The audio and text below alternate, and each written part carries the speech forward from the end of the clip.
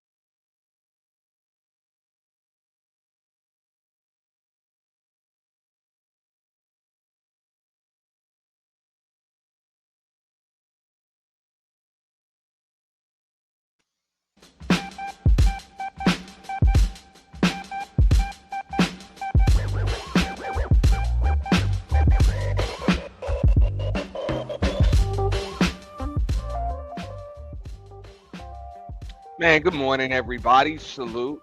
Welcome to Sunday Coffee and Chill. Forgive me, I'm kind of moving around this morning. Yo, real tired, long night. I hope everybody's doing good. Make sure you get your coffee ready. We're not going to be up here too long. The games are about to come on. We got a few things to do, but we really do want to get into what happened on the Lapeef network. You know what I'm saying? The other day. Before we get started, I want to remind everybody, make sure you guys like, share, subscribe, smash the like button again. I'm gonna give a roll call to everybody in the chat. Also, make sure that you hit the notification bell of the Cash App. The Super Chat's available whether you watch it at the home of the official YT Purge or Auntie's The Boiler Room. Membership links should also be available as well. So if you're not already a member, make sure you cop a membership either at Auntie's The Boiler Room or the home of the official YT Purge. And if you got one, make sure you go ahead and you cop the other one. That link should be in the description box of whatever video that you watch. Shout out to everybody. I see you. Long time no see. What up, Tone Malone? You know what I'm saying? In the building. The one and only. Day one in the building. Shaka Nulu. What up, Shaka Nulu? Salute, fam. Salute. I saw young Riaz in the building earlier. Mr. Center of the World. What up? Salute. What up? Wagwan. Draba Knots also in the building. Bronze, most hated flat power god. Shout out to Bronze. All right. And also, I know I gave a shout out to young Riaz and My first ever sub. How many people can say they still got their first sub? They still have their first sub. Mahogany Roots and MJ. Shout out to Mahogany Roots. What up? What up? All right. So this whole Trinity Time Travels also in the building. Shout out to Trinity Time Travels. Got the gifted membership yesterday. Shout out to Trinity Time Travels. Better late than never, but she's always first. What up, Trinity Time Travels? What up? All right. All right. And y'all gotta forgive me because they got the tags, so I'm not sure who's who.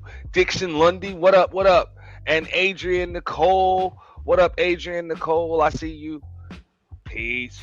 All right. Now, if I miss you, it's because I'm kind of walking around. I'm doing things. I'm about to step away from the computer, but I'm still sit up here and talk shit. This bugged me out because the reason why I'm showing this, you don't really see me do too many Lapeef reviews. Yep. Because I kind of like the same thing. You know, often it can almost seem a little scripted, but it's almost like the pasty chick, just Pearly things. She goes up there and attempts to run the gauntlet, right? Now, you guys can decide if you consider this maybe black folks staying on code or whatever, but she goes up there, she goes at it with philosophical. Well, she doesn't really go at it. She goes at it with a couple of women, of course. Of course, that's her primary target.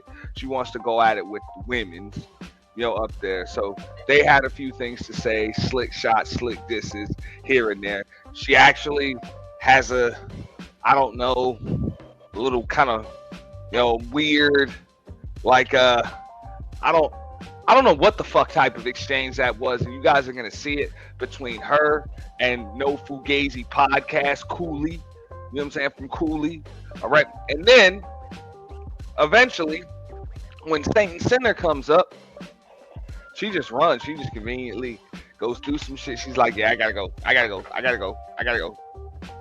Which we've been around for long enough. We know just Pearly things has pretty much been ducking the smoke from Saint and Sinner for a while. And I'm pretty sure just Pearly things, she's really ducking the smoke from a few different people, mainly the people that she knows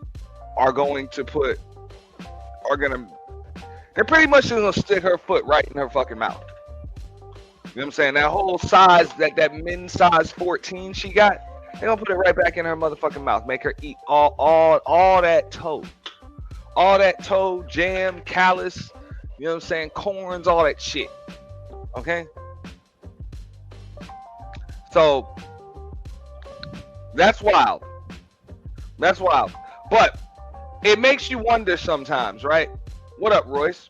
I'm back and forth between the computer and the kitchen right now. You know what I'm saying? Making my coffee. Right? But, it makes you wonder that why a white woman that looks like, she is fresh off of Sesame Street, right? What would make this white woman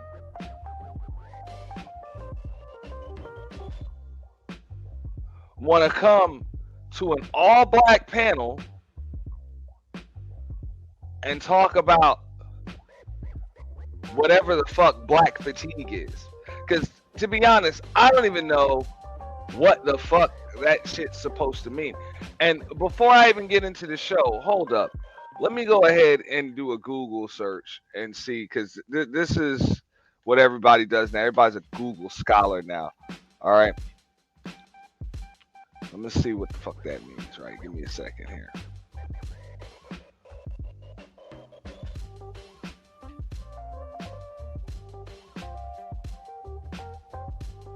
We're gonna blow this shit up.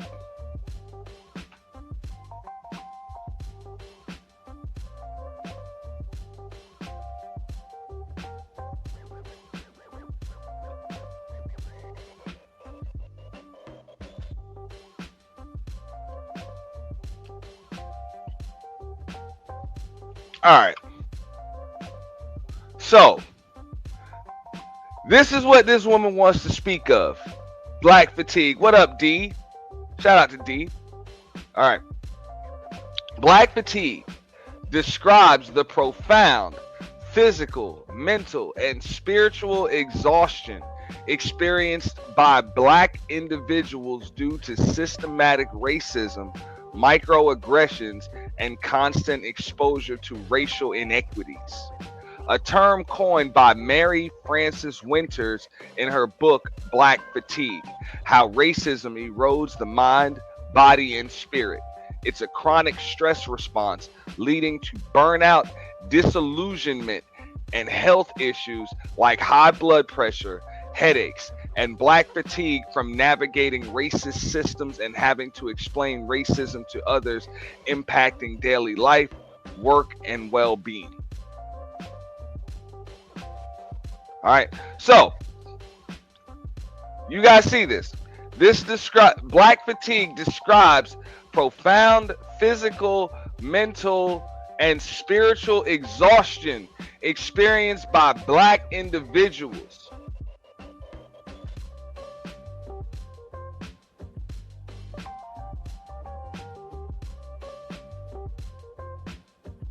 Due to systematic racism, microaggression, and constant exposure to racial inequities. So, I want to know how in the whole hell a snuffleupagus looking ass bitch like just Pearly things can end up with black fatigue. Is that even possible? You're mentally exhausted, spiritually exhausted, and this says this is something that is experienced by black individuals. How do I know this? Because you can Google it.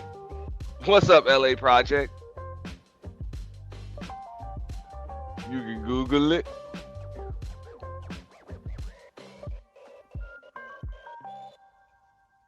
Yeah.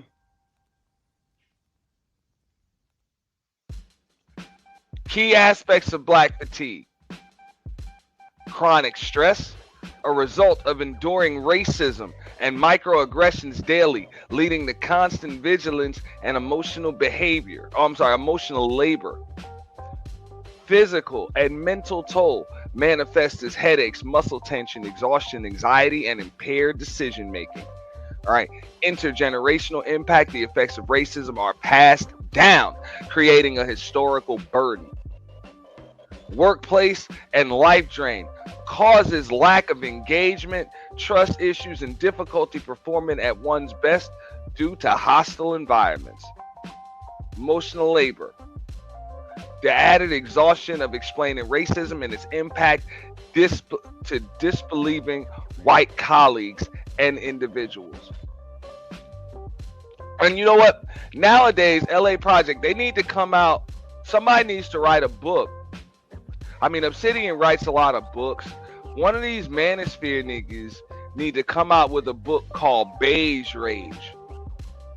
I see a lot of like light-skinned motherfuckers. No disrespect to the light-skinned homies. You know what I'm saying? One of my best friends in the world, light-skinned dude. Right? But at the same time, I think just after I've been on YouTube, you got a lot of like light-skinned dudes on the internet that kind of I don't know what the fuck is going on, but they be beige raging, and you can tell. And the reason why I say this shit, you know what I'm saying, because usually I don't even do the whole colorism thing. It's just you can see that shit. A lot of motherfuckers, they always feel like it's there. And my bad, I shouldn't say always, but it's always a really light-skinned motherfucker that feels like he's got to prove that he's the blackest dude in the room. Like, hey, I'm pro-black and all that other shit. There's always some oatmeal colored dude. You know what I'm saying? It's like, bro, really? Like, really, though? You ain't got to prove this, bro. We know you ain't white, man. It's all good. And then they be like, that's easy for you to say, and you know, they can see it on you when you walk in the room, like you clearly, whatever. I'm like, yo, it's really not that big of a deal, dog. Yo, like it's really not. Yo, so yeah, they do need somebody do need to write the beige rage book. All right. So my point is this: the reason why I pulled this up right here is because it makes you wonder why a white woman is so hell bent and determined to talk about black fatigue. Like, why the fuck is that? Makes no sense. Makes no sense at all. I really don't even know how the hell you can even experience it. According to Google, it's kind of like a black thing. Burnt out, disillusionment, yet you're running octoroon rage. You know what I'm talking about, New? And I'm like, damn. Now, shout out to News a lighter complexion. I ain't never seen him come with the whole, you know what I'm saying, your pro-black fist in the air, you know what I'm saying, by any means necessary, yo, all of that other shit, like every fuck day. Like every day. And it's like, damn, dog, y'all didn't get the beige raging, dog. Like, it ain't even, you know what I'm saying, it ain't that big of a deal, dog. You know what I'm saying? That's the only reason why I bring it up. I'm like, what's the purpose, man? You know? So, but no, I had somebody say that to me on a panel, you know, not too long ago. Like, real shit. It was probably about maybe, about 2-3 weeks ago. Dude was like, oh, man, that's easy for you to say, man. You ain't got to, you know what I'm saying? You walk in the room, people already know you a black man. They'll be knowing I'm a black man. So I have to show up that I know history. I know this, I know that, I know this. I'm like, you really have to do that? You know? I remember I was even on another panel. Motherfucker said, hey, man, he get into a lot of fights and shit because he light skinned. I'm like, yo, is that a real thing? Like, people really fight you because you light skinned? Like, that's some crazy shit. And to be honest, I don't really think that be the case.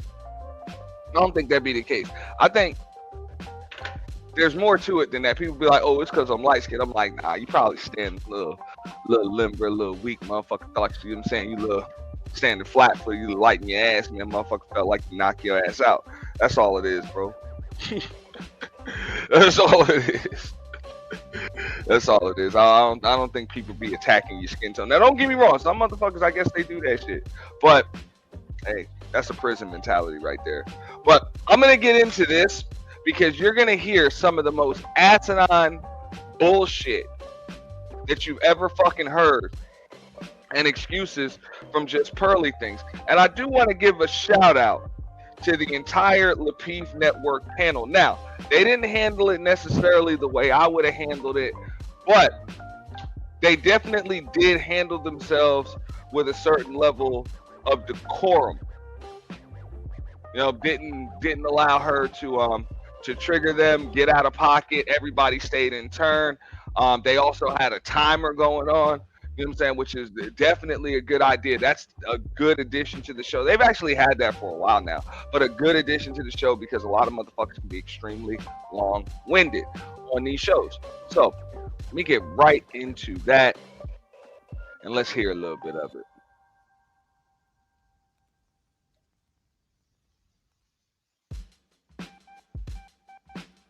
When white people, black people, Hispanic people are saying we have black fatigue. Link to somebody real quick. Let me do this right now. Y'all ready for the show? Oh yeah. Okay. All right. We're gonna go ahead and get it cracking. Let me just send this right quick, and then we'll make it do what it do. Got all this stuff going on here.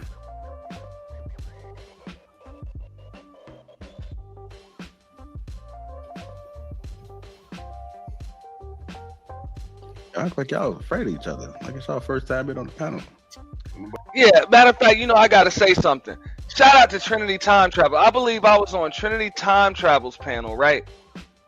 I was on Trinity Time Travel's panel.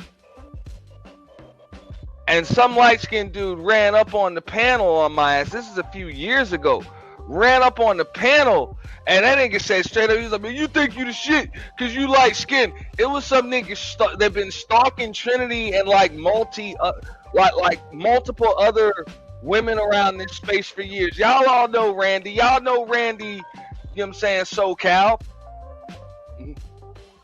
Matter of fact, I'm not going to use the word stalking. You know, I'll let the lady say that, whatever. But y'all know, he done had some, you know what I'm saying, he got some issues. He say he might even be on the spectrum, you know what I'm saying, Randy SoCal. But yeah, that motherfucker was going the fuck off. For no reason. I'm like, yo, what the fuck? What's going on? And even Trinity like, damn, man, what's your problem with Ant, man? What Ant do to you? You know? I ain't think he the shit because he dark skinned. I'm like, what? Yeah, you said it, not me, V-Dub. What up, Lurk?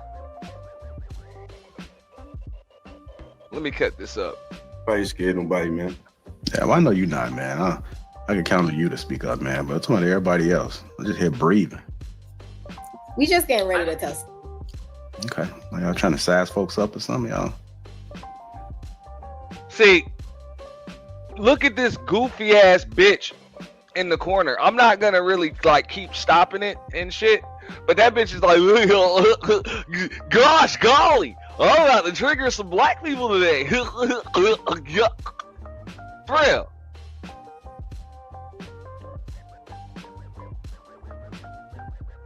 If Goofy, the Disney character, was an actual person, you know how them shorts be coming up? And them AI pictures be coming up like your cartoon characters come to life and shit? It would be this bitch. Like, for real.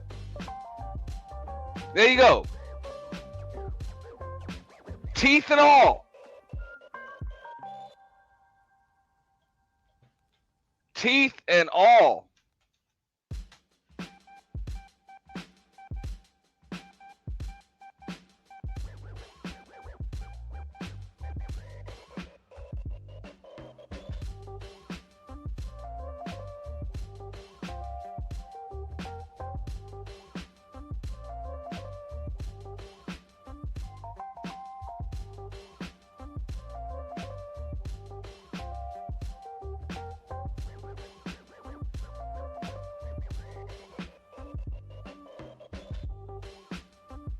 Forgive me.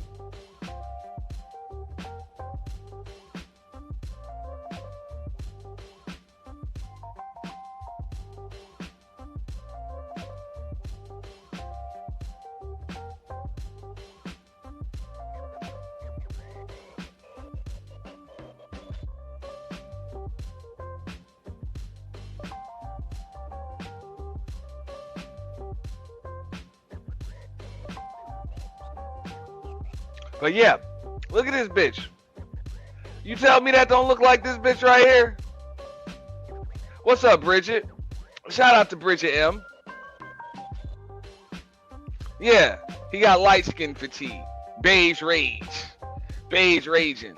Also, and you know what? That shit is not exclusive to anybody's skin tone or anything. A lot of them folks, man, bless their heart. Them people be or be a little touched, you know, a little special, you know, special, you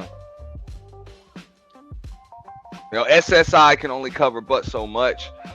People be missing they therapy appointments and all of that other shit, but it's all good.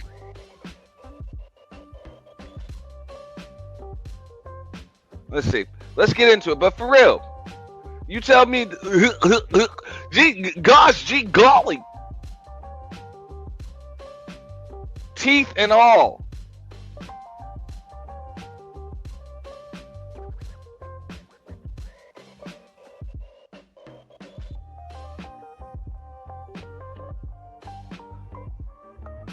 I'm conserving my energy. I'm gonna need it. Absolutely. But I don't know why they preparing the panel like roast. I want to say roasting this bitch, but intellectually or verbally sparring with this bitch is like some kind of tough thing to do or you got to be ready for it. I guess you kind of do. So that way you don't say some shit that you don't that you regret saying like in public. It's like, damn, I have to cuss the bitch out like that, because that's really her goal. At the end of the day, I know that that is just Pasty Fang's actual goal when she comes up there, and I call her just Pasty Fangs because that's what the fuck she is. She's got pasty fangs. Pasty fangs. That's it. But at the same time, that's her goal. Her goal is to go up there and trigger people. The woman is just a troll. That's all it is. She is just a troll. That's all.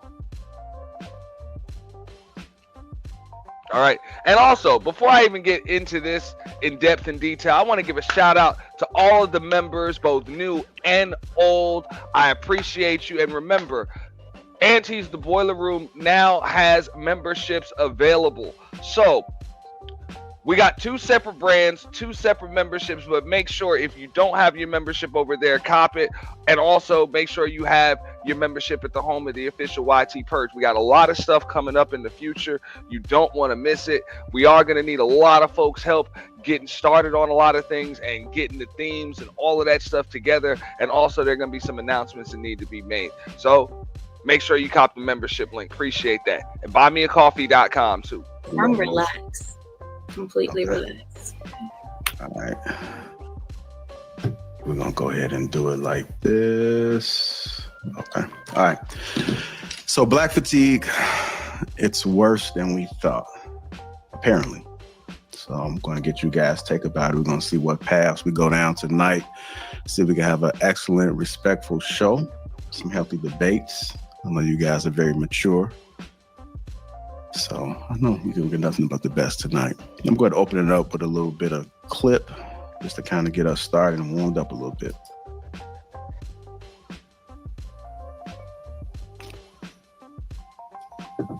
Hey man, it's getting spooky. I just came across something called black fatigue. And basically, it's white Americans are sick of our shit. I got news for you. Black Americans are sick of your shit. Black people are sick of black people's shit. Basically, society is saying that they're tired of how black people are blaming things that have happened to us historically in the past. And they are also now adding different things that they have seen in society to that behavior as well. Like loud mouthing or maybe, using certain words or certain behaviors in public. Black fatigue seems to be growing, especially within the black community. There's a growing frustration within certain behaviors and more people are starting to speak up about it. White people, black people, Hispanic people are saying we have black fatigue because of the behavior of some black people. It's not racist to call black people out for their behavior and what they're doing through society at this moment.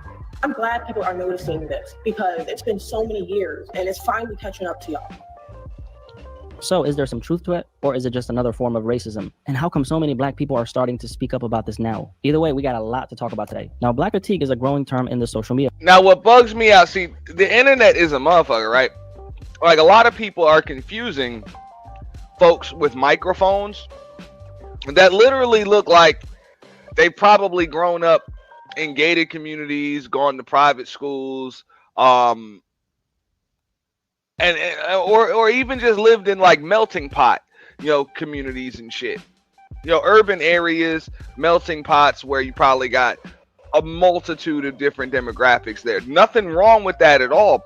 But these people want to talk the most about all of these racial dynamics and everything else. And it's like, dude, for the most part, before you can even come up and talk all this shit, like these people look like they've never even left the house. Like, look at this shit. And I'm going to get into the clip in a second. Like, look at these folks.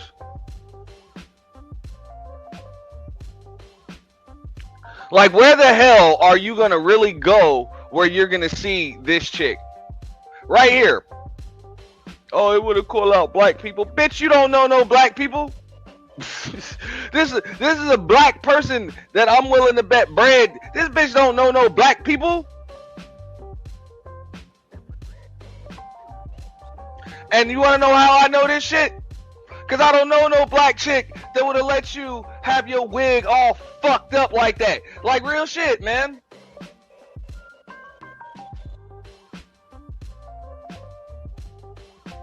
You look like you got your fucking hair done at Supercuts, bitch.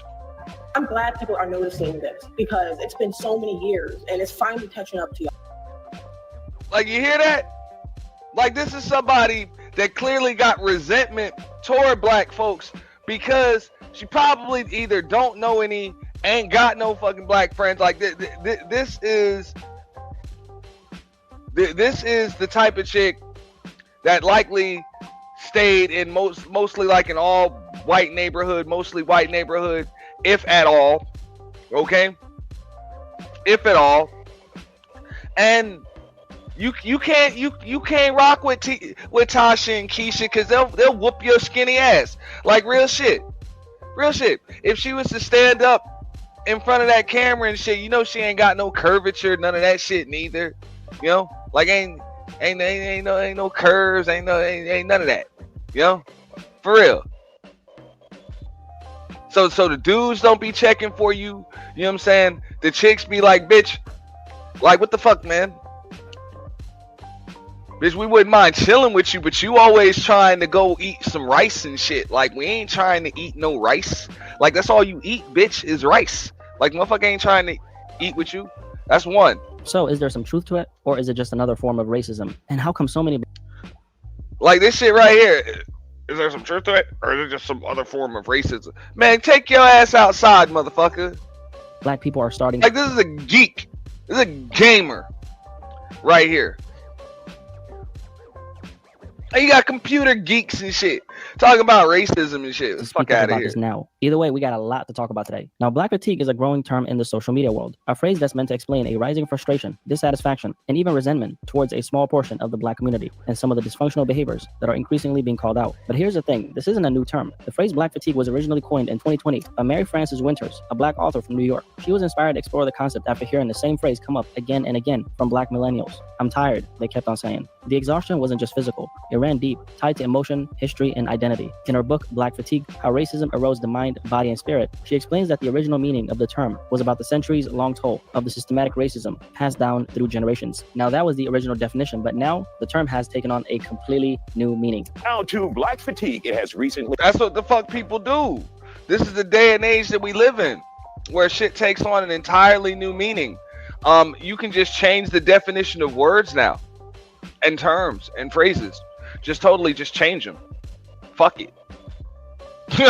Fuck it. Been turned into a feeling that some white and black people have who say they are damn tired of foolishness of some black people. It is a completely behavior-based issue. And when white people, black people, Hispanic people are saying we have black fatigue because of the behavior of some black people, we've all seen it. We all know what it is. It's everywhere. There are thousands of TikToks on it, posts all over X, YouTube videos, and even some mainstream outlets starting to cover it. I only started hearing about this term very recently, and at first I assumed it was mostly coming from people outside the black community, but to my surprise, a large portion of the conversation is actually being led by black people, and that's when I knew that I had to do my own research by looking into this and sharing my take on it with you. Many of the most viral TikToks on this topic are coming from within the community itself. Black fatigue is real. Everybody is tired of black people, but it's two specific types of black people that everyone is tired of. Number one, everybody is tired of loud, ghetto, and ratchet, and violent, and mean, and angry all the time. You got another one. And I've been told y'all this shit, man. Them grown-ass men with no facial hair.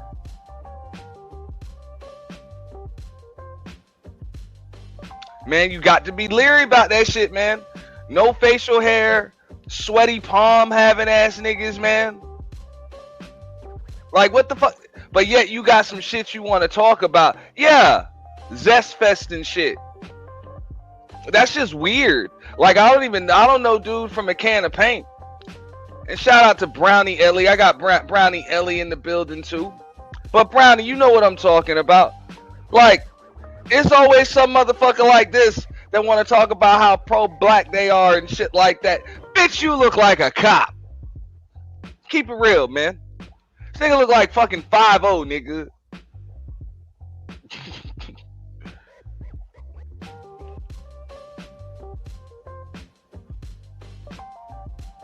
This nigga straight Jake. Everybody is tired of them, but it's too... To do my own research by looking into this and sharing my take on it with you. Many of the most viral TikToks on these topics are coming from within the community itself. Black fatigue is real. Everybody is tired of black people, but it's two specific types of black people that everyone is tired of. Number one, everybody is tired of loud, ghetto, and ratchet, and violent, and mean, and angry all the time. Everybody is tired of them. Nobody wants to deal with them. Even other black people do not want to deal with these people. You What know, up, Great Phil? in public, you know when they're going to give you attitude at the CVS. Everybody knows it, and they want to avoid it. All right, let's go ahead and kick it off, man. My first question I'm going to pose to the panel. Yeah. When you hear black fatigue, what does it mean to Never you? trust a nigga in a banana yellow tank top. I mean, I understood the original, definition of it. I think that was more in line, but it does sound like people are just annoyed with, maybe being inundated with the complaints of the community. Like they said, they're kind of building on this new narrative. So I can't say I disagree wholeheartedly. There's some truth to that. It's fair to hear people out, but I know it's new. Well, I'm sure we'll expound upon it, but that's what I have so far. I like it. You ain't really said nothing, Trail. I mean, true. When I say, go ahead, Pearl, Miss Pearl. Okay, here you go. There you go. Can you hear me now? Yeah. Yes, ma'am. Okay. I don't say it like that. So it was a lot that was here in the video. I want to know what's on the video. I just want to know, when you hear the word black fatigue, what does it mean to you? It means what? For real.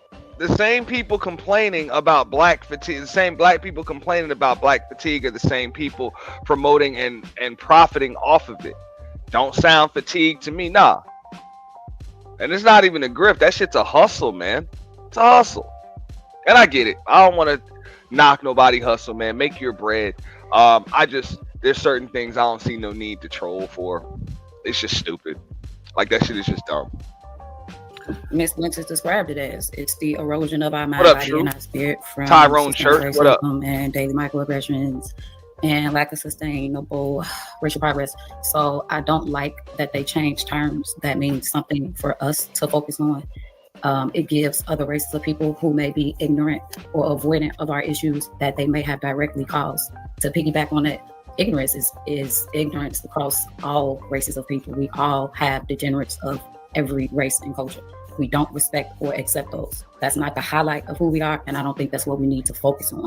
Black fatigue is what it stands for and what it will always be, and that's what we need to focus on. Why are we physically, mentally, and emotionally exhausted? And let's not focus on the ignorance that they want to keep highlighting. Everybody will be sick of that. That's obvious. Let's just stay on the foundation and be. And the thing is, to go back to the definition of the term black fatigue, right? This entire just Pearly thing shit, and a lot of white folks that are saying they're experiencing black fatigue all of a sudden, they just totally just jacked the shit. That was something that was supposed to be exclusive to black folks and how they felt with systemic racism that's been passed down from generation to generation. And now they're like, well, I got black fatigue. And it's like, this is a microcosm for what the actual definition of black fatigue is. White folks just jacking our shit. Basically, like you just go jack. Wait, we can't even have our own term. Like, you just like, fuck it. You gonna take a term from a nigga now. Like, God damn, man. You just take motherfucking shit, man. Damn. The new version of black fatigue, it's psychological warfare to prevent people from getting relief from racism because it's now a political issue which became examined as a medical condition and weaponized. Shout out to Trinity. She is. Build off of that. I land my plane. Pretty intellectual. When you hear black fatigue, what does it mean to you? I mean, for me, it's the initial definition. It's black people being sick and tired of always being classed in a box, whether it be in America or all across the world as a result of colonization and, white inferiority. But typical, as usual, white people have a habit of stealing our words. So just like woke, and just like thug, and just like ghetto, and just like all of these other words, they just have a habit of not being able to find words themselves. So they take words that we use to describe and explain our experiences, and then they try to steal it to be their own definitions of something that is not the original definition of the word. So I think that black people should not allow them to again take the word just like they did woke. It has a definition. Like, for example, Yeah, I we have smoking parent that Pearl pack. right? I do. Genuinely, I cannot stand seeing them crash out in Walmarts and Targets all across America. But somehow, we're not, I mean, like, we all have fatigue with the other race, but find your own word. You see how I just made that up? I didn't have to steal something that's within the white community and make it something it's not. So yeah, it's still the original definition for me. All right, go ahead, Miss Pearl. But Pearl. Thanks for having me, guys. So when I think of Black fatigue, I think that people are kind of sick of Black people's behavior and excuses for the behavior. And I would say some of the behavior is, this is not all Black people, as I always have to say with these kind of conversations, but I would say these are some of the things that people are fatigued of. The woman just told you Black folks are fatigued with white folks taking their shit and acting as if it's their own and they invented it, even if it's a word like Black fatigue. No excuse for that. But here you go. Uk yuck, uk yuck, uk yuck. You know, here goes this bitch. You know, uk yuck. Black people committing more crime, a lack of basic decorum, a lack of good faith, at times a lack of work ethic, basic manners, sexual behavior in public, dressing overly provocative, taking advantage of white people's good nature, gaslighting, attitude. I could give stories where personally, this has happened to me at work, in sports, in cities, and in friend groups. Somebody said microaggressions. I don't really know what that means, but I think that's kind of just an excuse for poor behavior. So that's what I would say it is. Go ahead, Ella. Black fatigue, what does it mean? Like, real shit, sure. This bitch just literally threw a bucket of kerosene, all right, and a whole box of lit matches on that motherfucking panel. You talking about straight up gaslighting. She said they taking advantage of white folks' good nature, have horrible work ethic, make excuses. So this bitch just had no problem saying this shit on a panel full of Black folks. Again, shout out to the Lapeef network because they got a show to run, but that bitch might have been able to last on my panel after saying some shit like that, maybe another 300 seconds or so. Because that's it. Fuck Black fatigue. We about to roast your motherfucking ass. How about we talk about how fatigued your motherfucking hair is because it looks like you ain't washed the motherfucking shit in about 3 or 4 months. Okay? How about that? Why don't we talk about how fatigued your goddamn skin is, okay? How fatigued your skin is because you spent about 10 or 15 minutes in the motherfucking sun and now you burnt, but not to a crisp because you ain't fucking capable, bitch. How about we talk about how that retainer you've been fucking using for the last goddamn 20 years just ain't doing it for you. It just ain't doing it. Your overbite got an overbite, bitch. Like you. We would have just went the fuck in on this bitch right there and took turns doing it. And I'd have put a timer on everybody for that. You know? So again, shout out to Lapeef Network because they nicer than me, man. For real. They nicer than me. You.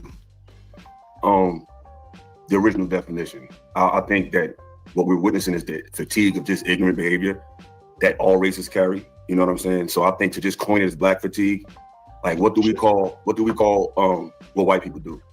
What's the word for that? Would it just be called, hey, we're just tired of ignorance, we're just tired of, or is it white fatigue? Like to me, Black fatigue is what it really means. But it's just funny to hear white people talk about the side effects of what their people have done to people and then talk about, hey, I don't know what's wrong with them. Like our people have been disrespected when we behaved at our best. When you look into history, when people get, you know what happened to us, all the violent atrocities, the redlining, those people wasn't sagging their pants. Those people wasn't rapping gangster lyrics. Those people were going to church. They was conservative. Their pants was buckled up. They was going to church and all that. And they was blowing them shits up. So when I hear white people, the most violent, the most aggressive, the most pillaging people to ever walk the face of this planet, actually call out people who are just showing the side effects of years of mental degradation, social degradation, economic chicanery. Yeah, you talk. I know you're getting triggered. It's gonna be a long night. No, I'm not triggered. I thought we could go back and forth. Nobody interrupt you. Get your seatbelt ready. It's gonna be a long night. Overreaction. No one look at you. This see. Like you can't even help it. You can't even help it. We ain't even get started yet. See, you ain't never. Just get your popcorn ready, baby. But like I was saying, right? because we got literature. We ain't gonna just talk from just our thoughts. I hope you got some literature on your side, Miss Pearl, excuse me, Pearl. I hope you got some literature, because I'm not gonna just speak from my thoughts, my opinions. I'm gonna quote from literature. So what I'm saying is, I'm tired of ignorance of all races. But to hear white people go out their way to co-sign this, when most of black people's issues, whether it be the drug issue, whether it be their issues with relationships, whether it be their issues with economics, whether it be their the hijacking of their arts and the hijacking of putting negative images as far as music. We don't control media. We don't control the major networks. So for anything black people to do that we do negatively to be broadcasted to the world has to be funded, co-signed, and endorsed by a European. So to hear these same people talk about the things they've done to these people, and then when they have the nerve to show the side effects of that, say, hey, I don't know what they're talking about, just shows you what we're dealing with. So black fatigue is no such thing as black fatigue. It's the fatigue of just ignorance of American culture, and it's eroding black people because we've been attached to most of these atrocities the most. So excuse us for the fact that we don't want to talk to you like we used to. We don't want to be as gracious as we used to, because when our parents was and our grandparents was going to church and saying, yes, master, yes, Paul, yeah, you would blow their heads off. There was a story of a man, and I'm gonna shut up. There's a story of a man, I forgot his name, but there was a story. There was I can tell you about what happened in my job today. But there was a story of a man, I think his name was Booker, I forgot his last name. This was in the 50s, not that long ago. So let's not act like history don't matter, because we celebrate 4th of July every year. We celebrate past the Civil War and Fort Scott 7 years ago, Ulysses Grant, all these old forefathers, we acknowledge them every year. So the history means a whole lot to this country. He worked at a restaurant for white people, and he said, hey, I try to do my best. I be nice. They call me the N-word. They talk to me crazy. I'm just trying to take care of my family. I'm trying to take care of my kids. At nighttime, I got my own restaurant, and now I work it myself. So this man works for white people in the daytime, Mississippi, and at nighttime, he works at his own restaurant. So at that time, black people, we don't have, even now, but in the 50s, you think, who owns cameras? Who owns media networks? So we don't. So even the people who interviewed him was white. But guess what happened to that man? They killed him days later, just because he had the nerve to tell white people asked him, well, how white people treat you, just for him to get killed by white people. So I don't want to hear no white person talk about black fatigue. Now, if you want to talk about the degradation of America, you want to talk about the lack of literacy in youth, you want to talk about just drugs in general, just immoral culture of Western culture, I'm all for that. But don't blame it on black people, because we're only doing what was done to us. All right, Pearl, you want to respond real quickly? Yeah, I had a question. How does this work? Am I able, when they're talking, can we go back and forth like a conversation, or that's not allowed here? I'm okay with either. I just wasn't positive. I mean, if you want to interject and if the person allows it, then that's fine. But if they say let me finish, then just allow them. And this is some shit that you really can't allow. Like, I get it. She sticks out like a sore thumb on the panel, but you see how you kind of doing round robin. Everybody is getting their monologues out, but off rip, she wants to be able to respond to everybody on this panel individually, one by one, and that turns the show from a panel into the Just Pearly Things fucking show. You see this from a lot of motherfuckers on YouTube. It's blatant disrespect. There's a term that we kind of use is what? Panel etiquette. And at this point, I've seen it for so many years that it's not even an accident. People do that shit on purpose. And they try to make this show about them. You can't allow folks to do that. It's like, bitch, what's up, Misha? It's like, bitch, look, mute your fucking mic. Mute your mic. If not, I'm going to mute you. You interrupt one more time, I'm going to put you backstage until it's your fucking turn. Okay? But you're going to let everybody get their motherfucking monologues out. And unless somebody addresses you directly and asks you a question that requires a response, you need not respond. You keep on interrupting, you're showing blatant disrespect. And over here, disrespect won't be tolerated. That's the way you need to handle not just that bitch, but anybody that comes with disrespect like that. Because they do it in a... I want to say a slick way, but it's really not even slick. It's blatantly obvious at this point. It's extremely direct. Yeah, facts. Facts, Omega. It'd be in mid-sentence, too.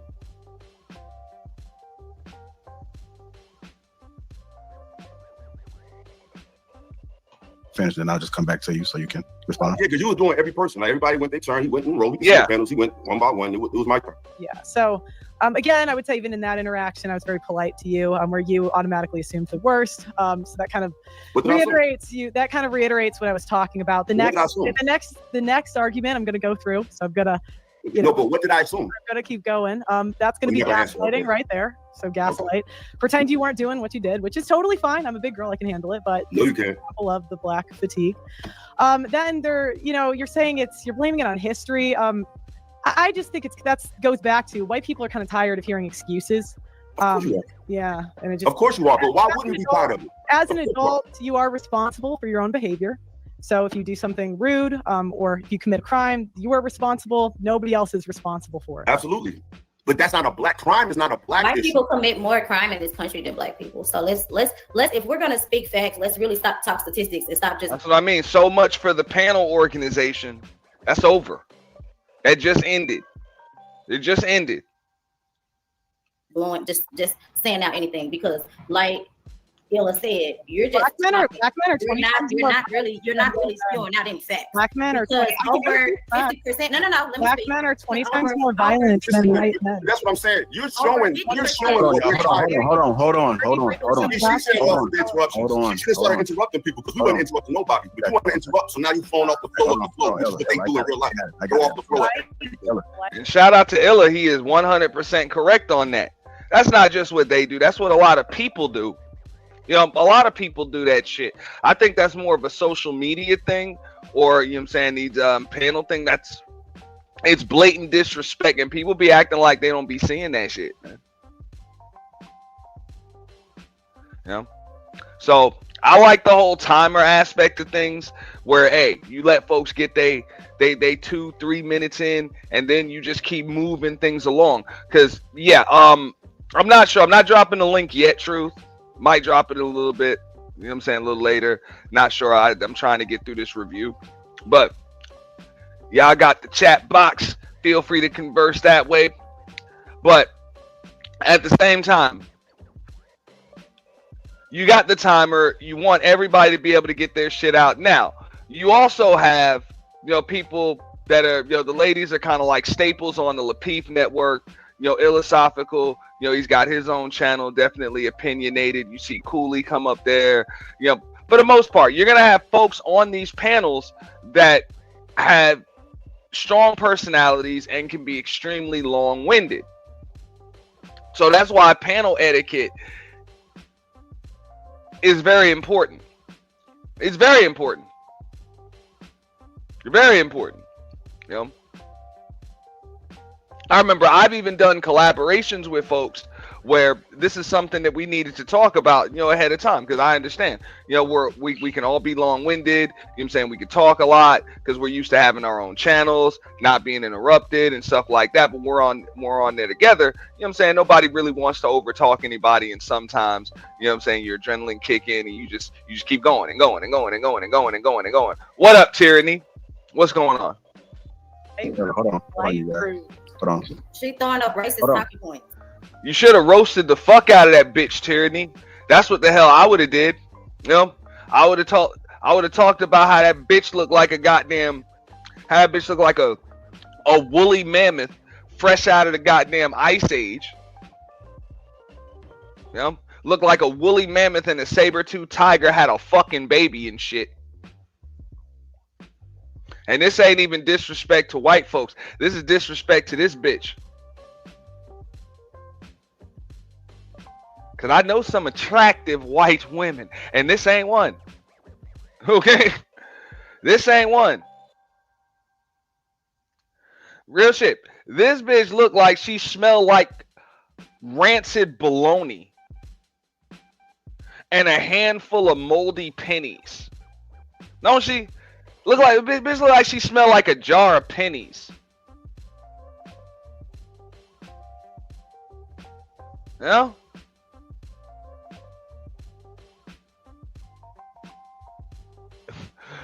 This is how you got to go in on that bitch when that bitch get disrespectful, man.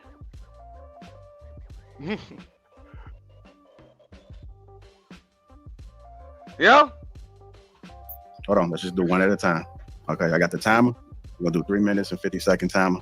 Go ahead, let Pearl finish. Getting back to Ella. Ella just remain on silent since you finished. Go ahead, Pearl. But yeah, shout out to Tyranny too, by the way. Tyranny, if it was me, I would have opened the gates. Okay? I would have dropped the leash. Fuck that. You could have just tore that shit up. For real. Gray Pill, Gray Pill, you still in the chat. You know, I'd have been like, hey, that one chick back in the day, remember I said that shit, that bitch like a bag of mayonnaise and shit? That bitch like a Ziploc bag full of mayonnaise. I can't even say that shit about damn Just Pearly things. You know what this bitch look like? Remember that shit when we was kids? They used to sell that shit. You used to see the commercials. That bitch looked like a damn stick of polio string cheese and shit, where you peel you peel the cheese off layer by layer. That's what that whole look like, man. A stick of polio string cheese. For real. You on mute. Let me take you off. Felonies, 51% of arrests for murder in 2019 were black. Black women are 7% of the population, 39% of abortions. Felony conviction rate for black individuals is 61%. Black people are 13% of the population, but are incarcerated 38% of the time. 48% of black adults are obese. 54% of black women are obese. 1 in 4 black children born in 1990 had an imprisoned parent by age 14. Yeah, so if you want facts, there are some facts. Go ahead. Yeah, and those are facts. That look, I'm gonna let the clip play a little longer, right? Sip my coffee here. Y'all make sure y'all get yours. But even the skewed statistics that she just spit out, if anything, you can always make counter arguments when she talks about the incarceration rate. You can talk about the over policing of black communities. All right, and the false conviction rates and the disproportionate conviction rates of black people. You can talk about a lot of things that are systemic. You can talk about the broken judicial system. Okay? You can talk about systemic racism in the workplace. You can talk about the fact that those deletion clinics are specifically put in to predominantly black communities. But yet, if you go into one, for whatever reason, don't ask me how I know, but if you go into one, you're actually more likely to see more white women there. Some of them will even be married on any given day, and they'll be there with their fucking side dude, you know what I'm saying, getting that little bundle of joy taken care of, you know what I'm saying, cleaning up that mess. Yeah. So when you're talking about a documented deletion rate, a lot of this shit don't be documented when you see it from the other side. So a lot of these stats are skewed. They're bullshit. They're bullshit. And most of the shit that she said is by design. You know? When you want to talk about because they talk about crimes and then they want to correlate that to the incarceration rate. You really can't do that in the United States of America. And I'm going to explain to you why briefly. Okay? Because the United States of America is one of the few, if not the only, nations on planet Earth where the privatized prison system is big business. Slavery never ended. Just remember that. Okay? Free and cheap labor built this country, and it still keeps this shit going. The United States of America has more people incarcerated than the rest of the world combined. Why do you guys think that is?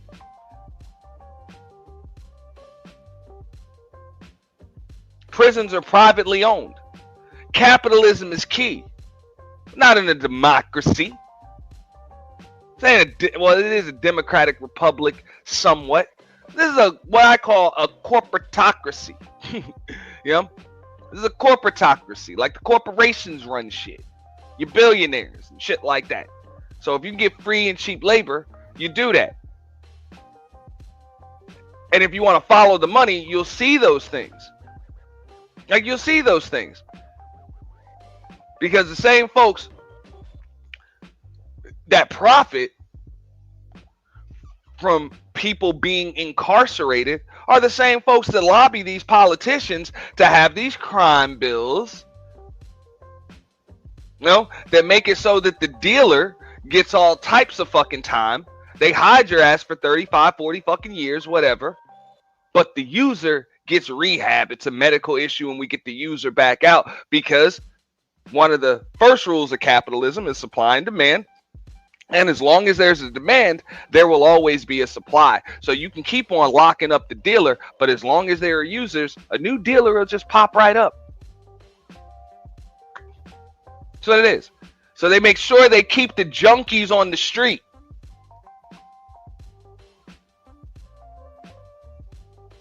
And now, because Big Pharma is the biggest dealer there is, now they're saying that this is a total medical issue and it's not fair. Big Pharma is preying on these poor white folks because they greedy as fuck. They don't give a fuck. They like, hey, man, we ain't just trying to get, black folks strung out on dope. You know what I'm saying? Hey, white folks, Spanish folks, Asian folks. Hey, we got drugs for everybody. Shout out to D Chicago. He said that's not a good point because a crime was still committed. If you use the proximity argument, then just because they were wrong about one person, odds are the same race did the crime. Okay, understandable. But keep in mind, D Chicago, real quick. You can have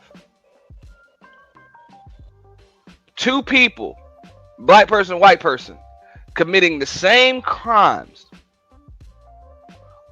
but on two separate sides of town.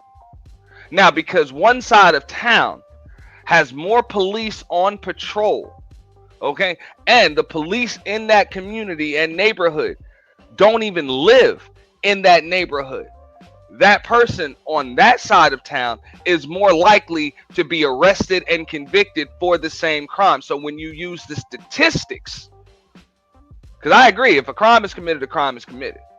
Doesn't make any one person less of a criminal than another. But the difference is they're using incarceration stats to justify an argument. And the fact of the matter is, police find crime where they're looking for crime. In other words, they look for it some places and other places they don't. Now, do you want to talk about the disparity in white collar crimes? Because when you want to talk about violent or predatory crimes, because you can talk about predatory crimes, i.e. PDF, okay, SA,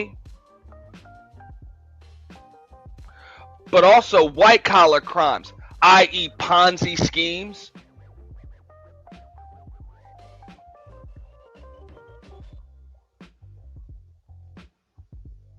and other things, Check the SEC records. That's amazing that nobody ever checked that shit out. How come nobody ever said, yo, look at the SEC statistics. SEC, Sam Edward Christopher. Okay? I can remember there was a time when they would pull up to some of them damn buildings with school buses to lock them motherfuckers up. Indict them all.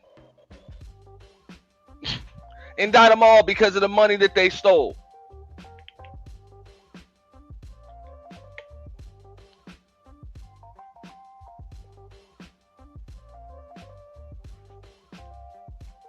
I'm just saying.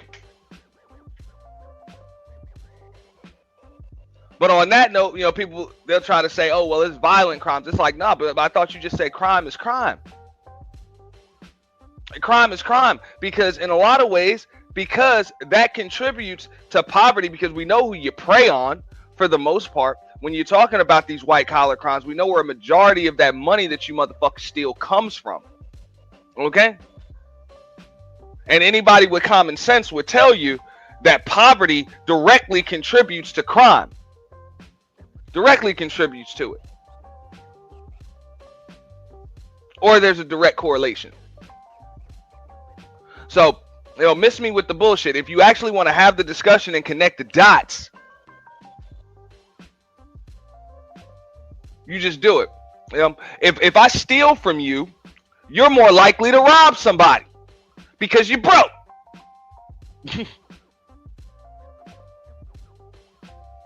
And you're hungry and you gotta eat. If you don't own any of the businesses in your community, in your neighborhood, you're more likely to do something illegal because you gotta eat. You don't own any of the businesses, which means you're less likely to be hired for a job.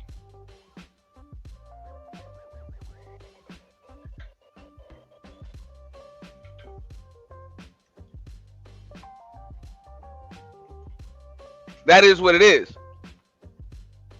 So look, I gave the remedy a long time ago for this shit.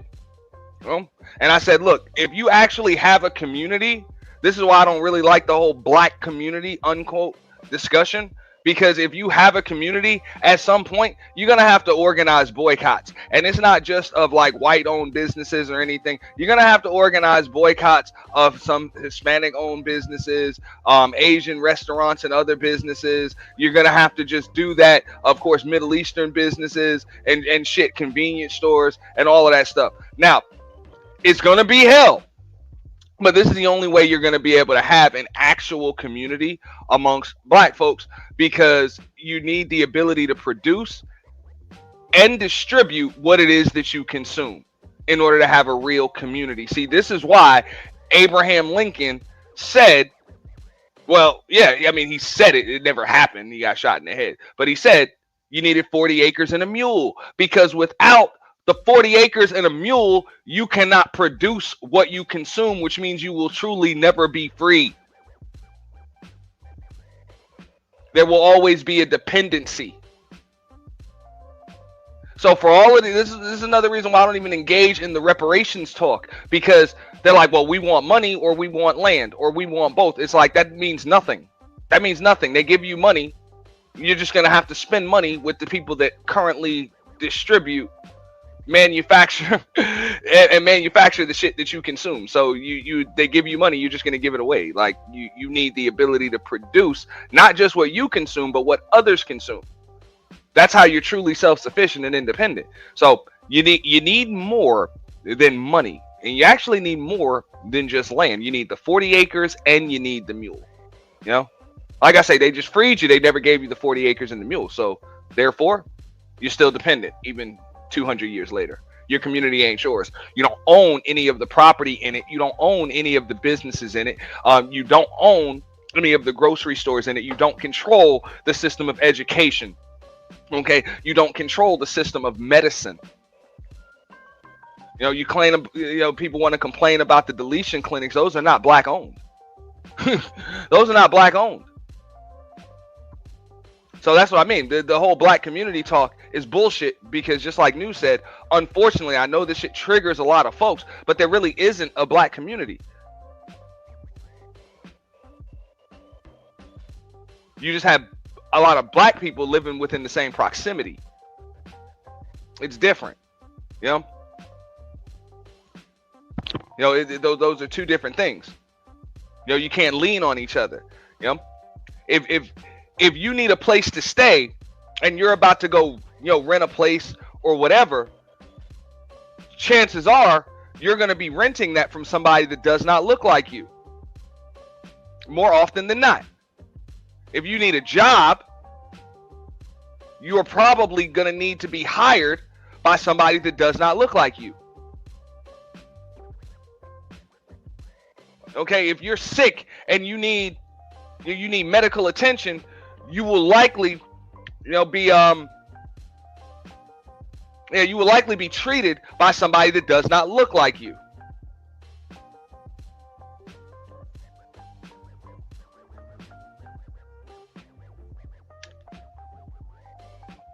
When your kids go to school, more often than not, now I get it, they have some, charter schools now, things are starting to change up a little bit, but more often than not, they will be taught by people that do not look like them.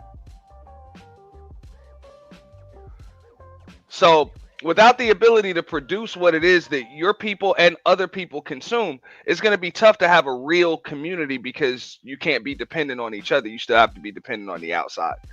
I would like to know, how do you quantify Black men being more violent? I think that there's statistics, but how do you go and measure that? Like, without just the numbers, how do we go through our daily lives and observing just reality that Black men, just by default, just by being Black, are more violent than all other males walking around? How do we quantify that? I would say, number one, the data reflects it. And also my real lived experience. I would say that is what I have seen in real life. So I haven't seen a Black man be violent in my years of experience. So what are we talking about? Okay. It's 43 million Black Americans that live here. So your statistics are flawed, like all of the rest of white statistics. How are they flawed? Because statistically, Black men are not more violent than white men. It's just not a stated fact. They're 20. No. That's just not a stated fact. Where are your facts? They literally colonized an entire civilization. White men are inherently violent, right? That's why we have all of this school stuff going on. We're not doing that. Do you feel safer in a white neighborhood or a Black neighborhood? I feel more safer in a Black neighborhood. Well, that's why I live in on property. God help you. Yeah. I would agree with her there. You know? And I'm pretty sure most of the Black folks would agree, like, yeah, man, fuck out of here, bro. It's some of them Caucasian neighborhoods. I ain't fucking around over there, bro. Like, for real. More often than not. And I'm not just scared of getting arrested neither. Motherfuckers might get scared of never being found. That's why they got movies like Texas Chainsaw Massacre and shit. You know? But she's like, where are your statistics? It's like, bitch, why don't you read it? Like, didn't you go to school? Read a fucking history book, man. The greatest atrocities committed on Earth over the course of history, documented history, have been committed by Caucasians, man.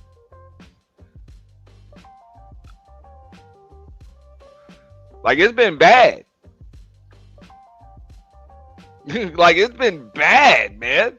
Like, and these motherfuckers have even had to pay out reparations for the atrocities that they fucking committed, man.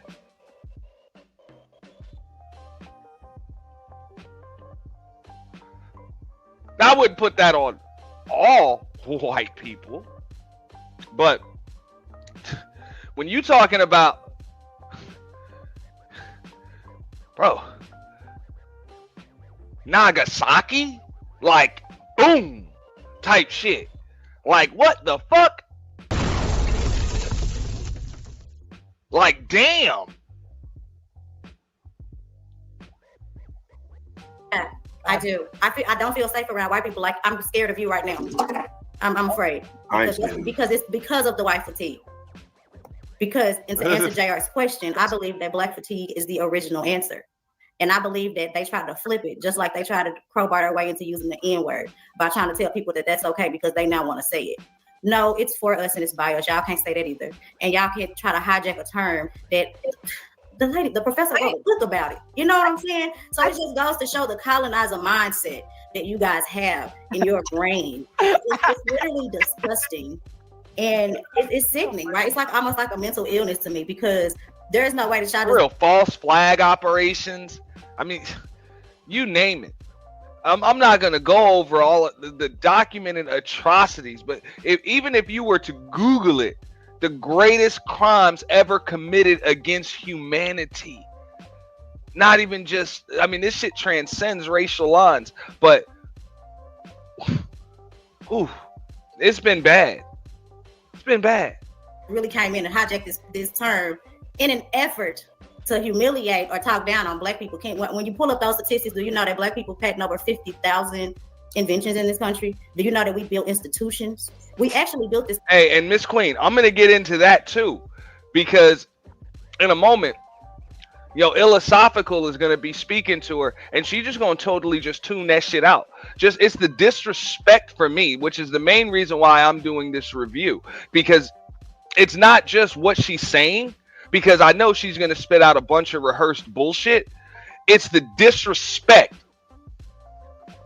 She wants her stats and her analytical data to be broken, or I'm sorry, not to be broken down, but to be respected listened to and taken into consideration. But whenever anybody else is speaking, she's not even listening. She's not even waiting to respond.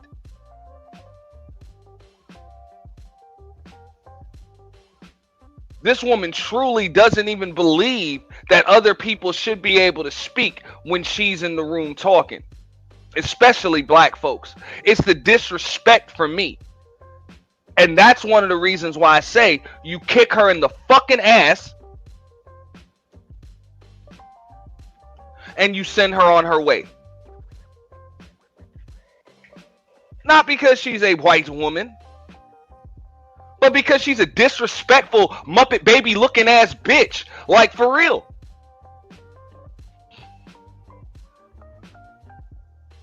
And people like that come in all shapes, sizes, races, skin tones, creeds, ethnicities, all of that. But you should be able to recognize that shit a mile away. For real. This would have turned into a fucking roast show.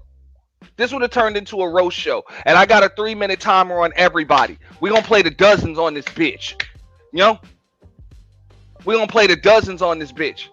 Y'all hit the Cash App, support the show. Appreciate y'all. Country from scratch. No, so when you're bringing up statistics, what institution did you know our history. We know who we are, we know our history, and we know we've been here, and we still here.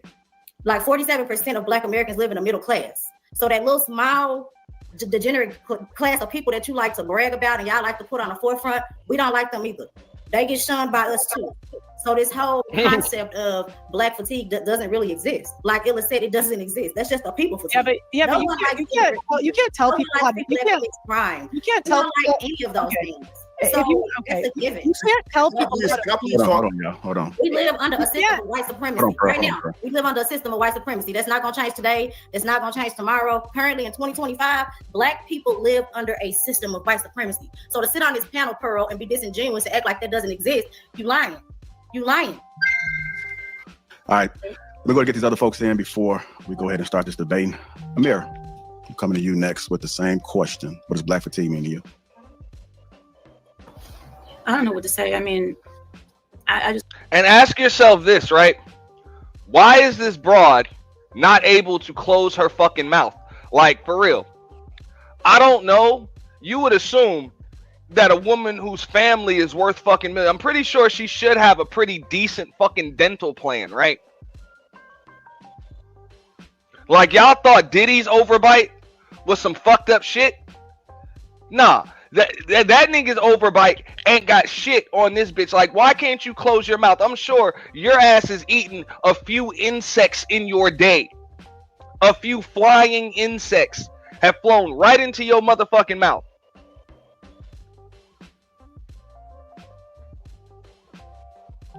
I'm coming to you next with the same question. What does Black fatigue mean to you? I don't know what to say. I mean, I just want to be honest. Like, every single time that we have this type of conversation, I can't speak honestly. I can't, because every time I speak, I get told to shut up. I'm not Black. I don't understand why they do the things that they do. If I speak on my observations, I'm seen as hateful. If I speak on pattern recognition, I'm seen as hateful or racist. I don't think that this is a proper panel for me to speak on those options, on those topics. I would love to, but every time that I want to bring out a problem or an issue, it turns into something that is not fruitful. I didn't know what the topic was before I came on, JR. I'm sorry. Yeah, but you can speak on it. No, we did this last time. Last time, no, I mean, we did this last time. I mean, I can't. I mean, I don't even want to speak on it because I would like to know. I would like to know what would you say is one of the problems that you observe, Amir? If you're saying there's a problem. True, you weren't here the last time, or maybe you were. We talked about it briefly, and all I did was speak about what we see, and then as soon as I spoke about things that I see, it was like one of the answers was, well, that's because white people did this, and you don't understand because they did this, and that's why Black people do this, and you can't speak on it because you're not Black, so you don't know. So I don't. The preemptive cloak of victimhood is giving me fatigue. Like, I think that's very exhausting. I'm fatigued with that. I'm fatigued further with the attitude. You see, she's so polite. The fucking nerve. Somebody's attitude, and you won't even let people speak when it's their turn. Nobody interrupted her while she was speaking. Nobody did. They were respectful. But she got all of this shit to say. All of this shit to say. The nerve. The fucking nerve. The unmitigated gall. She's not even giving you attitude. And Pretty can definitely give some attitude. And she ain't even giving it to you. But the fact that you're talking while they're talking, while the fact that you have an average about you. Because we all know that black people have a lot of issues. We're from the talking, please. This is you're asking why we're upset because the fact that you think that you're a white woman with 2 million subscribers coming to a black channel, you think that we all know black people have a lot of issues. It's given. I grew up in the city. I've seen the dangers of gangs. I've seen the drama of single parent households. It's not nothing to be proud of. It's terrible. But everything has a chronological order. And one thing about being an American, America loves and values and cherishes history.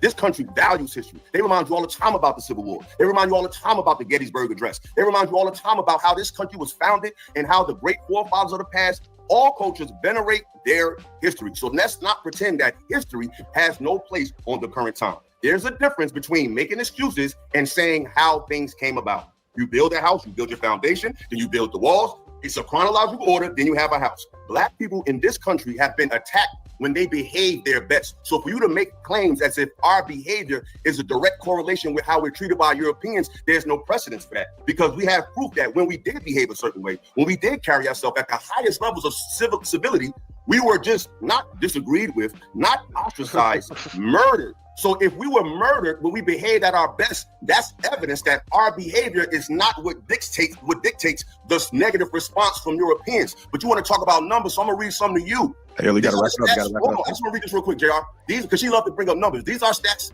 from sexual abuse. Yeah, it should stop glitching. I just opened up another program and then I closed it because I think it started glitching. It should stop now. It should stop. You know? Offenses. 93.5% of individuals sentenced for sexual abusers were men. 55.1% were white. 15.2% were Hispanic. 13.9% were black. 13% were Native American, and 2.8% were other races. 67% of individual cases involving production of child pornography were white. 55%. Hold on, sweetheart. You've been talking forever. 55.6%. Look at this shit. Now, hey. Now, Philosophical just spit out statistics. And she couldn't take it. Bitch couldn't take it. That shit just started piercing that pearly, non-pigmented motherfucking skin she got. You know what I'm saying? Bitch bleeding.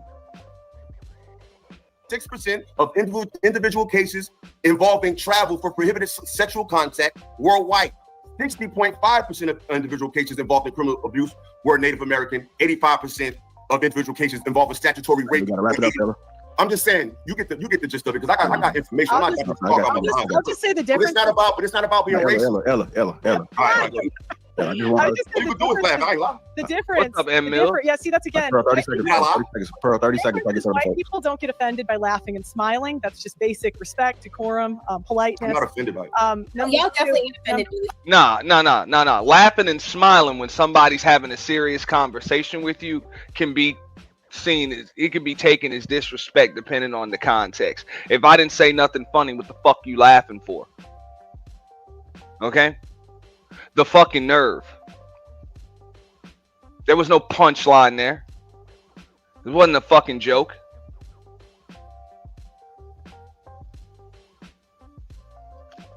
What up? Shout out to Sop Passe. Salute. Yeah, that's actually micro. That's Hold actually on. Let Pearl get up 30 seconds. The second thing is, I think as an adult, you are responsible for your behavior. So I wouldn't blame that on history. I would blame it on your poor life choices if you're somebody that's made a poor life choice. And because I was rudely interrupted, it's okay. I did it too. The attitude. Chill out. Hey, Ella, let her finish so we can go ahead and get the ball. Ella, just mute up, Ella. That's all right. He could go ahead. Okay, go ahead, Bo. Then we get Cooley now. Yeah, you ain't running shit. Straight up. You got to remind that bitch you ain't running shit. I'm going to have to clip that. You ain't running shit. Okay, great. Good God. So now I forgot the question. Oh, how do I feel about the word black fatigue? So when I hear it, I just hear literally my entire existence.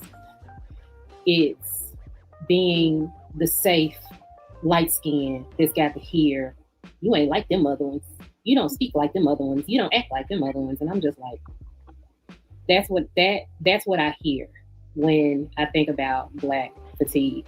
I am tired of them skating by and not taking accountability for the fact that they don't have to know. She can address those stats, bald one. She can't. Number one, she mainly can't because she wasn't listening. She wasn't listening.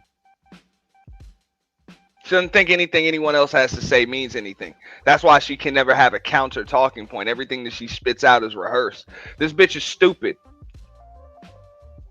You know, and I know some ridiculously smart people, intelligent people of all races.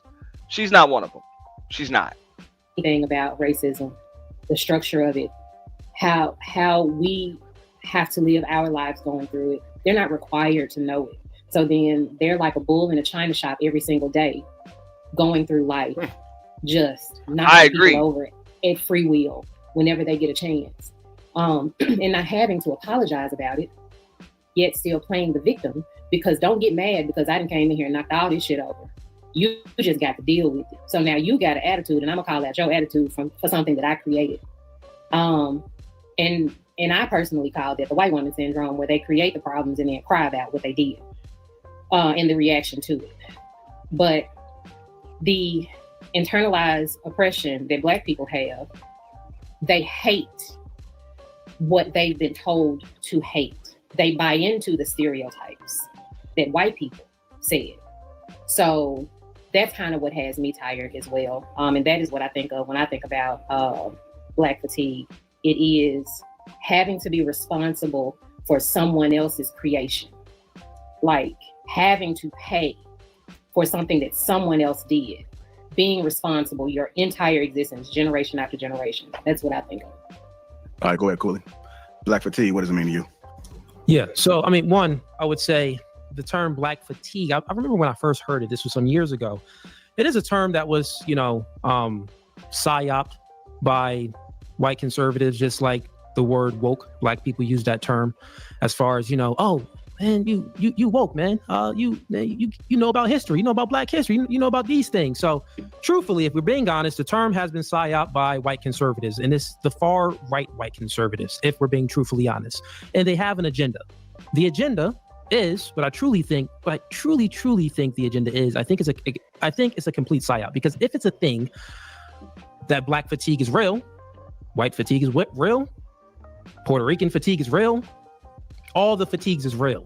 Mexican fatigue is real. Oh, y'all niggas crossing the border? God dang, stop crossing the border. Put the borders up. Why isn't Trump saying Mexican fatigue? Right? So truthfully, I think it's a psyop, and a lot of the whites have been psyoped by, things that's being trendy on the media right now. Like they'll see a video on X and it's a black woman acting ratchet, which I don't condone this behavior. I think it's immoral. I think it makes the community look bad, right? So we have to be honest about those things too that we do see on the media. But I do think that it's a clear psyop. But let's peel the layer back to this. Why is this happening? Why is the white community on the right? And I would say that I'm a fairly conservative guy. I voted for Trump if anyone doesn't watch my content, but I'm just being open and honest here from what I see, right? But I think it's also a side effect of white guilt. Let's speak about white guilt for a little bit. What is white guilt? White guilt is it's dumb. Like, how did this even come about? Like, white people shouldn't feel guilty for what their ancestors done in the past. There's no black guilt. Like, think about this. Like, how did a particular community, I would say, just be honest, the Jewish community. I would say more of not them. What'd you say? Yeah, that J word. Just that. Yeah. Well, we won't stick with the J word, but let's give them another word. Let's just say it's AIPAC, Israel, those type of individuals. I think it was a psyop, and if you think about it, they truly had to psyop the whites and also psyop the blacks as well, because they wanted to seem like a victim class. So they made then the black people seem like a victim class as well. And that's what created this white guilt, right? So I think it's the side effect of white guilt, and these white people feel ashamed. Like, think about it, when these white people are kneeling down to these black Hebrew Israelites for all of the sins that their ancestors committed. I think maybe you've seen some clips like that. It's very stupid when you see this. It's pitiful almost. But I think that, I'll land my plane in a second. I think that the people that have the white guilt, it turned into rage. It flipped and it turned into a rage guilt. So then it went from, when they finally got the truth, and the curtains was peeled back, it's like, wait, we were lied to. We don't need to feel ashamed about what our ancestors did in the past. So now they're noticing every flaw within the black community. They're noticing it all. Like, wait, I had to feel white guilt before, but these black people are acting wild over there. What's going on? Black fatigue. So I think it's like this rage guilt that's coming out of the white community, right? Now, these are just all my thoughts on this randomly. I wasn't really prepared for this conversation, but I'll go ahead and land my plane there since the time ran out. All right, would anybody like to respond to Cooley or Pearl, anything? I would say that it's really not a social media thing. White people get fatigued from black people's behavior in real life. I could give some personal examples. For example, I was in an office. It was all white. The one black guy that worked there decided we were in a sales job. Instead of calling the customers, he was going to call fax lines. So it would register as if he was calling people, but there was no one on the other end. Hiring a black person, having them steal from me. My parents live in an all-white neighborhood. A black family moves in. There's a literal murder. Swear to God, 2 doors down from where my parents live. So, in my experience, and I think white people really, and you guys aren't going to believe this, but I don't think really white people are taught to see race or care about it or talk about it. But then I know you're not going to believe it, but I'm telling you, we don't. This bitch comes up with anecdotal bullshit. Like anecdotal bullshit. Now, I've lived in melting pots of communities where bodies have been found in the fucking lake.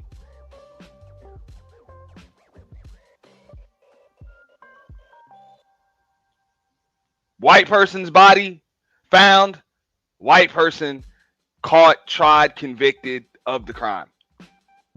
Now, I didn't say that, hey, that's just because white folks do crazy shit, even though they do. But all folks do crazy shit. Kind of just is what it is. So to say you had a black person steal from you, I've had white folks steal from me. I've had black folks steal from me. Whenever there's something to be stolen, people will fucking steal it.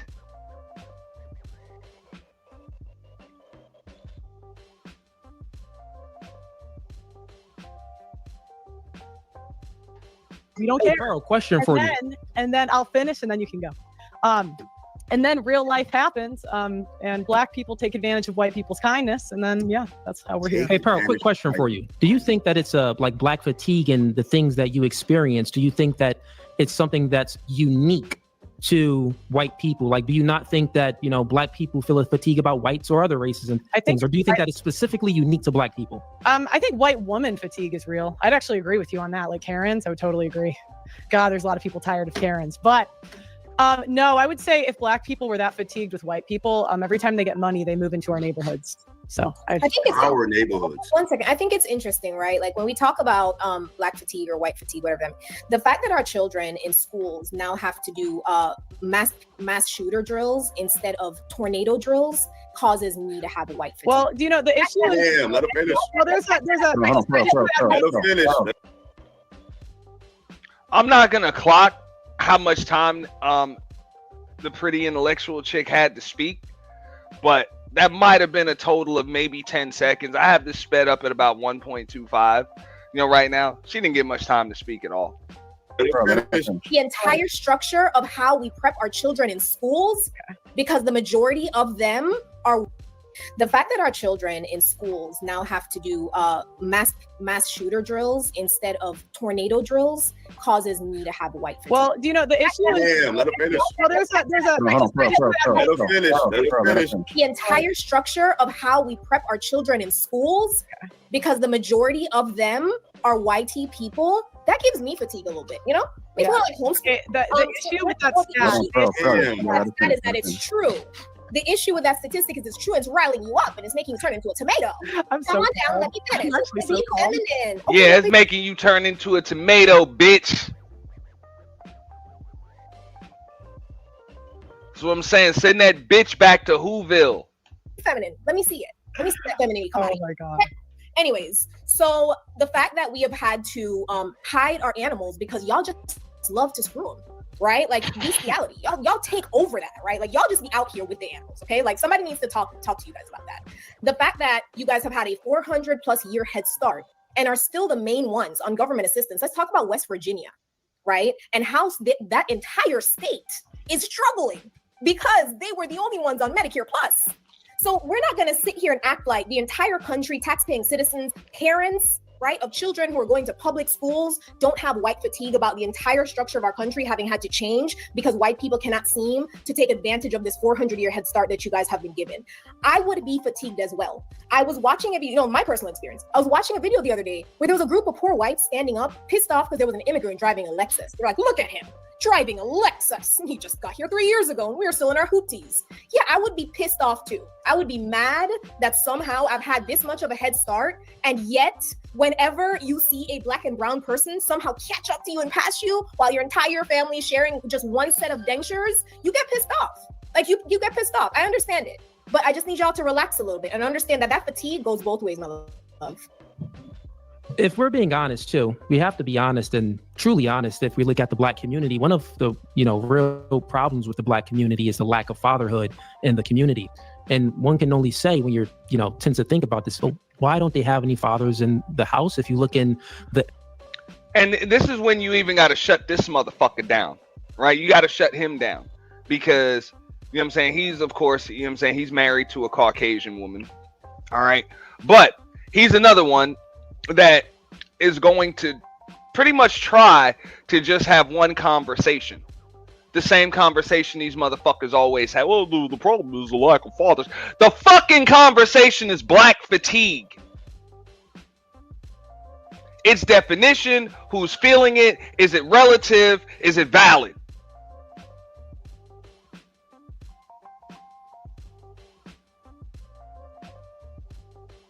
I get it. Y'all have made this point over and over again. We hear it, we've heard it, we know it. Most people won't even disagree.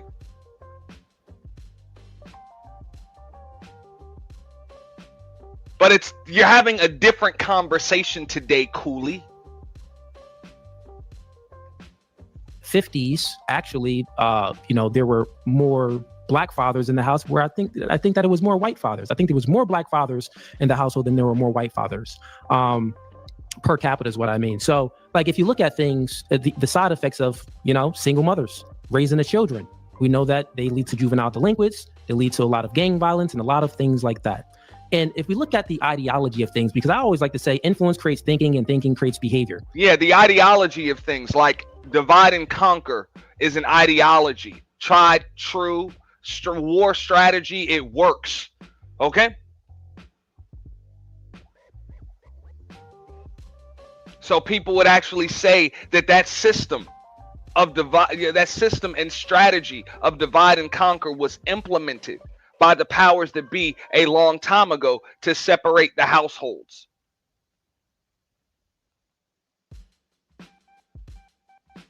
Get the men out of it.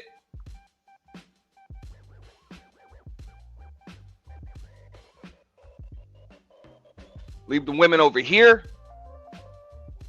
That way we can raise their children for them through propaganda, and everybody's going to be dependent on us. A house divided will soon be conquered. So if you want to talk about the lack of fathers and all of these things in the community, you want to talk about the reasons for which that is. And please don't blame it on just feminism. Miss me with the bullshit. Miss me with the bullshit. These niggas need a new fucking argument. So, well, what ideology did the black woman adopt? They adopted the liberal white woman's ideology to be independent of a man. Feminism started from the liberal white woman. They want to be independent from the man. They want to be equal to the man. They want all of the same rights and opportunities as a man.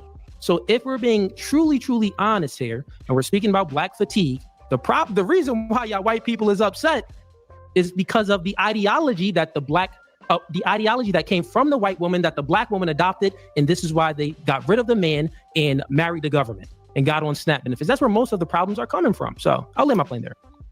So I'd like to start with the school shooter stat. That's not accurate because on the south side of Chicago, the issue is the way they like capture the stats. There's a lot of school shootings that aren't included because it's like a certain number that has to die. If it's over a certain number, it's not included in the stats. If you go into the south side of Chicago, there's a lot more shootings than like at the white schools in the suburbs. Majority white, obviously there's no rule or anything. Okay, next. And look, I'm going to go into something else. For all of you niggas, and you know what? I'm going to have to run up on a few of these anti-feminist panels and shit. Because again, I'm not an advocate for feminism. I personally don't give a shit. I've said it before. I'll say it again. Woman tells me she's a feminist. I'm like, yo, you got a hobby. That's cute. That's cute. But if you want to talk about the problems created by feminism, feminism has created more problems for women than it has for men. Believe it or not. Believe it or not. They're never going to speak on that.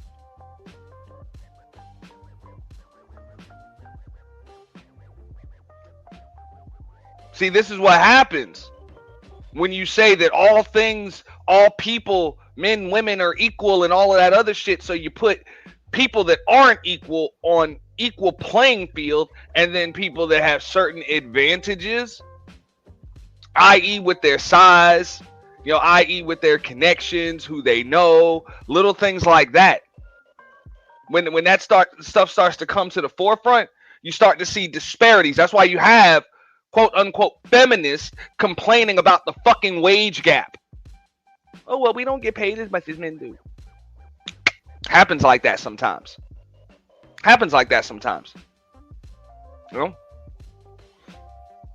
Mainly because some of the highest paid professions in the world engage in revenue sharing. Like revenue sharing, people work on commission. They make a percentage of what it is they bring in for the companies that they work for.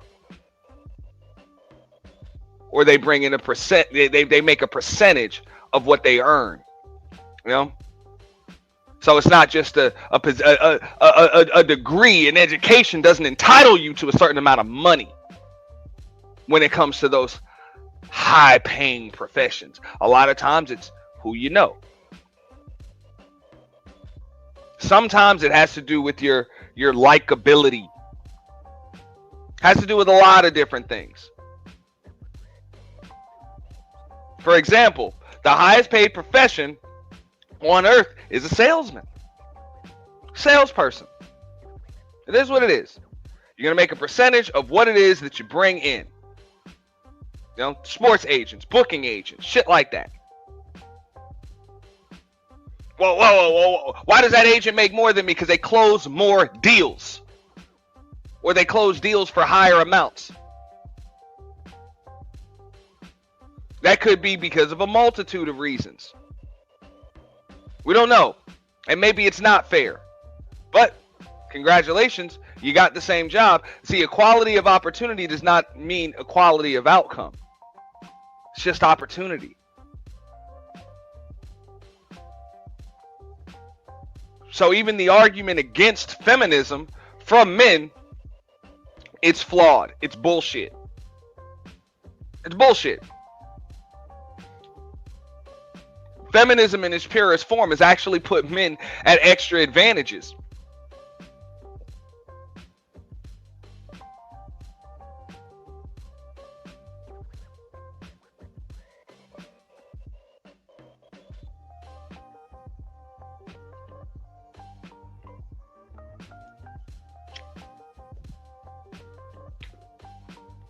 next. I don't think black people are really aware of how unlikable and how much attitude you guys have a lot of the time, even on this panel, you know, pretty intellectual, pretty bad attitude. I don't really have that as much with the white women on my shows, although I am also tired of white liberal women. You have no arguments with me on that, except that I still don't really like blaming a group of people's behavior on someone else. You are, and it's obvious. That's why a lot of those chicks are still pissed off. They're still pissed off. They got everything they fucking want. They're still pissed off. They're like, this isn't fair. Like, no, it's not. It's not, because life isn't fucking fair. It's like in the 90s, motherfucking basketball play. We're all NBA players, but you got to play against Michael Jordan. It's not fucking fair. He's better than you. Like, he's better than you. This isn't fair. Like, he's a better player. He scores at a fucking higher rate. He's a way better fucking defender. He's fucking crazy on the goddamn court. He's just a better fucking player. That's how it works.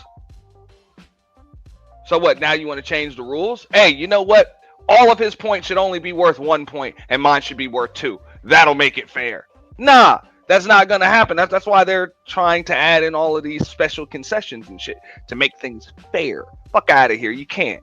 You can't. So that's what I mean. You should actually hear more women, you know, complaining about feminism than you hear men doing it. I'm just saying, because those original arguments when it came to feminism, that's what led to women getting knocked the fuck out in the Olympics and shit, you know, by biological males and shit. No two things on this planet are equal.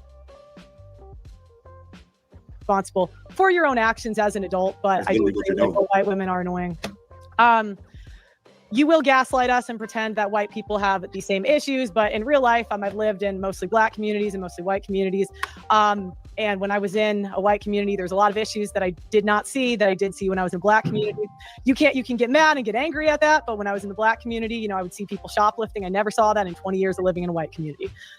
Things like that. So again, you can gaslight white people and say it doesn't exist or we're making it up. But at the end of the day, we do believe what we see with our eyes. And the other thing is, you said white women and bestiality or something with dogs. The difference is we don't get triggered. So if you say, you know, white women are weird with their dogs, I would agree. So I mean, real quick.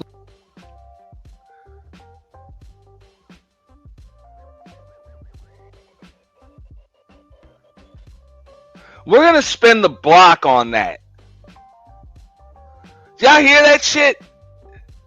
That in 20 years of living in a white community, things like that. So again, you can gaslight white people and say it doesn't exist or we're making it up. But at the end of the day, we do believe what we see with our eyes. And the other thing is, you said white women and bestiality or something with dogs. The difference is we don't get triggered. So if you say, you know, white women are weird with their dogs, I would agree. So I mean, real quick.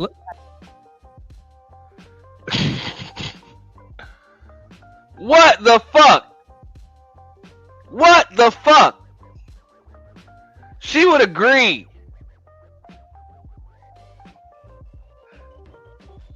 Like, come on. There's no more debating that shit.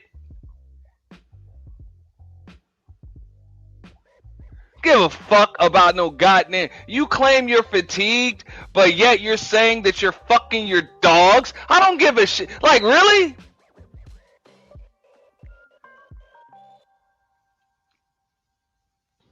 Yeah. Let me ask Pearl one question. Hey, Pearl, question for you. So, do you think if, you know, where do you think like crime would happen in a rich, speaking of white people, right? A rich, like say they're making a wealthy white family. Am I muted or no? No, we can hear you. Go ahead. I just want to. I know where you're going with this. I'm gonna just drop in one stat, but white people commit the most white collar crimes. So for her to get on this panel and say they don't steal, they steal. I work with them. Hey, and steal at a very fucking high rate. I'm talking about high rate, high level, and yes, they fucking steal. They steal, they scam, they lie. Facts. Okay? And I've seen it. I've seen it. I've jumped out of companies because I ate shit wasn't kosher. This is a sinking ship, and before that shit sinks, I'm getting the fuck up out of here, man. They about to show up in one of the motherfucking white vans, or might even show up with a school bus. I refuse to be part of this shit. Yeah. Yeah. Millions, Billions. Ain't just snatching purses. What up, Creative Solutions? Ain't no just snatching purses.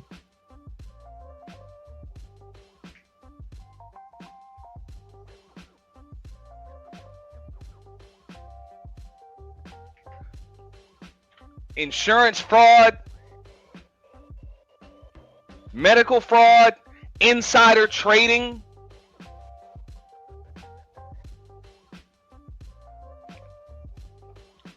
You know, one of the things that I learned, when I first got into business, this was from an old small hat dude. This motherfucker said, look, man, it's always better to ask forgiveness than to ask for permission. Real shit. Real shit.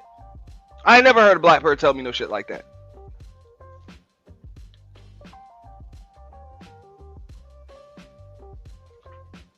And they laugh about that shit.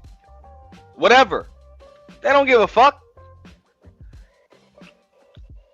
They will risk going to federal prison.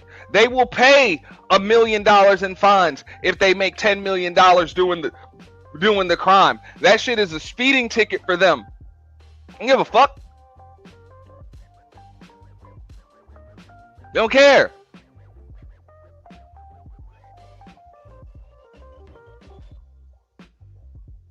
They still alive. Okay, Yeah, I've been but I would agree with you. I would agree. Why can't we have a conversation? But yet you'll agree. Notice that. She says she agrees.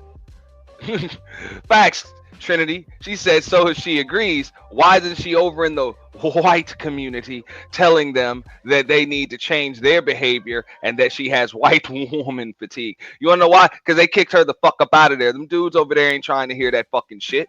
You know what I'm saying? And them chicks stay kicking her in the ass. Stay kicking her in the ass.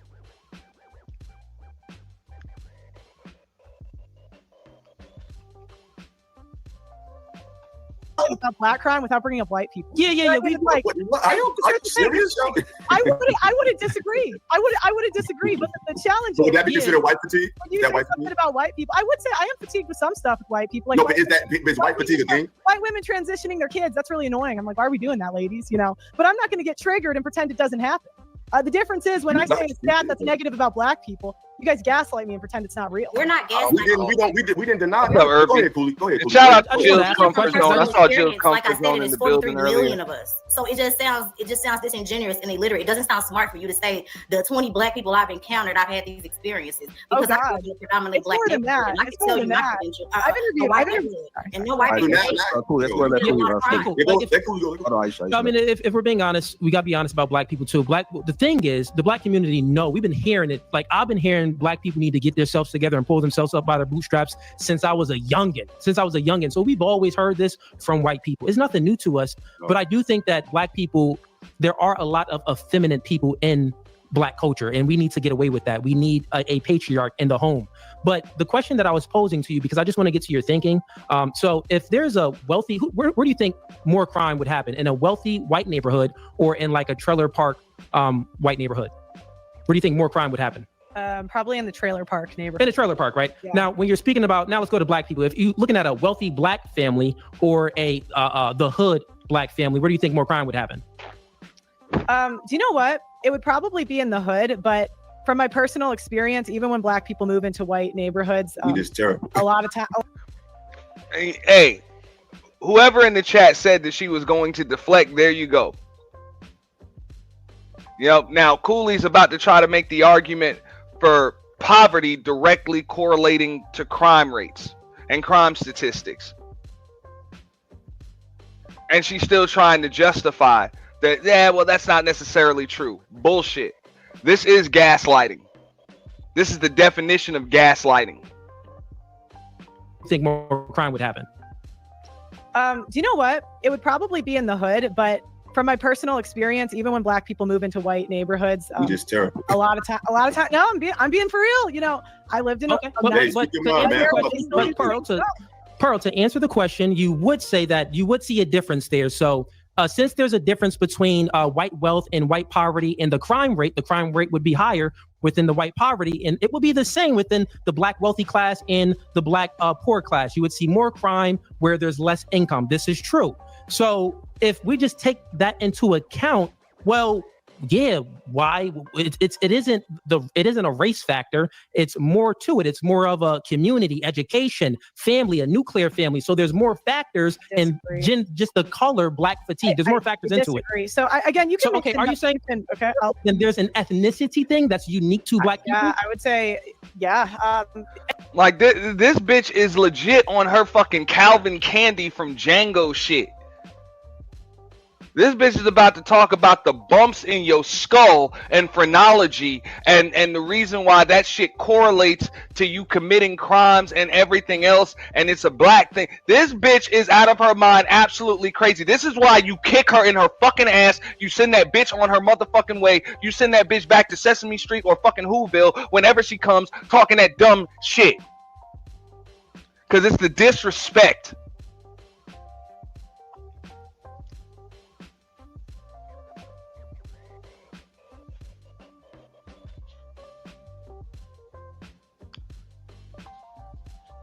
And to be honest, that disrespect, that gaslighting, that shit is by design. And I believe this woman is really stupid, but I don't think she's that stupid. Well, I would be really scared of the black neighborhood. Hey, it ain't because black people are so violent. It's because they ain't gonna tolerate your bullshit. Somebody gonna whoop your fucking ass, man. You come with this level of disrespect. Somebody is going to beat your ass.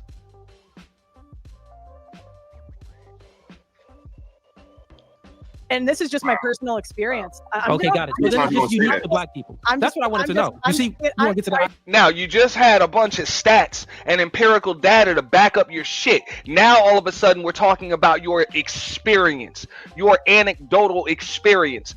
What the fuck? You don't even know how to argue, debate, or converse or conversate. You don't know how to do any of that shit. You're an idiot. You're an idiot.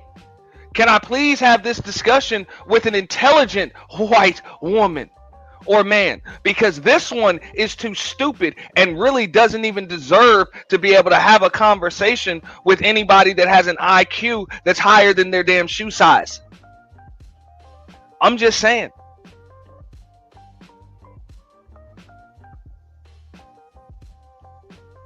Ideology of people. I just let her respond in a little bit, Ms. Pearly. All I can, you can, slice the numbers to say whatever you want in some cases. But there's just a lack of basic decorum that even when black people come into white spaces, a lot of times they lack. As I said earlier, it's an attitude thing, a lack of work ethic thing. Look, it's a lack of work ethic. In other words, whoosh, whoosh, whoosh, whoosh. You're not working hard enough. Work harder. Work harder. You're not working hard enough.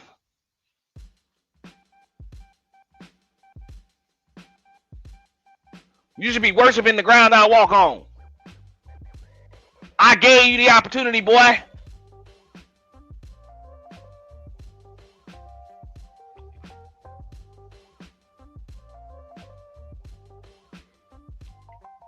Like, this is beyond trolling at this point. She does truly believe some of this shit that she's saying right there. This is why people like her get cussed the fuck out. For real. It's not all, because again, I've met black people that don't do this. It's not every single one. But just as a group, balance of probabilities, you're going to get more of an attitude, lack of good faith, more emotional. She has no kids. She has no family. Well, she has family with money, but she ain't got no man, ain't got no kids. Her homegirls don't even fuck with her. She's a loser. What up, Big J? This bitch is a loser.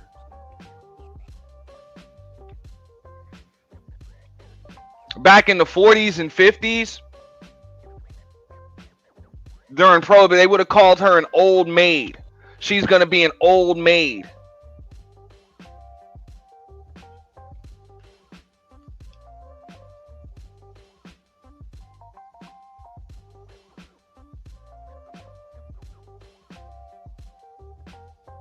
In those days, regardless of how much money she had, she wouldn't even have been able to move out of her house. She would have been still living with her mother because she never would have found a husband, never would have had any kids, none of that shit. She would have been an old maid.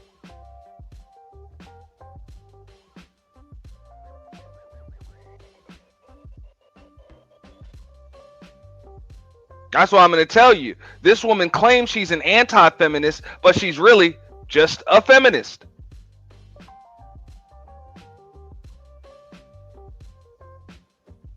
Because she's reaping the benefits.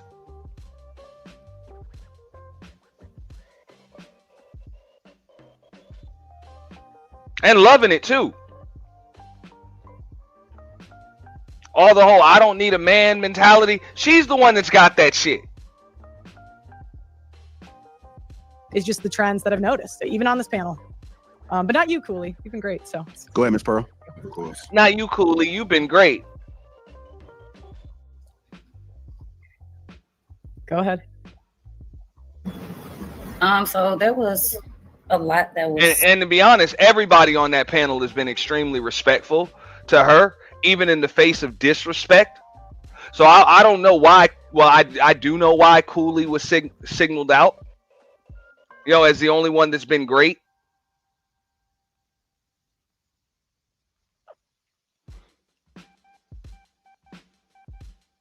Mainly because she knows him, and you know, he likes he likes creamer in his coffee, so that likely has something to do with it.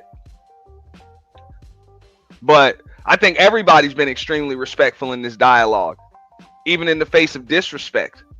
see it. I want to make us aware that when we're talking about media and what we're seeing, our stats, where we're getting our information, your statistics are from the FBI and the Bureau of Justice. Okay, what I basically want to say is those people have been and will always be against Black people. Always going to perpetuate a fraud. Always going to convey things that are not all the way real. I could go on there and speak about stats, and I think you're heavy on stats, Pearl, but you've been on another platform where it's already kind of been exposed that you've publicly stated that statistics are not always factual. So I know that you kind of lead with that, but you can give misleading information. You can give information that has been delivered to you. I can explain that. Like I said, bitch can't just, hey, I know it'll be tough because, you know what I'm saying, that top part of the bridge in your mouth hangs like out past your fucking nose, but bite your fucking tongue, ho. Oh, damn. I know you mentioned earlier you didn't know what my questions are. Like you're doing now, like you're interrupting. It's very subtle, but it's very intentional. It's a slight and it's an insult. Like you won't let me finish this if you're trying to epistemically take my knowledge away or my stance in terms of like you just might like you said, this camera down right now. That's insulting. If I'm speaking to you, that's straight up. Straight up. And she just cut the fucking camera off. Like cut the camera off. You know what I'm saying? You'll see her tuning out. You know, the body language, all of that shit. The fucking nerve. Back to me. But I'll continue. I'll speak to people who and are. I'm glad she pointed that out. Into the conversation and who are actually listening and want to add value to our community and our culture and help us evolve. See, I was just playing a little bit, but I'm gonna take the gloves off. So when she was speaking about, and to be honest, you know, I would love to see Pearl up there with a panel full of Black women to talk about Black fatigue, to be honest with you. And I don't give a shit what the hell their stances are, whatever. I would love to see that shit. Like no men whatsoever, because to be honest, I do think that the dudes be saving this bitch a little bit. Because they'll still try to bring this shit back to a legitimate argument, and they'll listen to her points, they'll kind of refute it, or they will refute it and just kind of keep going.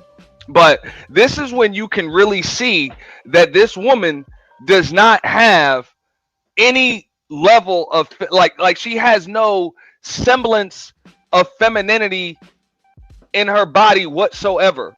She has nothing. You'll see what's up. It's just like a group of men Okay? If you put nothing but men on that panel, you're going to see who's an actual man and who's just a bitch. I'm going to keep it as blunt, real as I possibly can. You leave her on that panel with a bunch of women, regardless of what their stances are, trust me, all cream will rise to the top. All the oil will separate from the water. That's just my opinion. And I would love to see it. Blacks taking advantage of white people's kindness. She said that once. And then she also said that we take advantage. Hey, how you doing? You take advantage of white people's nature.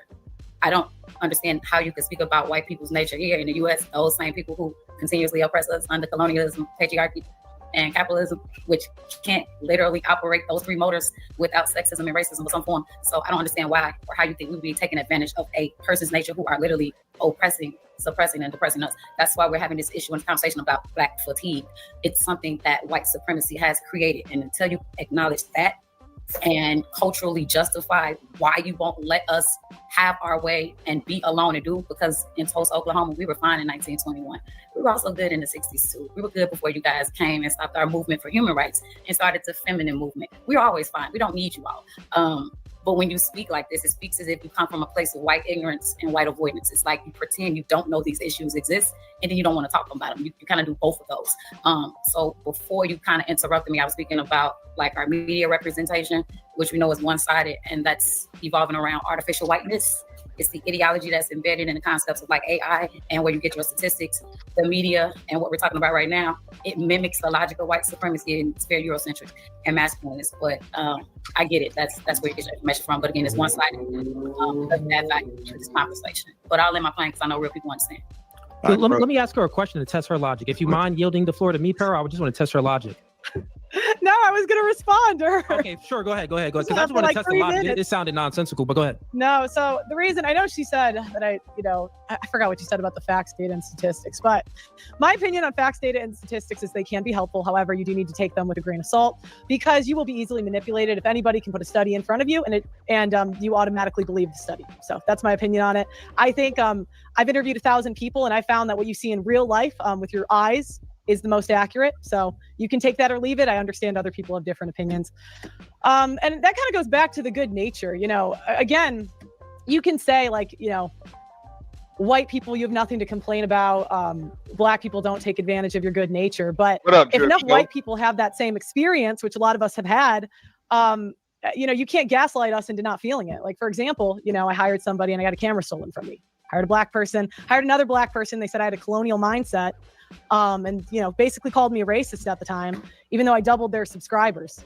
And it's like, we offer opportunity after opportunity, and it's not all. Some of my best employees have also been black, but I just haven't had the same experience. And me personally, I've interviewed 1,000 people across countries, and I've like that, and it's the nerve of that shit, right?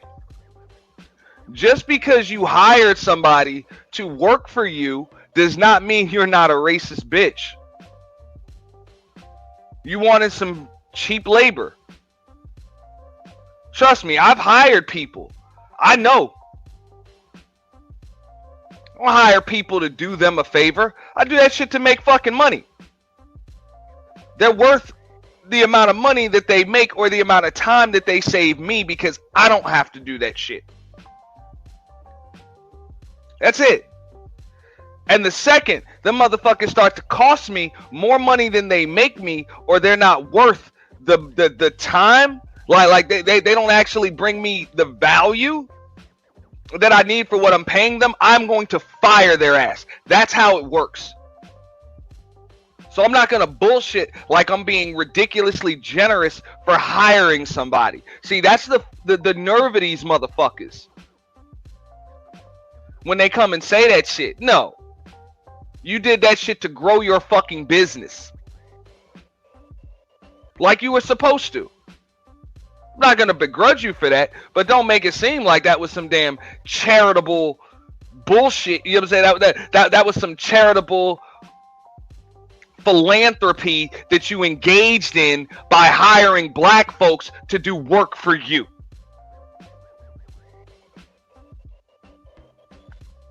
I did you a favor by letting you make me money. Like, fuck out of here. I've also hired every single race. What up, Mello? There's no race I haven't hired. So there's patterns and things that you have when dealing with Black people that you don't with other races. And, you know, you can pretend it's not real, but our real life experience is going to keep fatiguing. So. Yeah, you've spoken on nothing but your personal experience this entire time. Yeah. Yourself. Facts. And we don't talk about personal experiences on this panel. Yeah, I do want to get True in there. Go ahead, True. And I quickly wanted to ask. Yeah, I don't think that it's fair, Pearl, that you make it seem like a person's response has to coincide with what is palatable for certain demographics.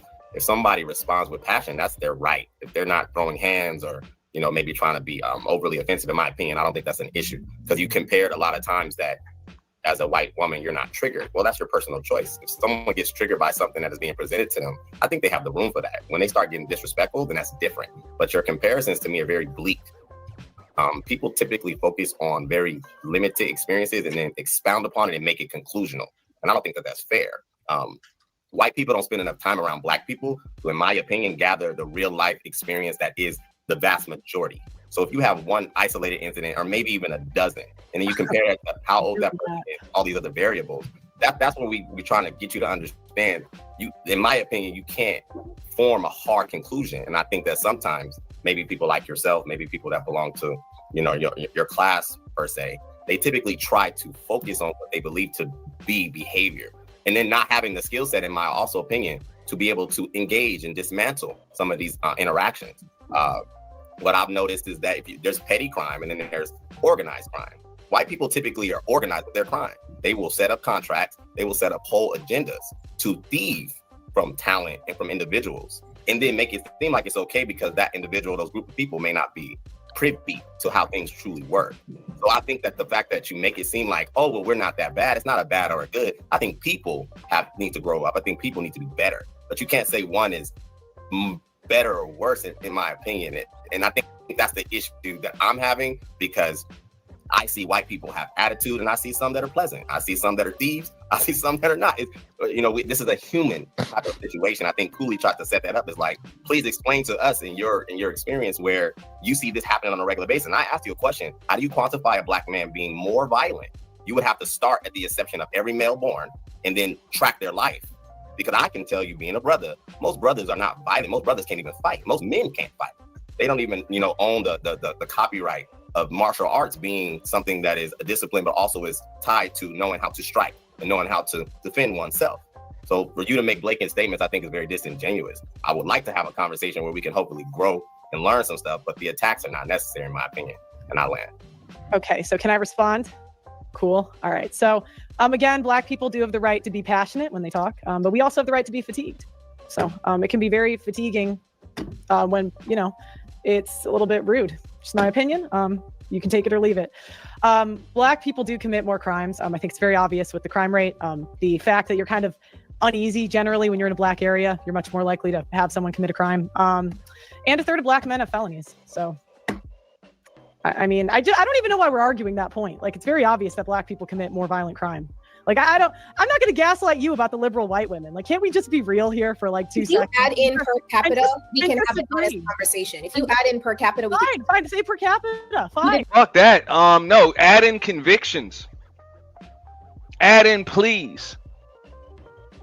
And then when you add in pleas and convictions, you can actually correlate that to a lack of adequate legal representation and a broken judicial system.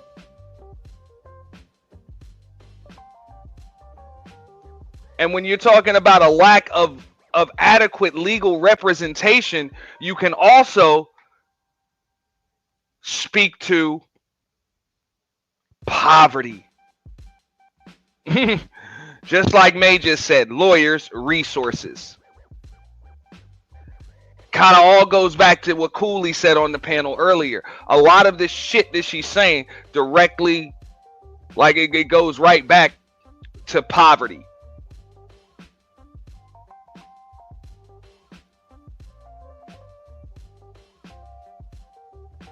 And then if you want to explain the systemic things the systemic historical factors that have led to generational poverty or a lack of generational wealth within the quote unquote black community,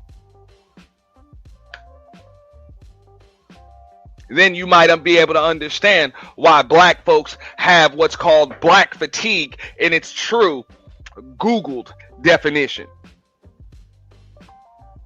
Yeah, but you said I know, but see, that's bad faith. Fundamentally do not. That would not be the case. It's like it never ends. You continue to speak on your personal experience. You continue to center yourself. You spoke about employing black people. The majority of white people in America are laborers. They do not employ anybody. They are employed. So therefore, you speaking about your experience as an employer is quite literally antidotal to you and the minority. The majority of people are not out here hiring people. So that's not true, though. That's not what I said. And another thing. That's a damn good point. Most people, white folks included, are laborers. Like, they actually work for somebody, not hiring any fucking body. They're working for somebody. So even when you're speaking to your own experiences, hell, that might be less than 10% of the population that's even in a position to be able to hire people.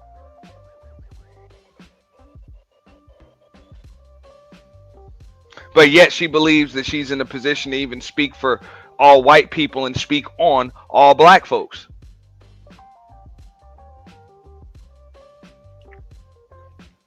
That I know about you, like you're third generation, like your family is wealthy, so you do not have any experience with, oh, I was in a white neighborhood and the black people moved in. You didn't talk to the black people, sweetie. You did not talk to the black people. You were not around the black people. Oh, that's you are making it up. Okay.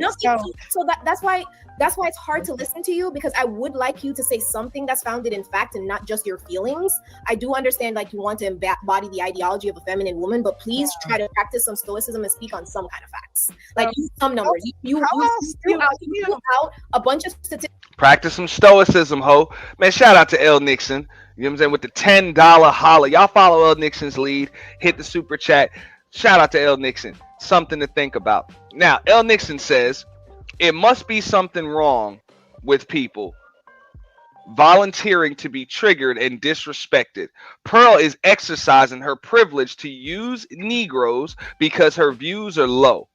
And as usual, we're glad to help. Facts. So if anything, she need to talk about the good nature of black folks, because them folks in the Caucasian sector, they don't fuck with her for those reasons. So what's up with, hey, who's the ones with the really good nature? That's a damn good point, L. Shout out to L. Nixon. You know what I'm saying? With the $10 ball. Appreciate that. Statistics from the FBI, then turned around and said, I don't trust statistics, and then spoke specifically about your experience as soon as your statistics from the FBI was debunked. So, like, what we're seeing here is that you're pivoting and you're continuously trying to do this to move us from the point of the argument. But the point of the argument is black fatigue based in something more than just Pearly things experience.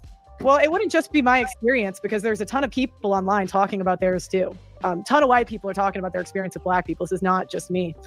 I don't really understand that. But Pearl, real quick, by that logic, we have to say that there's a ton of black people speaking about all the systematic oppression and everything from I gotta white finish, people. Cooley. I gotta finish, Cooley. Just logic. But you just interrupted everybody on the panel, though. Because everyone's talking to me. So we're talking about a topic. Hold on, y'all. Yeah, let her land her plane. That's my mistake. Go ahead, Pearl.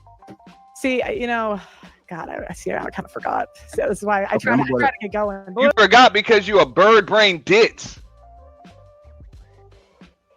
Okay. Hold on. I forgot what you said. Sorry.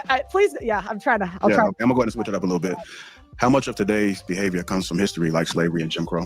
Yeah. So, you mind if I speak on this a little bit real quick? Because I was gonna ask a question to Miss Pearl and then also Pearl, because Pearl says something like, well, I see a lot of things on social media and a lot of whites are complaining. If using that logic, you would have to be logically consistent and say, well, since black people are always speaking about, the past history of, white people enslaving us and Jim Crow and everything like that, then that must have some legitimacy to it as well, right? This is if we're being logically consistent. But anyways, to answer your question, you said, how much does the past history have to do with today?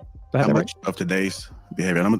drop the timer down to 2 minutes. We got to get some other folks in, y'all, because some of the same people talking. How much I got you. I'll make it clean and comes concise. from history like slavery and Jim Crow? Yeah, so I would say not too much, but it depends on the person. So if you think about what depression is dwelling on the past. And if you're dwelling on the past too much, you can find yourself in a state of rumination. And if you're in that state of rumination, it's very hard for you to overcome and move forward and to grow when you find yourself in that state of rumination. I think that currently a lot of Black people, when they say things like, oh, well, systematic oppression, we were oppressed in the past, those Black people are weak-minded, feminine Black people, and they're relying that all of their thought process is focusing on the past. So they're actually in a state of rumination, just like how a depressed person would be in a state of rumination. It's very similar. I think that mental state, Black people need to overcome that. It's pitiful. It's the saddest thing that I see from my Black people. And I'll be honest, I used to be in that state of the victim mindset and thinking about the past, but that's something that we all have to overcome. Okay, go ahead, Bo. Same question to you. How much of today's behavior comes from history like slavery and Jim Crow? Say it again. Sorry. How much of today's behavior comes from history like slavery and Jim Crow? Well, I know history, right? But we don't know exactly when. Just like these incomplete numbers that I have been hearing that are directed toward my people. Those numbers are a direct result of history and the state of the Black community right now, because if you take away someone's ability to be self-sustaining, then they are going to commit a crime. And a lot of the crimes that we commit are proximity crimes. So this fake narrative that is being painted that we are out here trying to get these napkin-colored people, we are not. We largely commit those crimes in our own community, just like they commit like horrible atrocities in their own community as napkin-colored people. So history plays a large part, the economy plays a large part, and racism plays a large part in what happens in our community. When you put people in a desolate situation, when you put them in the projects, that creates hostility, that creates desperation, that creates people who are going to get it however they can. And so that's what I mean by internalized oppression. You are believing, you drank the Kool-Aid and you hate your own people for reacting to a system that they were put in, and the system that still is going, that still is functioning. When I tell you that thing get an oil change every 3 months, it's going. It ain't stopped going. They keep that thing maintained, oiled up, and ready to go. So to say that history plays no part. Look at this shit. Y'all see this? My bad. Y'all see this shit? While this woman in the top left is saying what she's saying directly to Pearl. Look at this bitch Pearl. She is totally tuned the fuck out. It is the blatant disrespect. She does not give a flying fuck what anybody on that panel has to say.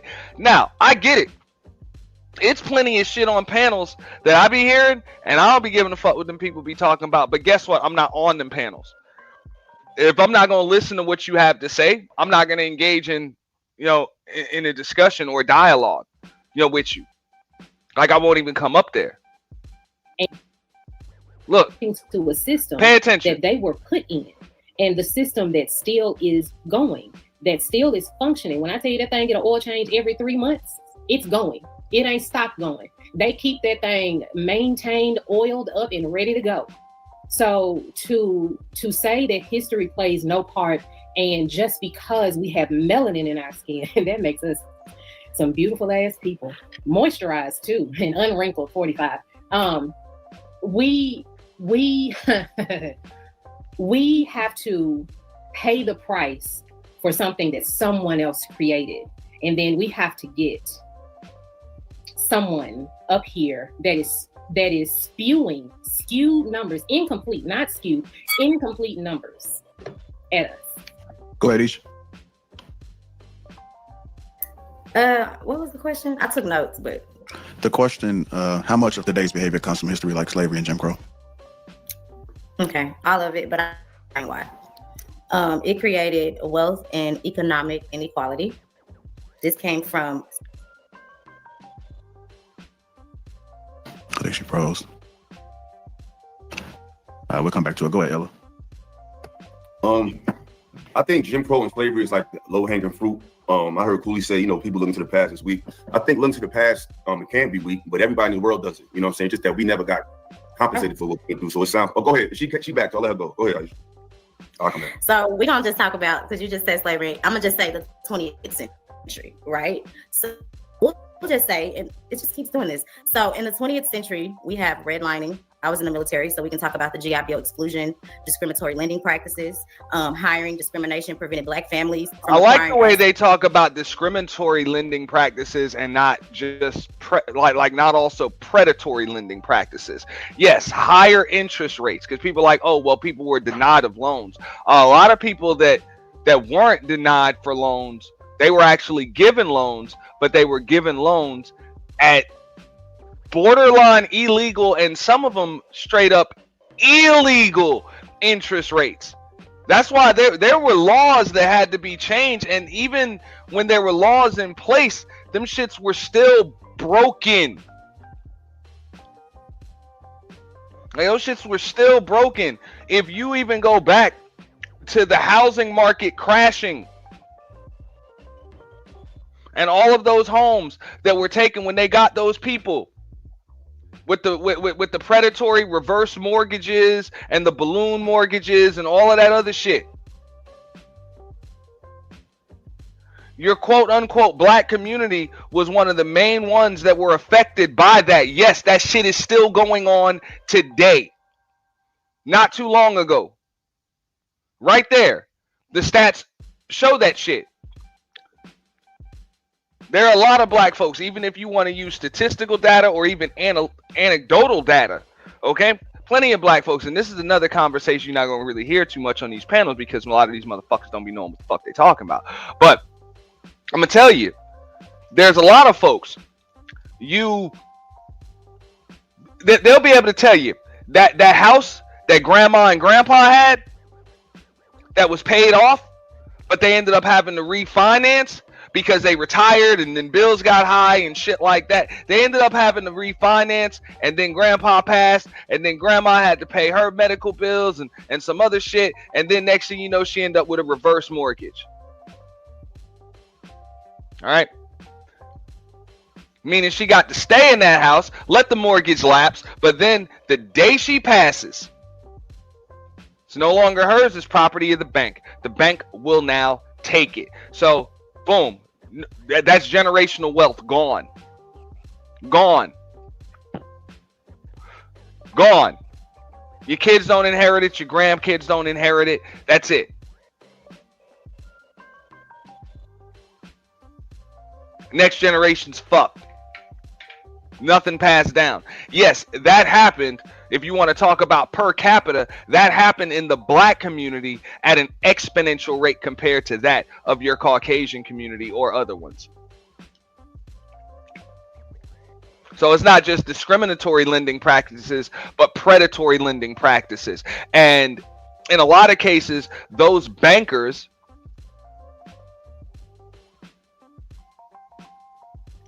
when they should have been in prison, they ended up getting bonuses and checks for it. Welcome to America.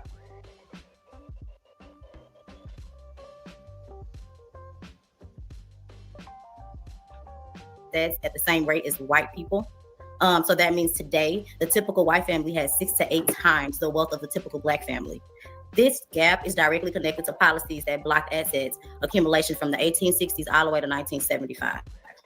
Okay, if you want to talk about neighborhoods, housing, and segregation, racial zoning began in 1910 to 1930. We weren't even able to be in suburbs to 1960. Okay, so most American metropolitan segregation today still matches those redliners as well. Yeah, but you ever notice that, M. Mills? These niggas will never bring that up. They would rather talk about feminism all fucking day.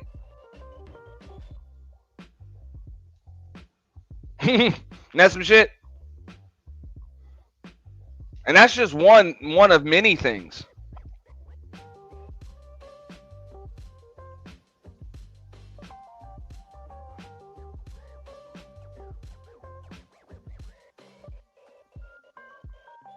I even know some motherfuckers that got hit.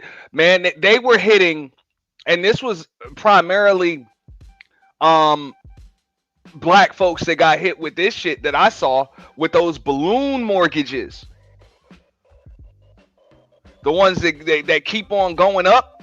After a while, you had school teachers making 35, 40 grand a year and shit, getting approved for fucking $1 million homes. $750,000, $800,000 homes and shit. And that shit just ballooned and went the fuck up. Now, granted, there is a time when a balloon mortgage can work and make sense, but that's usually like when you're flipping. You know what I'm saying? If you're flipping property, like you plan on just getting in, getting out, so that way you don't get hit with the balloon when the shit goes up.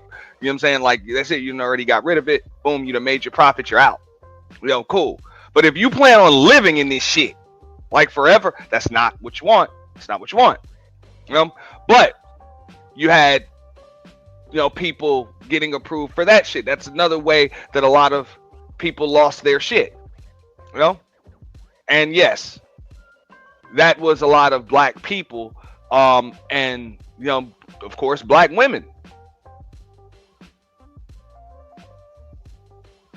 Like I said, you had elementary school and middle school teachers that are making $40,000, $45,000 a year getting approved for $1 million fucking homes with balloon mortgages. Bullshit. The schools still remain segregated. I'm from Fort Worth, Texas. So modern segregation is not accidental. It was purposely done, and it's just a racist policy. If we want to go into the criminal justice system, from 1970 to 1990, because we're talking about the 20th century, the war on drugs, mandatory minimums, crack versus cocaine, powder versus rock. Y'all know what I'm talking about. This targeted all black communities. Policing has been historically concentrated in low income, because you like to talk about our neighborhoods, segregated neighborhoods, which created policies, not behavior. So they just, you know, all of that. Criminal justice disparities from a mix of historical racial control systems and ongoing policy decisions that still affect us today. So over policing, under investments go hand in hand. Black Americans are more likely to be arrested and receive harsher sentences than white people. Should I continue? Is my time up? Pearl, you can go ahead. I just saw Ella next. Go ahead, Ella. Well, she broke it down, so I don't really have to expound upon slavery and Jim Crow, because I think, like Pearl like to use words like obvious. I think it's obvious, you know what I'm saying, what happened to black people. But when I deal with history, the reason I look at history is not to play victim, but to show you a pattern of behavior. See, a lot of white people are talking about post-affliction behaviors that our people show, post-crack, post-redlining, post-civil rights movement, post-slavery, post, all this interference from you. Of course, you want to see a lot of dysfunction, but they never want to deal with who we were before that, because if they would do that, you would see probably the most exceptionally behaved people, like, have you ever seen? Like, you like to talk about decorum, but like I said earlier, we were murdered when we were behaving at our best. So it was our issues with Europeans were never based on behavior, because if that's the case, then how do you explain the past? But when you look at history, you see a pathology and a pattern of behavior by people, whether it be European, whether it be black, whatever, African, Moorish, whatever word you want to use. So when you look at the history of our people, we were always benevolent. I wouldn't say it was perfect, but we was always open. Anybody that's getting murdered openly, who's still opening their house to white folks, even the shooter that happened in South Carolina a couple years ago, the man went into a church full of older people, and he was a young white boy. He murdered everybody. So let's stop talking as if black issues are strictly based on their behavior. Most of the biggest atrocity that happened to black people from white people were from people who were unbeknownst to even happening, let alone behave in a certain way. So when you talk, because I'm talking to you, Pearl, it's like, what stats can we bring up? Because if we bring up stats to defend our argument, they don't count. Only your stats matter. Only your information matter. That energy, that pathology alone shows you the elitist mindset that there's nothing we can do to change it, because there's nothing we can do to change your mind. No information matters. But at the end of the day, since y'all been on the planet, and I got some cool good white people, but at the end of the day, since y'all been on the planet, it's a bloody trail of violence. And then now that we're at this point, you're seeing the side effects of dealing with you guys for so long. You have the audacity to be surprised when we do each other dirty. We're not even doing nothing to white folks. all the things that we're doing is to each other. We internalizing this problem. We're not scandalizing your stuff. We're killing each other. We're beating each other. We're disrespecting each other. We're talking to each other. But let me finish. You're gonna get your chance to reply. But at the end of the day, everything that we're involved in that's negative, there's a white dollar, a white CEO, a white hand in it. Now, if you're just absolving yourself from all our issues, then you have the right to say, hey, but everything that's negative about us is a paper trail that goes to a funding or an okay by somebody that looks like you. And now one last question for you, Pearl. At what point does history play a part today? Give me a time frame that we can start referencing since nothing matters to you. Okay. That was a lot. You want to answer that question? That was a lot of points. You want to answer that question? All of them. All right, so we're gonna let Pearl. I would love it if you didn't give me the attitude, but you can keep doing it. Give me the attitude. Pearl. I'm gonna give you 1 minute 30 seconds to respond. And we're gonna go ahead and get to Amir. All right. Okay. So, see, they do so many different points. It's very tough to address sometimes. Okay. So the original question was about slavery, right? It was about what does the past affect the now. I was gonna let you. She said so many different points. This bitch can't even have a fucking conversation. They get so many different points. It's just tough to. Oh my god, my head's gonna explode. All that information. You know, you fucking bird brain bitch.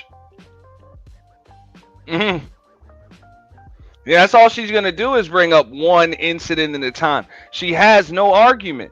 Respond to him, otherwise I gotta go to. And I'm gonna let y'all know this is the last week I'm doing anything about this just pasty fangs bitch. Fuck her. We're done after this. We about to, this hoe is stomped the fuck out. Y'all don't have to worry about this shit on Sunday Coffee and Chill anymore. No, I might have another show on it during the week, but for the most part, we are putting this shit to bed because the bitch got cooked on the Lapeef network. So again, I'm gonna give a shout out to the Lapeef network. The link to this video right here is in the description, and we got about another maybe half an hour of it to break down. I'm not sure if I'll open up the panel. I may open up the panel, on this. I don't know, and then I might just go on with the day, But this is just a goofy bitch. Question. You got to answer everything. Answer the last question. What period of history should we start taking into account to evaluate the current time? I think as an adult, you're responsible for your actions. None. You didn't just answer. I agree with you. But can you answer? I'm just asking you a question because I'm just sweet, respectfully. I agree with you. That's a great point. I just want to know so I can know how to deal with you. At what point in history can we start? Can we use to refer to our current paradigm? Do we stop at the 50s? Like what time frame is relevant? Is relevant to that we can use to apply to our modern day situation? It's not relevant. As an adult, you're responsible for your choices. So choices. history is not relevant to nothing today? That question requires research. As an adult, you're responsible for your choices. She can't answer the question, guys. Cool. I gave you an answer. No, you didn't. It's cool. Okay. Go ahead, Amir.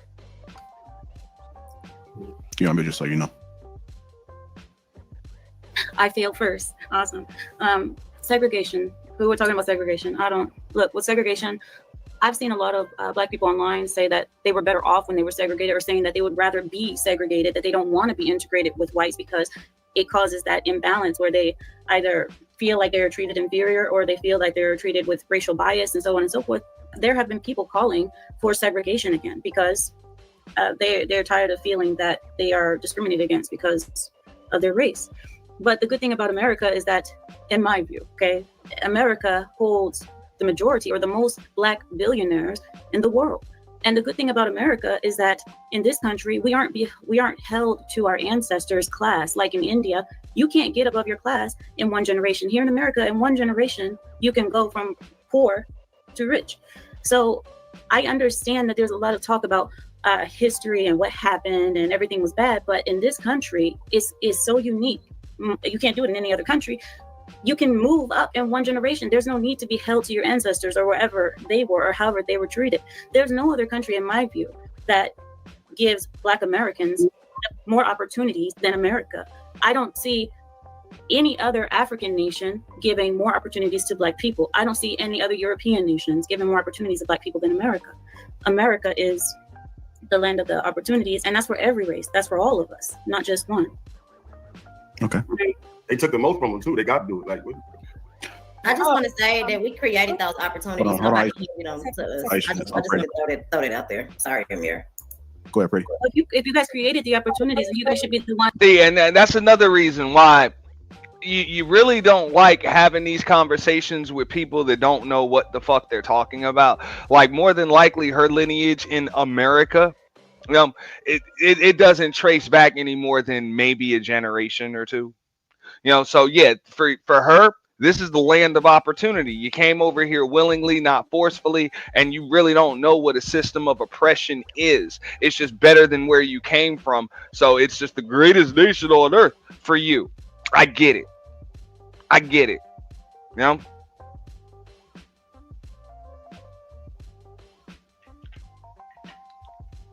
But they can't seem to fathom why black folks don't have their same perspective and outlook. And you can't fathom it because your people, your family, your ancestors have not been on this soil for X amount of fucking hundreds of goddamn years and been treated the same way as beneath or lower than everybody the whole fucking time.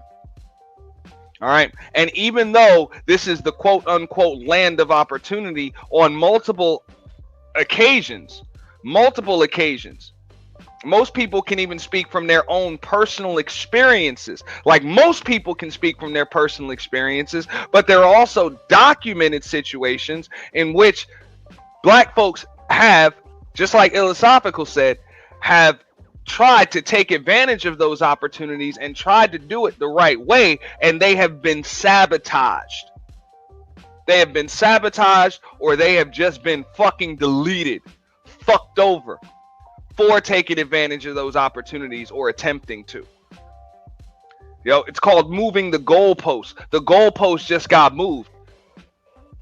It's like usually you got to move 100 yards to score a touchdown, but as soon as a black man gets on the field, you know what? I think we need to make the field bigger. Fuck that. Make it 150 yards.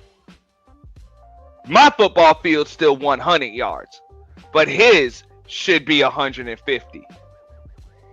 And you need to be thankful for the opportunity we gave you. At least you have a chance to score a touchdown. It's like, goddamn.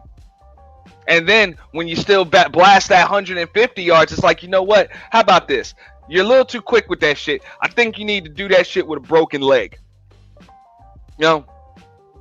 Oh shit, you hopping pretty fast there. We don't really like the way you hopping, motherfucker. That other leg that's still working, I think we need to chop off a toe or two. God damn, you still hopping? With motherfucking 3 toes, 1 leg? Shit, you going too fucking fast. You know what? We gonna put thumbtacks on the motherfucking ground. Hop on those. Hop on those. Real shit. That's the situation that black folks can give you pretty much 200-300 years of history and dealing with. I know what it is. And I'm going to speak from my anecdotal evidence. I've been in sales since I was 17 years old. I've worked on multiple fucking sales floors. I know Pearl mentioned the shit with the call center. I've worked in call centers and shit like that before because that's the way a lot of sales goes. A lot of that shit is going to revolve around phones, whether you're a stockbroker or you're an entry-level telemarketer, whatever the case may be, right? I've been in situations, multiple situations. I can speak on working for 4 different companies where bonus structures have been changed as soon as I smashed the bonus. My black ass. The only black man in the motherfucking room. You know what? This is too easy. It's like, shit, all I needed was 44 deals in a month to hit that bonus. Shit, soon as I hit 115 deals in a month. What? Oh. What? Nah, we need to raise that. It's not, nah. Keep in mind, before I even got to that company, that 44 deals in a month usually wasn't even obtained by anybody. They said nobody's ever hit it. Real shit, motherfucker told me that shit. He said, hey, nobody's ever hit that bonus. 44 deals here, nobody's ever hit it. Boom. My first month there. I got 115 of them motherfuckers. Because that's it. It's just a system. Simple. You get a system and a rhythm going. Smash that shit. Smash that shit quick, in and out. Now they so greedy that they like all that money they making that they're not going to tell you that your shit wasn't good or anything like that, and they want everybody else to follow your formula and your system because they're greedy. but they damn sure don't want to pay everybody bonuses. No. So they just changed the rules. You know what? You're gonna need 95. Matter of fact, I think we should go to 130 fucking deals for a month now.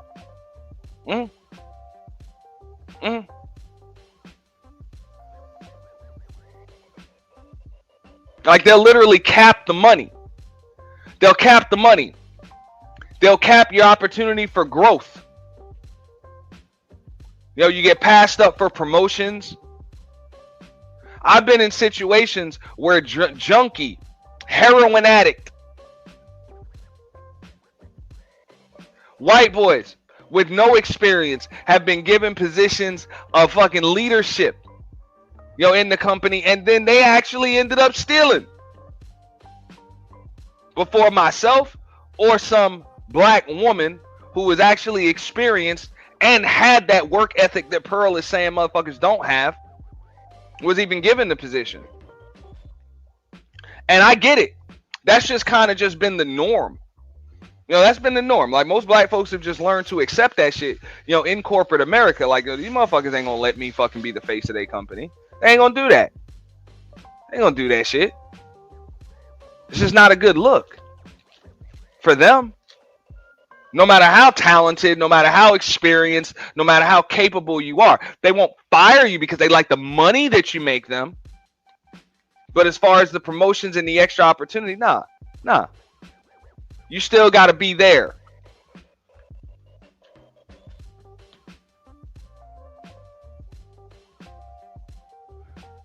Real shit, Mr. Center of the World. I've been in since I was 17 years old. You talk about almost 25 years now.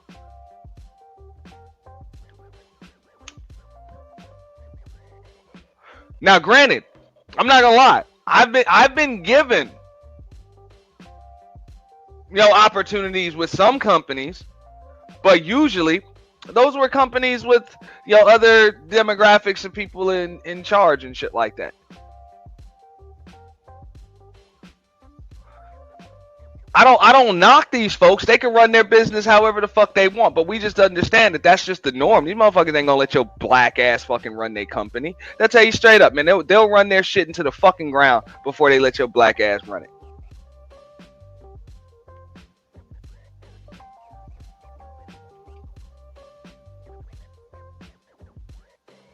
And I understand it's a fearful thing. You know, you're fearful. People fear what it is that they don't understand.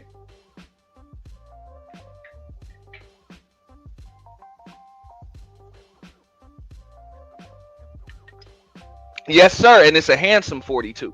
But people fear what it is they don't understand, so they don't know what you're gonna do. They're like, yo, that uppity Negro, you know. They're not even scared of your success. They're scared that you'll actually realize how easy that shit is that they're fucking doing. And then you start up your own company and compete with them or some shit. Or you just might outshine the boss. It's not good for morale when a bunch of white folks see your black ass in charge. It's not good for morale. It makes them feel like they're less than. They already feel inadequate a lot of times, especially in them corporate America situations. I'm speaking from my own experience. They already feel inadequate when you start speaking, you know, and you start dealing with customers and clients and shit like that. You know, especially when you're knowledgeable and you're good at it.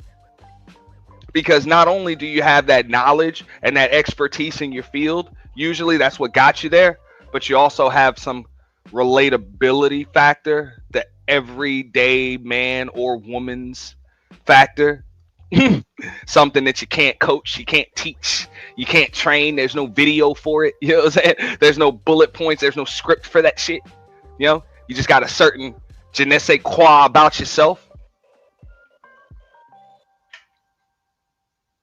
that leads to more money on the balance sheet.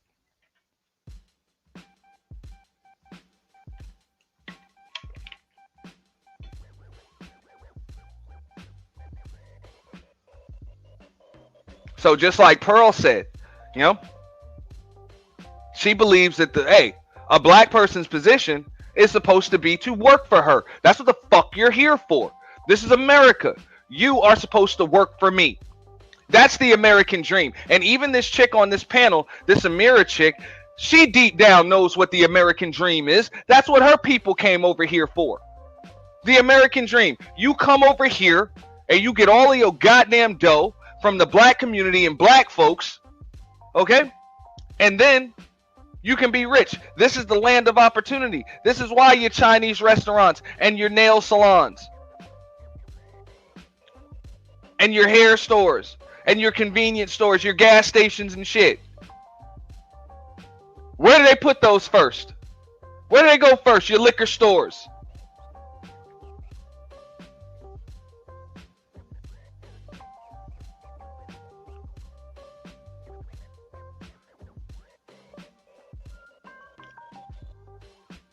That's the American dream.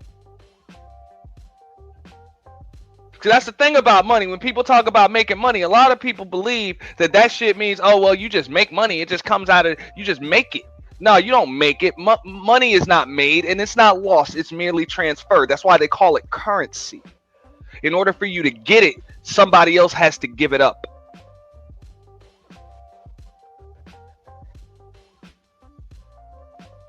And time is money.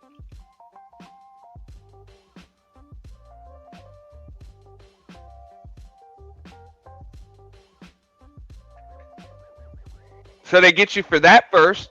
You know, that's what she feels. Hey, whatever. You know, I just use black people's time and black people's labor. And also, you know, I'll make my money off of their views and their clicks and everything else. That's why you have those predatory lending practices. That's why you have whatever D Chicago is saying in the chat about what is over policing. That's what over policing is. Everybody knows in some neighborhoods, cops even have it written on their car. It says to protect and serve. But then in other neighborhoods, on the car, it's written law enforcement. Sometimes their job, in some neighborhoods, their job is to protect and serve the people. And in other people's neighborhoods, their job is to enforce laws and generate revenue.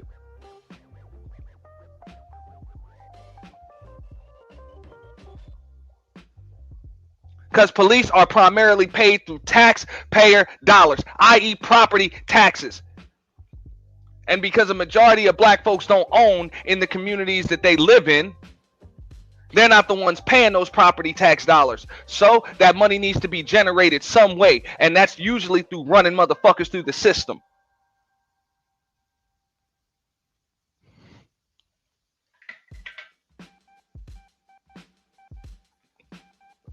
Big business.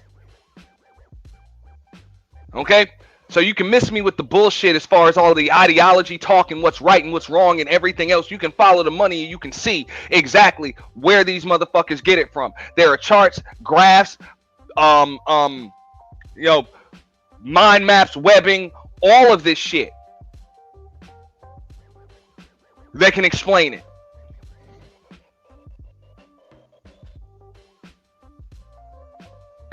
Taking the most advantage of them. Right. So when it comes to answering the question, how much of today's behavior come from history, things in history like slavery and Jim Crow, it's not like those two things don't exist in a bubble, and they affect everything about us. When you break down epigenetics, that's a part of how we generational trauma is passed down, is ingrained in us. To if you think about even the talk that black men have with their sons when they deal with police, like it is a part of our culture to make sure we understand how to navigate in these circumstances. It's a part of everything that we do. When you speak about crime, one of the biggest determinants on crime is socioeconomic status. And if 80% of the wealth gap is literally attributed to slavery and Jim Crow, then it would be assumed that the group of people that are at a disparity in that dynamic would then be the ones committing crime because they're experiencing the most poverty systemically, strategically. And we see those systemic structures still today. Quite literally in 2025, we experienced gerrymandering in 2 states, Texas a few months ago, and last week in North Carolina. This is something that is still happening today.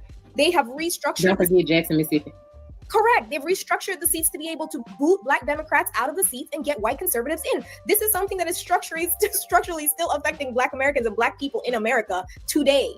It's a part of everything that we do. And I also want to point out something else too. When it comes to accountability, we say, let's be accountable for everything we do today.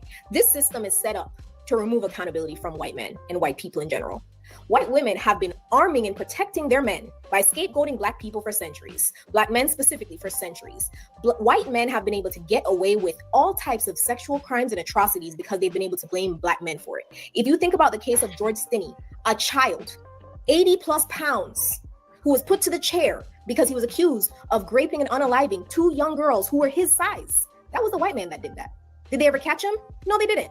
So they have been able to scapegoat Black people for centuries, remove accountability from themselves for centuries. Y'all have been able to do that.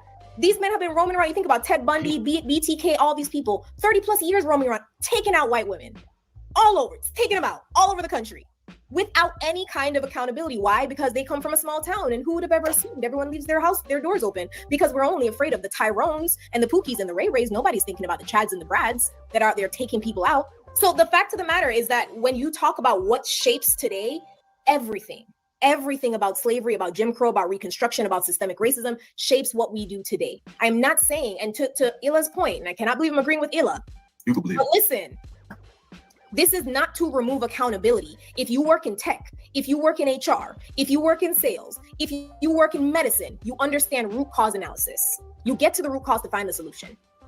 All right, Cooley, I'm gonna switch it up. I got another question I'm gonna put into play. Do you think some people hide behind history to dodge accountability? Yeah, I usually don't agree with her either, but I will agree with about 90% of everything that she said, with the exception of the political shit. I personally don't give a fuck about that liberal conservative bullshit. I refuse to be either of their footballs. Fuck them both. But the rest of what she said was right on point. Okay, I'm sorry. This question is for me, you said? Yeah, I'm opening up to the panel, but I'm starting. Oh, okay, got Do it. you think some people hide behind history to dodge accountability? Do I think people hide behind history to dodge accountability? I would say, yeah, this definitely happens. People do hide behind history to, dodge accountability. But we see this with Black people today. It kind of alludes to what I said before, and I'll expound on the point a little bit more so you guys can understand. I think that history is very important, super important. I think that memories are super important, right? Memories and history, all of this is important, but it's only important if it's utilized to extract out lessons learned. You don't utilize memories to dwell and become a victim. You don't utilize history to dwell and become a victim. You utilize memories and history to extract out lessons learned, and that's what Black people truly haven't been doing. If they knew anything about a history, they would know that taking handouts from the government, like SNAP, is not good for anything at all. It's not good for the community because you're going to be relying on the government forever. You need to get out there and build something for yourself. I think that when we look at the history of, Jim Crow, prior to Jim Crow, I think Pretty Intellectual was speaking about some stuff. We had Black Wall Street, Black people was building stuff. We were looking out for self. But then when, things we started eating at white restaurants, stop funding our own restaurants and stuff like that. So we should utilize that history, those memories, extract out the lessons learned, know that they don't work for our community, and build some unity within our community. Look at the Jew, look at the small hats. Look at the small hats. They do it all the time, right? They got some unity over there. So stop looking at those white people and look at the other white people, because I truly think they all white, they all European. You get what I'm saying? So we look at those, see what they doing, and like, okay, all right, take some pointers from that. We need to build a community. We don't go against our community. We need ideology. We have no ideology within our culture. What's our true ideology within Black culture? We don't have we adopt the white man's ideology. Christianity, truthfully, is not. I don't believe that, but a lot of people call that's the white man's ideology. I think that Christianity is for all, but I think that when we get away from our core principles, like a hierarchy, like a patriarch, when we get away from that, it becomes very detrimental to the Black family. We need some leadership. Things need to be organized, and only men have the capacity to bring order within the household and to bring order within the community. Yes and no, and don't get me wrong, Mr. Center of the World. Cooley does cook at times, but again, you got to go back to the same argument. And I will agree, but then I will also disagree, because most of these niggas, most men are not capable of doing all that shit that he just mentioned. All right, and this ain't just a Black men thing. This is just a lot of men in general ain't really fit to lead, man. They're not fit to lead. They're not fit to make fucking decisions. Like, they are going to need a team. The responsibility must be delegated. That must be delegated. That's really what true leadership is about.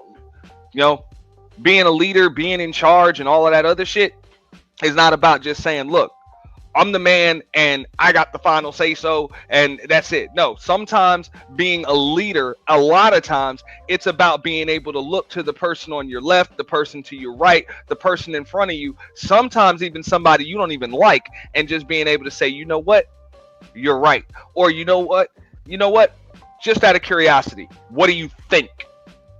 Like, what do you think?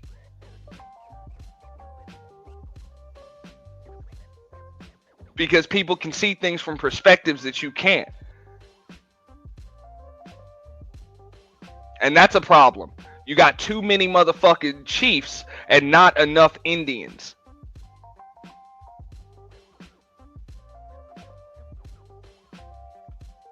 Because a lot of time, a leader is just a role, but there are many roles, many parts that need to be played. Just like the director of a movie. Yeah, the director's kind of in control out there, but you still have actors. You still have stunt crews. You still have writers. You still have producers. You still have editors. Everybody's important. And if any one of those jobs lacks, any one of those situations lacks, the whole shit can fall apart. So when people would tell me that maybe, hey, it starts, with men, I would only say that from the perspective of a man. Because, hey, for me, it would start with me because that's all I have control over. Is what I'm doing as a man, as the man. Understandable. But I need everyone around me, and that would include, the woman I'm with. That would include my children. That would also include my lieutenant, my ace, my advisors. I need them to be able to put just as much effort and time and everything, thought into their roles as I put into mine in order for this shit to work properly. So my job isn't any more important than anybody else's just because I'm a man.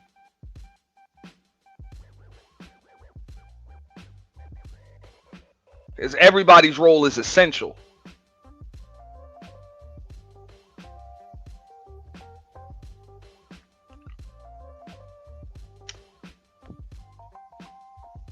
Now, I know we all saw that movie. What was it? The Italian Job. There was another show that used to come on TNT or whatever. It was called Leverage, right? And it was like a heist group.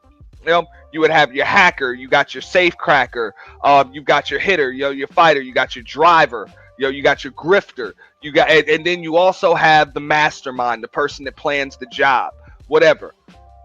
Yeah, the person that plans the job, everybody goes to that, or matter of fact, let's go back to the A-Team. Same shit. It was all that shit followed the same formula. Okay? And he used to say, I love when a plan comes together. Remember that in the A-Team? I love it when a plan comes together. Colonel Hannibal, his job wasn't, it was extremely important, but they couldn't do it without Mr. T's role, without B.A. Baracus. They couldn't do it without the Face Man. They couldn't do it without crazy-ass Murdoch, because the motherfucker could drive anything.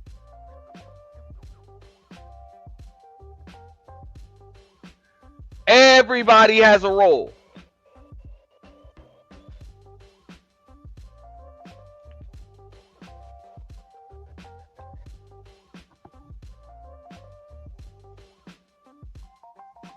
Go ahead, Miss Pearl.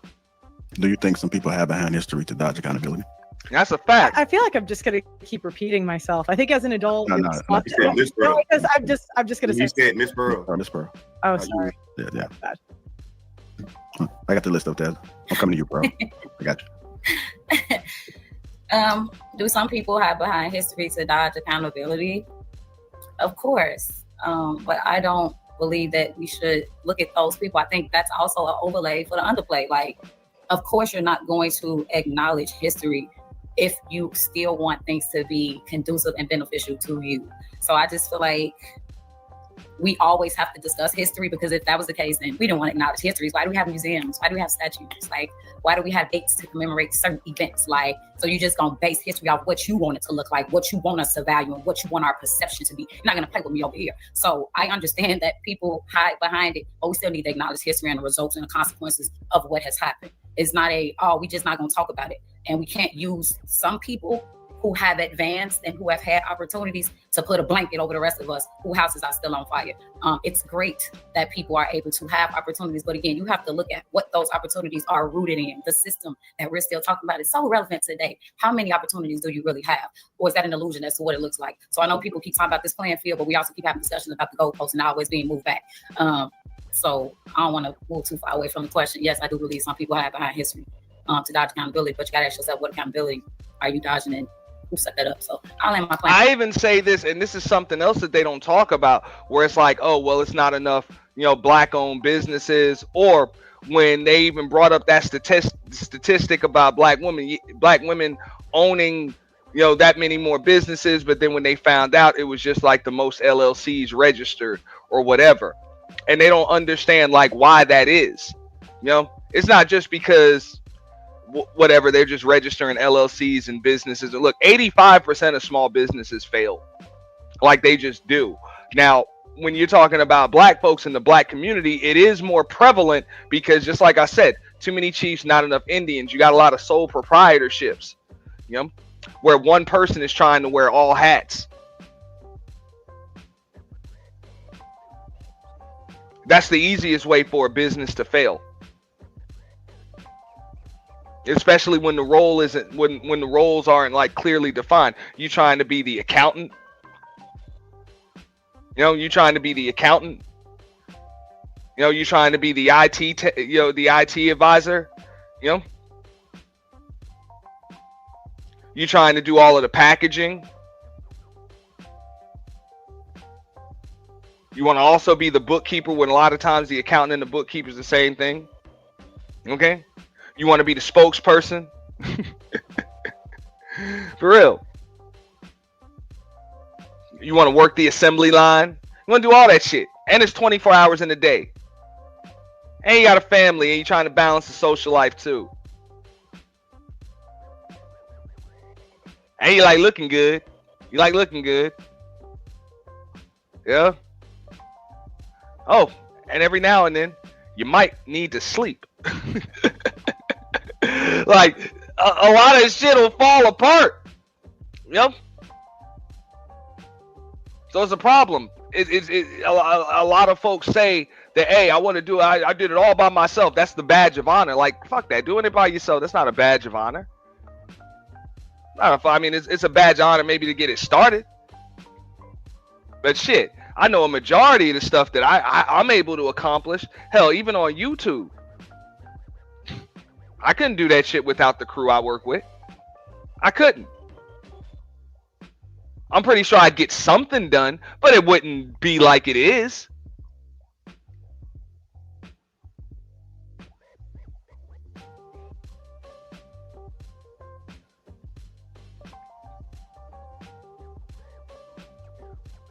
So being able to delegate responsibility is very, very important when it comes to leadership. And that's something that people don't really talk about on these panels enough. They just say, well, men are supposed to be the leaders. I'm like, no, a lot of you niggas are not fit to lead. Unfortunately, I'm sorry.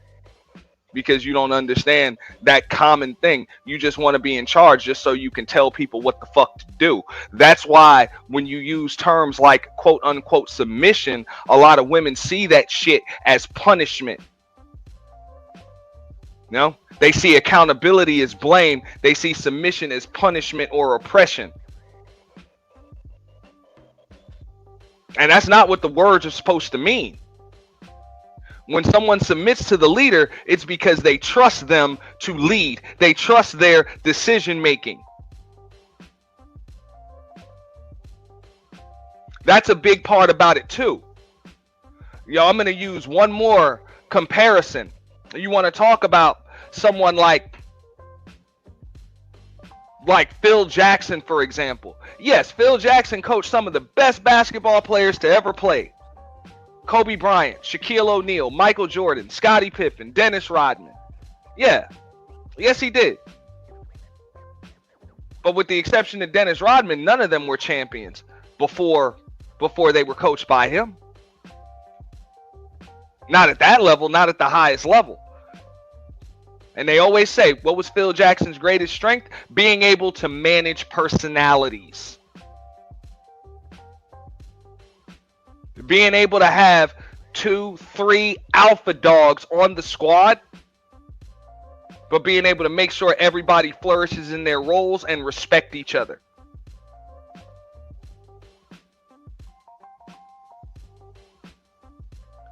Big J, you crazy. Yeah, you crazy.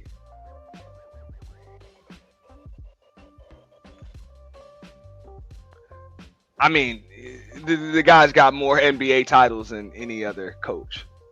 And it's not even close. Like, it's not even close. So, as the coach, not even Red Auerbach has more. So come on, bro. Like, come on. I don't want to talk too much. All right. True, I'll come to you and put another question into play. Can both be true? History hurt us, and we still must own our own choices now. Yeah, I believe both can definitely be true. I think that we're at a place that hopefully we can. And they still say he underachieved. They still say he underachieved. This is one of the reasons why Jerry Buss, had to come to Phil Jackson's house in the middle of the night and pretty much serve up his goddamn daughter to that man, just to get that man to coach Shaq and Kobe in their primes. Because he knew, look, Jerry Buss understood that yes, I have the right crew. Like, I got the right crew. This is a championship crew. But I need the right guy coaching it. Del Harris can't do it for me. Kurt Rambis can't do it for me. He can't get these personalities right. I need the right coach.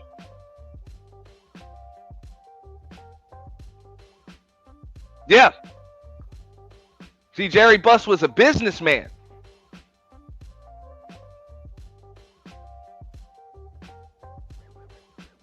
So he understood that shit. I need the right person controlling the maestro, putting everybody in their proper positions, telling everybody how to succeed. Take all the historical facts and things that occurred, build from it. Look it up. So yes, both could definitely be true. There's a lot of good things being laid down tonight.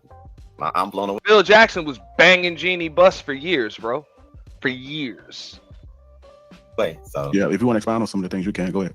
Oh, just the fact that I think the conversation is moving forward great. The ladies are definitely holding down as well as the fellas. It's true. Some of the things that have occurred, unfortunately, in this country, this is manufactured. And I think that for anyone or most of you guys who have done your history, America is an experimental society in itself. A lot of the things that you're seeing, it's false truth. And I think that as a people, we try to stick with what is mostly integral, what's organic. America's a morphed manufactured perspective, and we own the media eye. We own it.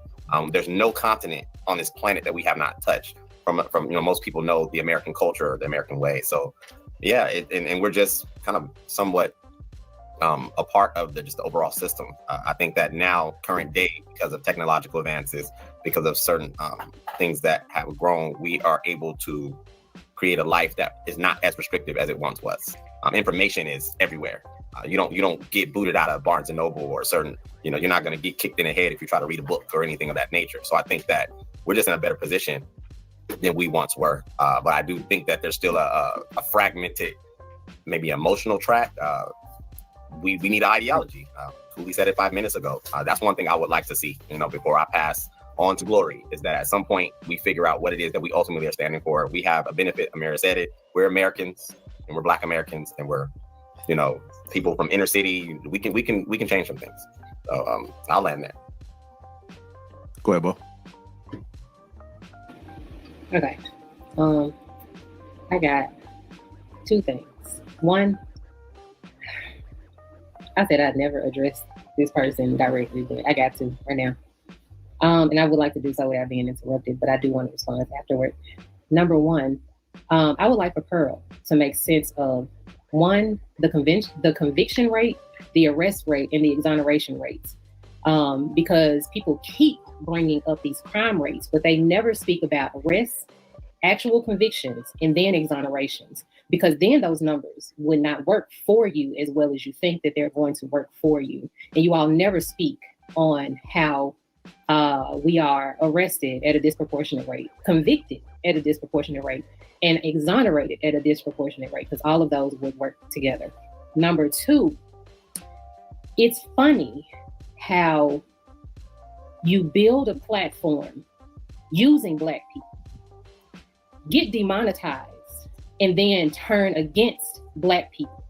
It seems a tad bit retaliatory to me. And I think that you are doing the same thing that the planters did hundreds of years. And that's the perfect word right there. Retaliatory. Absolutely. That bitch is mad. All right. Her niggas left the plantation. Look at pretty intellectual. You know?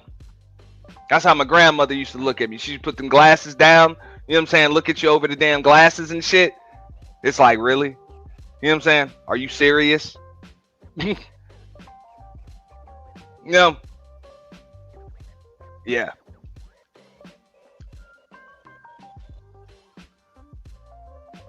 When she look, hey fellas, when she look at you over her glasses, man, she ain't buying that bullshit. So just letting you know, but not real shit. It's extremely retaliatory because, hey, her niggas decided to leave the plantation. After all of what I've done for you, you guys have the nerve to want something for yourself and not want to work for me?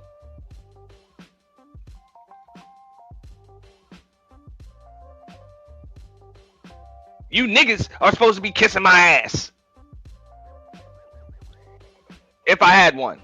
Years ago, you are using the backs of Black people in order to make money, and then you got mad at us when you couldn't make no more money, but you needed us to make more money, so you turned against us and you want to use Black fatigue and crime rates in order to get your money back up.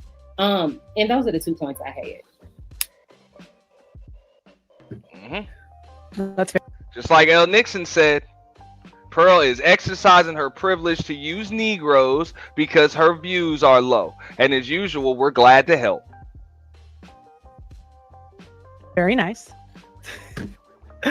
I don't know. You said a lot.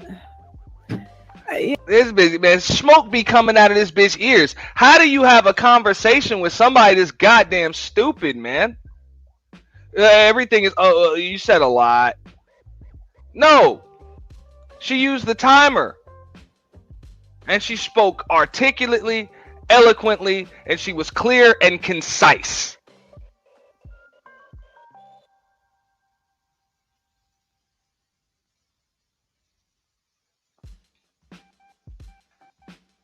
You gotta let me check. I'll check that in a minute, Mahogany. Appreciate you. It's just, I listened to this and I just hear a lot of excuses. I don't really like excuses. I just think as an adult. That bitch said I hear a lot of excuses.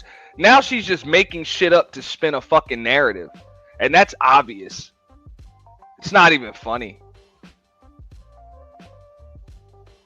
Like real shit, it's not even funny.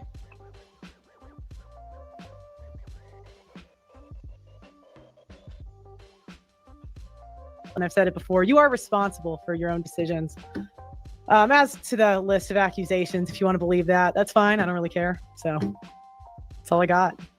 I don't think that's really given much credence. It's very passive aggressive for you to respond in that manner. We're not saying that as a. Hold up, I just checked it, Mahogany. Are you sure you sent it to the right email? Here, I'm gonna give you this one right here.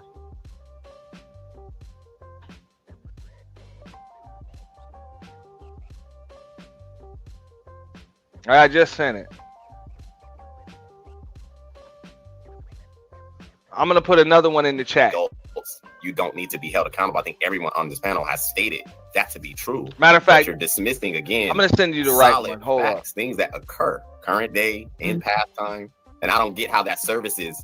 Maybe it's not fair. You're not the white representative of the white community, but you just so happen to be in this panel, and you just so happen to be white. And then you also are making very, very bold claims as to things that we're dispelling. So where I don't think, again, it kind of goes back to the gaslighting. So like, again, you can tell me these things don't exist, and that's fine. Like, white people aren't really going to generally entertain these conversations. Like, they'll just get tired. Oh, we know. I know, and I'm being honest here. Yeah, we know. I'm being honest, and you guys are giving me attitude, which is fine. I get it. It's like a contentious. We're topic, giving you energy. We're not giving you that. No, it's not. It's. I know you're so dry and boring. We're just people of flavor. We talk a certain way. That's why y'all love to put us on your stages. That's why y'all love to give us record deals, because we get that shit lit. And you don't have that ability. So you have to piggyback your value off of what we're doing or not. That's a fact. It's a certain je ne sais quoi. And this is what's annoying. It's like, fuck, I need you, and I need your talent, and I need that that you have about yourself in order to get myself rich. But I still don't like you niggas. Like that's the attitude that they have. And most of us have just accepted that shit. Like, we accepted it because that's the way it is. Because you can't make somebody like you. Can't make somebody like you. But the fact of the matter is, we make you motherfuckers rich.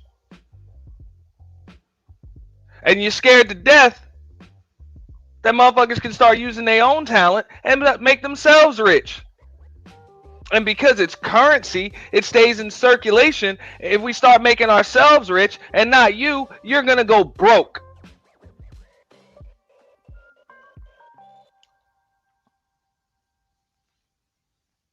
Because if you couldn't, no one would give a fuck about what you're talking about. So I'm going to let my constituents... Go ahead. Illa dropped the F-bomb, but we're going to let him cook, because he went in kind of the way I would have. What up, Candy Cane?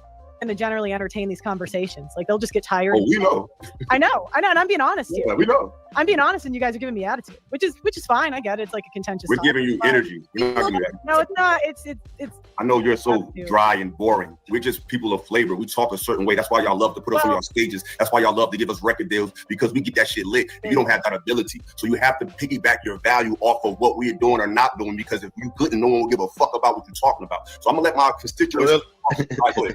No, real quick. I just Trev, you want to go? Okay. If you want, yeah. If you want this, I'm not even gonna hang out. I'm not even gonna hang out too crazy long, but I did want to just come in and say something real quick, right? Because I think y'all not really giving Pearl a fair shake, right? Because in real life, I think she really likes black people. If you know, you know, right? So, but I do want to use Pearl's logic real quick, because all right, let's forget about what we've been talking about in the past. Right. Okay. So look, right. So I want to focus on what's happening right now, right? Like if we're looking at right now and you're looking at the callback rates for potential employees that are black versus white, they have to turn in 50% more applications. That's systematic, right? That's something that we can bitch about like right now, right? Record low unemployment, 5.5% over the last 50 years. It was pretty much double that, right? If we talk about incarceration rates, I know y'all touched on that. And like I said, there are a lot of things that correspond to that shit. But, you know, the unemployment rate is that high because the ownership rate is that fucking low. Yo, if black ownership is low, black employment is going to be low, at least lower than it should be. And instead of complaining that that's not fair, that's something that you can actually make fair. So this is when I start arguing with these niggas about their side of the stats. So if you want to complain that black folks are treated unfairly by white folks, I mean, I wouldn't even disagree with that fucking point. But I would disagree with us complaining about it. Fuck up out of here. If I got a problem with no white folks hiring me, then you know what? It's time for me to hire my motherfucking self. Alright? That's simple. This is America. If nobody's going to give you an opportunity, then it's your job to create one. Now, to Philosophical's point, once black folks have created opportunities, a lot of shit has been sabotaged. This is why history matters. Understandable. Understandable. But it's like that with every fucking demographic. You are going to see more Hispanics hire Hispanics. You are going to see more Asians hired by and working with Asians. Okay? You are going to see more Middle Easterns hired by and working for Middle Easterns. You're going to see the same with Nigerians, other, African nations. Like you're just going to see that there's going to be some level of tribalism, involved when it comes to shit. Just naturally. That's just going to fucking happen. And I know a lot of people, especially in these spaces, like to make that shit like men versus women thing. That's damn sure not the case. Like more men don't just hire men because they're fucking men. Believe it or not, a lot of women get hired by men just because men like to be around fucking women, and a lot of women like to hire men because women like to be around men. Like it just kind of is what it is. So that's why the whole woman versus men argument and debate has been going on for fucking decades on YouTube and shit, and it will continue to go on because it's circular and both sides are making a bunch of bullshit. Like they're just stating a bunch of bullshit. But as far as when you're talking about racial lines, and when it comes to employment, business ownership, hiring practices, all of that, there's usually going to be some semblance of nepotism and who you know and who you get along with. Countrymen are gonna just be more comfortable with each other, like for real, for real. But innocent black people are 7.5 more times likely to be convicted wrongfully of a crime. So that's real. Right, this is what I'm talking about, the systematic shit, right? And the odds, we talked about the deletion rate, but for real, I've heard. Look at it, hey, you see her just typing on that phone. Somebody is texting her what the fuck to say and how to respond and shit right now. You know what I'm saying? She is totally tuned out. So what Trev is saying, what Illa just said, you know what I'm saying, what the Noir chick said up there, she is totally tuned out. She didn't give a fuck. It's the disrespect. Heard many people part their lips who are in this space to say that the exception to the rule is never the rule, right? So 98% of us are not incarcerated. I've never heard anybody horned out on a fact that was 98% ever until we start talking about black people, right? And the odds of a person actually being deleted, you go outside right now, we talk about how bad this is going on, but it's 0.002%. So it's not something that you really have to worry about. Most white people aren't actually being violated by black people. So I would want to know what people would have to say to that, because I feel like we're really honing in on a lot of things that black people are doing, but we are actually moving in the right direction. We understand that there's work to do, but for us to be ridiculed in such a way, it sounds crazy to me. Wait, what was the? I'm sorry, I'm distracted by Amira and her little sexy secretary glasses. She done just throw out. Are you sure? I was trying to copy Pretty Intellectual. I was trying. So Trev, were you agreeing with her or disagreeing? I think that's where I kind of got lost. It sounds like you you got lost in that? Did you hear the stat that I just read on? Yeah, how'd you get lost in that? That was sarcasm, bro. That was in the beginning was sarcasm. I can tell you what it is, the callback rate, black versus white. I don't, again, if you're an employer and you hire black people and you're out of 5 black people, one was lazy, one stole from you, and one did X, Y, and Z. You're gonna be less likely. One called you a colonizer. In the future, you may be less likely to hire them. Again, it's if that's the reputation of the group, people do adapt because it's very expensive.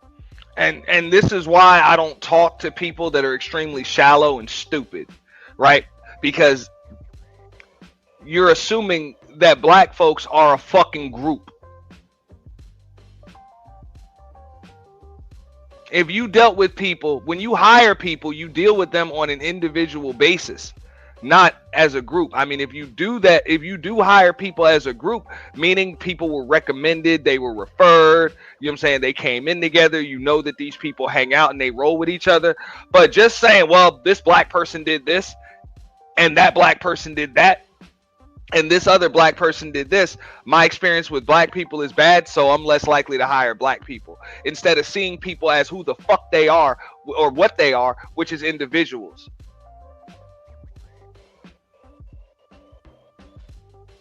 Most black people can tell you that they've had some pretty fucked up experiences when it comes to dealing with certain white folks.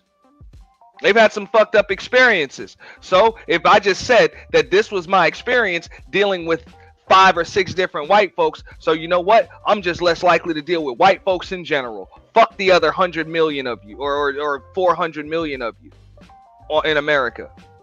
And I just said a fucked up number. I think it's more like 200 million, something like that. But either way, what up, Frida Green? Either way, if I said that, you'd be like, nah, that was an experience with that one person. I'm not like them. And, you know, my homegirl's not like her. And, you know, my dad's not like her. And, you know what I'm saying? Like, we're different. We're individuals. That's what the fuck Pearly would likely say. That was just yeah, there are some bad fucking people of all fucking races and demographics. And it's fucked up that you had those experiences with them. And I hope you can, you know, be a better judge of character, you know, next time. And you don't deal with people that's going to give you that experience. That's not a skin tone thing. You know, that's not a color thing. That's not a race thing. Some individuals just have bad habits. When they say black folks are always late, nah, all black folks aren't always late. I know a lot of black folks that are always fucking early. That are always early, always prepared. Never miss an appointment. Work diligently. I know a lot of them. But I also know some lazy ass niggas. Lazy niggas that are always late. Yeah, I do know some. But I also know some white folks like that. That, hey, you tell them you need to be somewhere at 8 o'clock. They ain't showing up till 8. They are not coming through that door till 8:05. Those are individual qualities and characteristics. Like laziness, disrespect,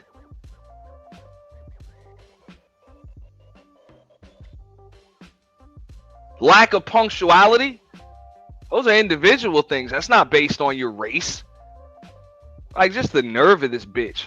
To hire an employee, that doesn't work out. Like, you have to pay them for months, and it's just. Can I ask a question? Yeah, so we're talking about the whys, right? If we're talking about the whys, this is what the reason why I brought that up is the why. We're saying, why are you feeling like black people aren't up to par? The reason why is because there's actually systemic racism going on. That's a real thing. Trev, she spoke about the why. She talked about pattern recognition. But the thing is, if she's being logically consistent, she would have to say the probability is much higher for other white people to build up a bigger pattern recognition of other white people. So therefore, they'll probably have either the same or more negative accounts with other white people. If we're being honest, like, think about if the white person is the head of the company, they're hiring more whites anyway. So then therefore the probability is higher for them to have negative experience with more white people rather than black people. So she is going, pattern recognition is a real thing. Pattern recognition, we all utilize it, and it helps us to, you know, not make the same mistakes that we made before. You get what I'm saying? It helps us with many different things. But I think that's the part that she was speaking about the why, Trev, but it was just different from the why you were. Look, I understand. Yeah, you do recognize pattern recognition, but if the only thing you're going to look at is people's race when it comes to pattern recognition, then I'm going to tell you, you're an extremely shallow idiot.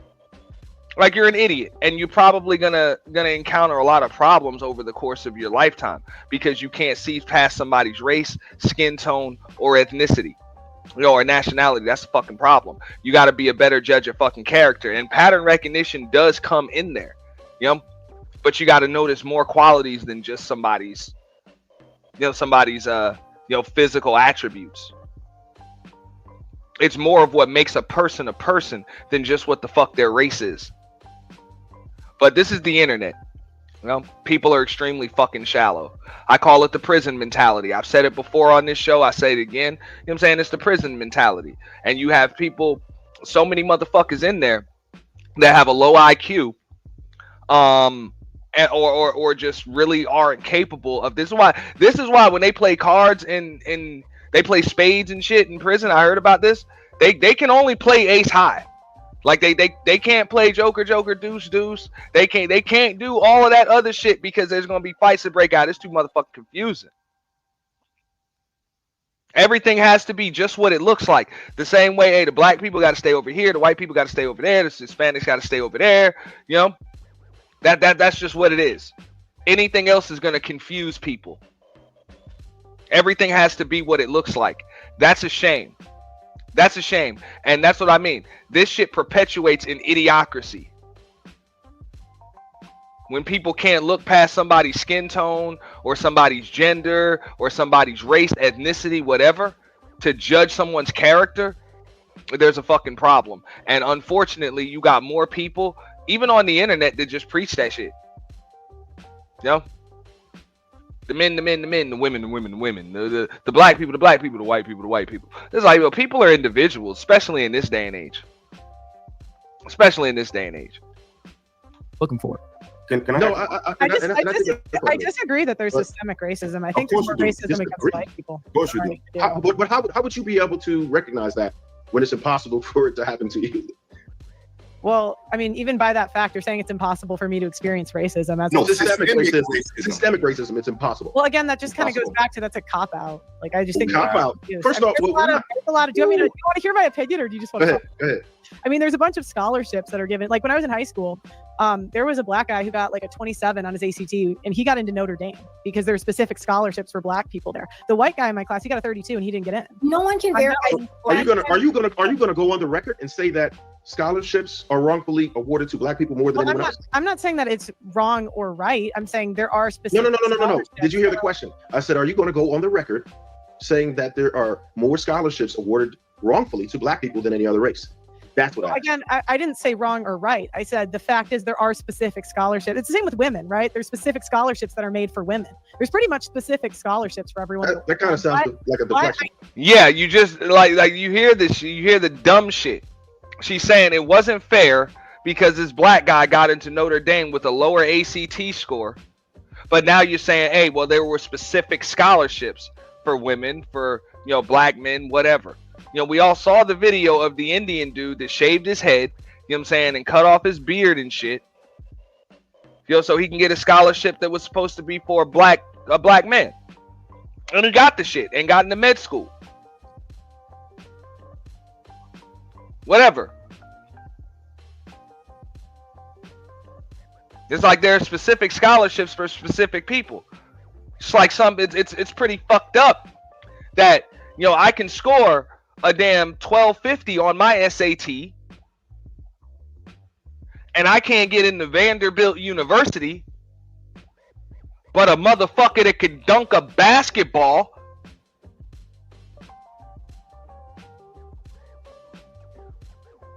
and barely got the score that they give you to spell his own name correctly was able to get in. Isn't that about a bitch? It's fucked up. But that's the way it is. He got an athletic scholarship. He got an athletic scholarship.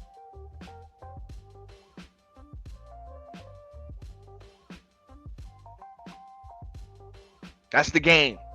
Exceptions are made for the exceptional. I did really enjoy today, but my boyfriend, I told him I'd be done by 10, so I do have to go. I bet. As soon as I showed up, I am the boogeyman. Yeah, and that's the part we wanted to get to. As soon as Marquette, Satan's Sinner, hits the panel, soon as he hits the panel, she is out. Like, she is gone. Get in. No one can. Like, hey, Trinity, you tell him, like, this is old school shit, man. You know how we used to run down on motherfuckers, man. This is how you just run down, man. Hey, just pop up. Bomb! Out of nowhere. Just pop up. And watch everything change.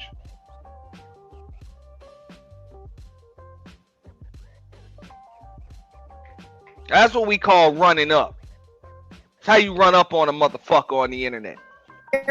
Are you gonna go on the record and say that scholarships are wrongfully awarded to black people more than anyone else? I'm not saying that it's wrong. And if I were Marquette, I ain't gonna lie. I would run down on that bitch on every fucking panel she's on. I would put an APB, and y'all know I'll do it because I've done it before. I would put an APB out and a real bounty on that bitch head and be like, look, I'm goddamn paying money. Y'all hit me up. You tell me where that bitch is at. I'm running up every time she's there. Every fucking time. And I don't care. You send me the fucking link. First motherfucker to send it to me gets cash. Second motherfucker, I'll send half of that. I can't pay everybody.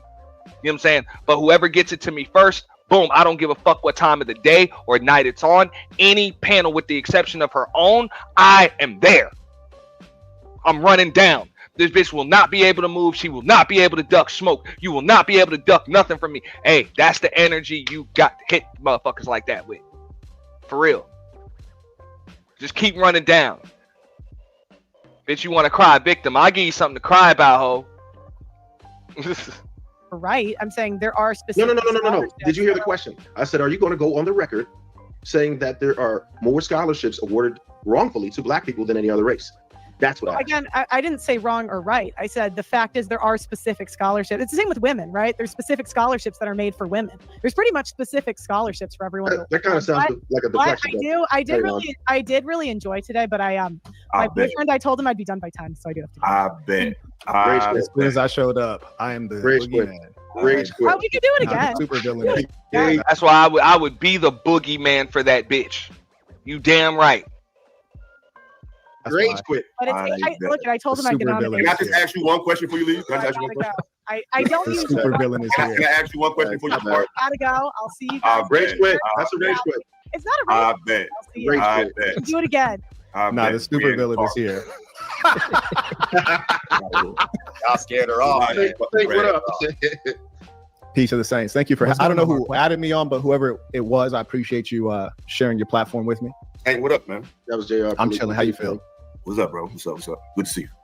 So Marquette Appreciate was you. live reacting to it. I didn't really get to listen to it so much, but I was live as well. That's why I was a little bit late to the panel. I was live streaming, and I shared it on my live. And then a lot of people, if you've seen like the numbers went up on the Lapeef Network live, because I told everybody from my live to come on over. Then they told me that Marquette was live watching. So I'm like, Quette, come on in. So that's why we're here now. But yeah, man, what's the topic? Where's the moderator for this one? Can I just ask y'all a question? For sure. Go ahead. It's just because I she gone now, so we it's us now. We have to cook out. So my thing is this: I'm tired of people telling black people when to start taking history in account. It's like they have a start date. Like, we only going to deal with you post 75, and we're just going to focus on how do you critique of people after every complete atrocity has happened to them, and try to evaluate that in a 30-40 year span when they're recovering from something that took eons. That just doesn't make any sense to me. And the fact that they're trying to attack us behaviorally, character-wise, while discarding eons of cannibalism, child pee, beastie, like, why can't we take into account anything when we're in genocide? Okay, genocide, mass homicide, all of that shit.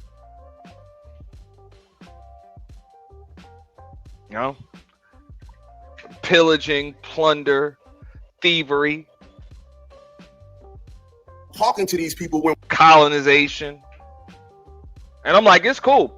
I don't hold living white folks accountable for the shit that was done 100 fucking years ago.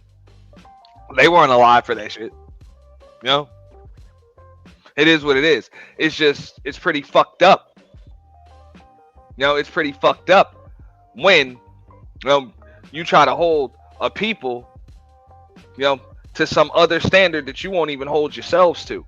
That's pretty much the point that I think everybody wants to make. It's like, look, before you hold black folks to any fucking standard, what standard you holding your people to? Because look, fuck out of here. Yeah, just like he said, you got eons, hundreds of years, documented history of just fucked up shit. Fucked up shit. Like I said, homicide, genocide. He said bestiality, cannibalism. Of course, colonization. All types of shit.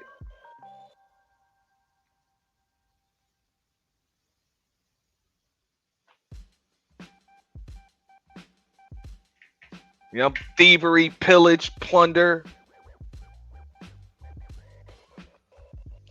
Systematic oppression.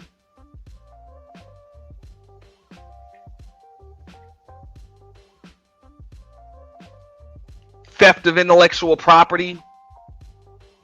When everything that we're doing is just a byproduct of what happened to us. Not saying everything you do is because what happened to slavery, but this is post-grand, life-altering atrocities.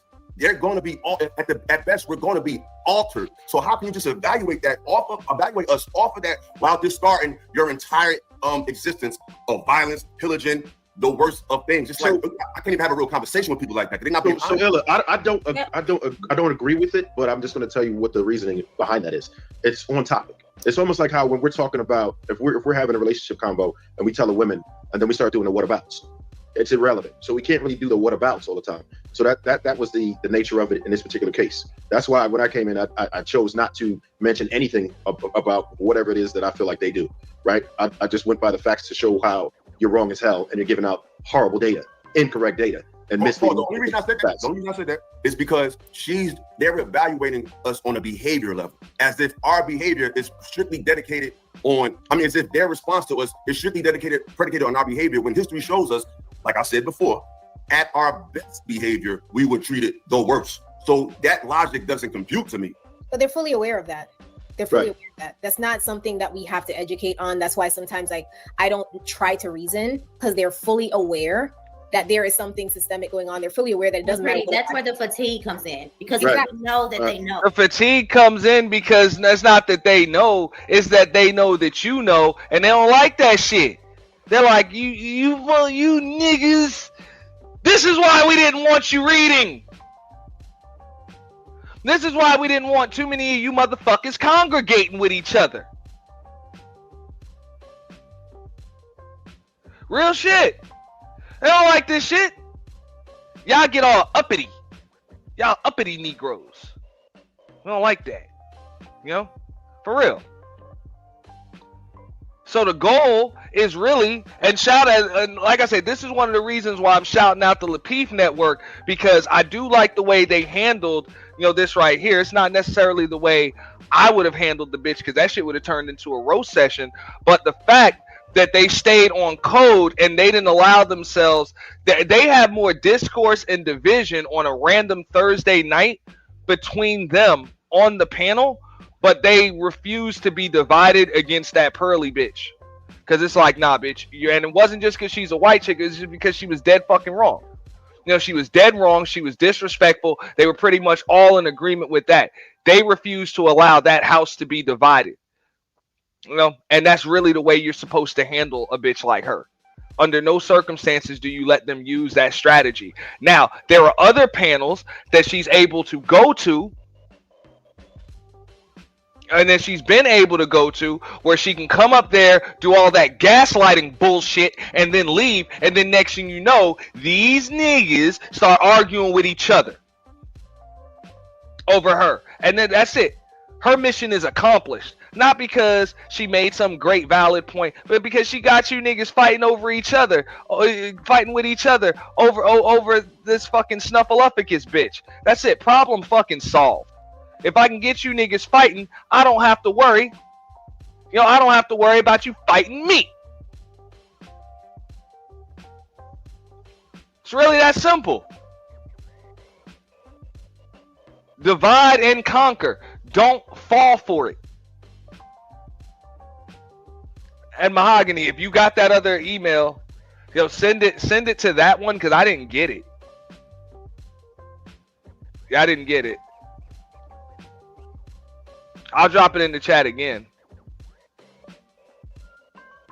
Cause I still didn't. I'm checking it now as we speak. Oh no, never mind. Don't do it. I got it.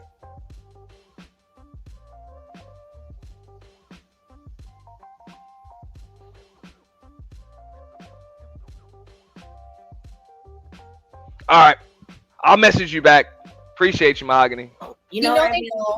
It's one of those things where that's why I try to exercise stoicism, because what's the point of letting you get me riled up when I know that there is a systemic backing for this, because you can understand it in every other realm but this one, and you're purposely being obtuse. That's why it's kind of Also, all right, so real quick, we got to get Satan in there, and then Sweeney, you up right after. And I think Cooley touched on it when he said it's the guilt. They feel guilt. No, they it's don't. The guilt that they So go ahead. That's not what I said, though. Yeah, that's not what I said. Hold on, y'all. Just a sec. Saint got the floor, then we're gonna go to Sweeney, and then Cooley, I guess if you want to go after that. Yeah, for sure. I appreciate that. Thank you very much for yielding the floor. I do want to state, before I left my stream, I especially came here because I wanted to catch Pearl. And before I left the stream, I said, hey, my team had reached out to her and she agreed 2 times and backed out. I said, if I showed up on that panel, she's going to run. I said that before I came over. As soon as she saw my face, she's like, actually, you know, the tea is boiling. And Shorty got up out of here so quick. But with regards to the specific question, I just want that to be stated for the record, because all of these white supremacists. That's why next time, next time you pop up off rip. Even buy the panel spot if you have to. That's it. Fuck that. You know, I would keep running down on that chick, man. If I were him. I personally don't give a shit. But just like he said, his goal was to catch Pearl. Nah, man, you just keep running down on that bitch. Make it so that bitch cannot move. Greatest intellect we've ever seen. And then instead of using, and that'll be that would be the new story. That would be the new story around fucking the internet, social media, or whatever. All that shit she talking about black fatigue and all of that other shit, trying to talk to black folks about black fatigue. It's like, well, why you keep ducking Saint? Why you keep ducking Marquette? Every time he run down on you, you dip. You would have every creator trying to organize the damn debate. You debated Andrew Wilson. You showed up on Fatties. You went to the Lapeef network. You've been on Pierce Moore. You've been everywhere. Why you quit ducking, ho? Statistics, data, and studies. They keep on telling you what their experience was. Well, my experience with black people, I thought that was insane, because I'm like, I grew up in a ghetto. All my family's black, and I barely see any black people. How do you see that many black people? I gotta organize an event to be around black folks. So they're using anecdotal lies. But to the point of the guilt, white folks don't feel any guilt. And one thing that we have to start doing is what you guys didn't pull out. And I was listening, mind you, this was a great conversation. I really enjoyed it so much that I decided to react to it as much as I can. So my commendations to all of you. But when she's talking about black fatigue, she's essentially suggesting that there's something wrong in the black genetics. Our DNA provides a propensity to violence. We're fundamentally bad people. And when you say there's something wrong with the DNA, you can't train people out of that. You can't educate them out of that. And she was even sly enough to say, not you, Cooley, you're cool. Which I was like, what is this, a TV show? Like, this is crazy. So the fact of the matter is that when they have identified your genetics as problematic, now they're providing the explanation as to why you can be eradicated, because they're doing it for the good and the peace of the society. Because you're the devil, you're the problem, so they're just gonna get you out the way, because we tried to reform them. We gave these black folks 300 years in America and they still ain't acting right. The problem with these people is this. They'll point out the violence in our genetics and they'll use their crime data, but they never acknowledge their crimes because their crimes are not recorded as such. One of the things I wanted to ask her is, how many people have black folks killed in 2025? She wouldn't know the answer, but I'd give her time. She'd go check the answer. Then I'd say, okay, how many folks have white people killed in 2025? And she'd go check the crime statistics, and then she'd come back with some very low number. And I say, okay, well, don't forget the 250,000 people with the Russia-Ukraine situation. Don't forget the 100,000 people with the Israel-Palestine situation. On. It's like when they commit murder, it's not a crime. For example, Donald Trump killing the people who are. Marquette, you muting yourself. You in and out, bro. Damn. Yeah, your shit cutting a bit. It's cutting a bit. Your microphone is muted. It's cutting out. All right, so I ain't gonna lie, I hate that shit, man. Sometimes, man, you got all this equipment and shit running, but you got that normal motherfucking internet in the motherfucking house, man. Shit start glitching and shit, just like shit was glitching earlier. I ain't gonna lie to you, I was trying to play poker and shit on the computer while I was still doing this stream, trying to multitask a little bit, and then StreamYard started glitching. You trying to run a lot of different programs at once, and shit be a motherfucker, man. Shit be a motherfucker.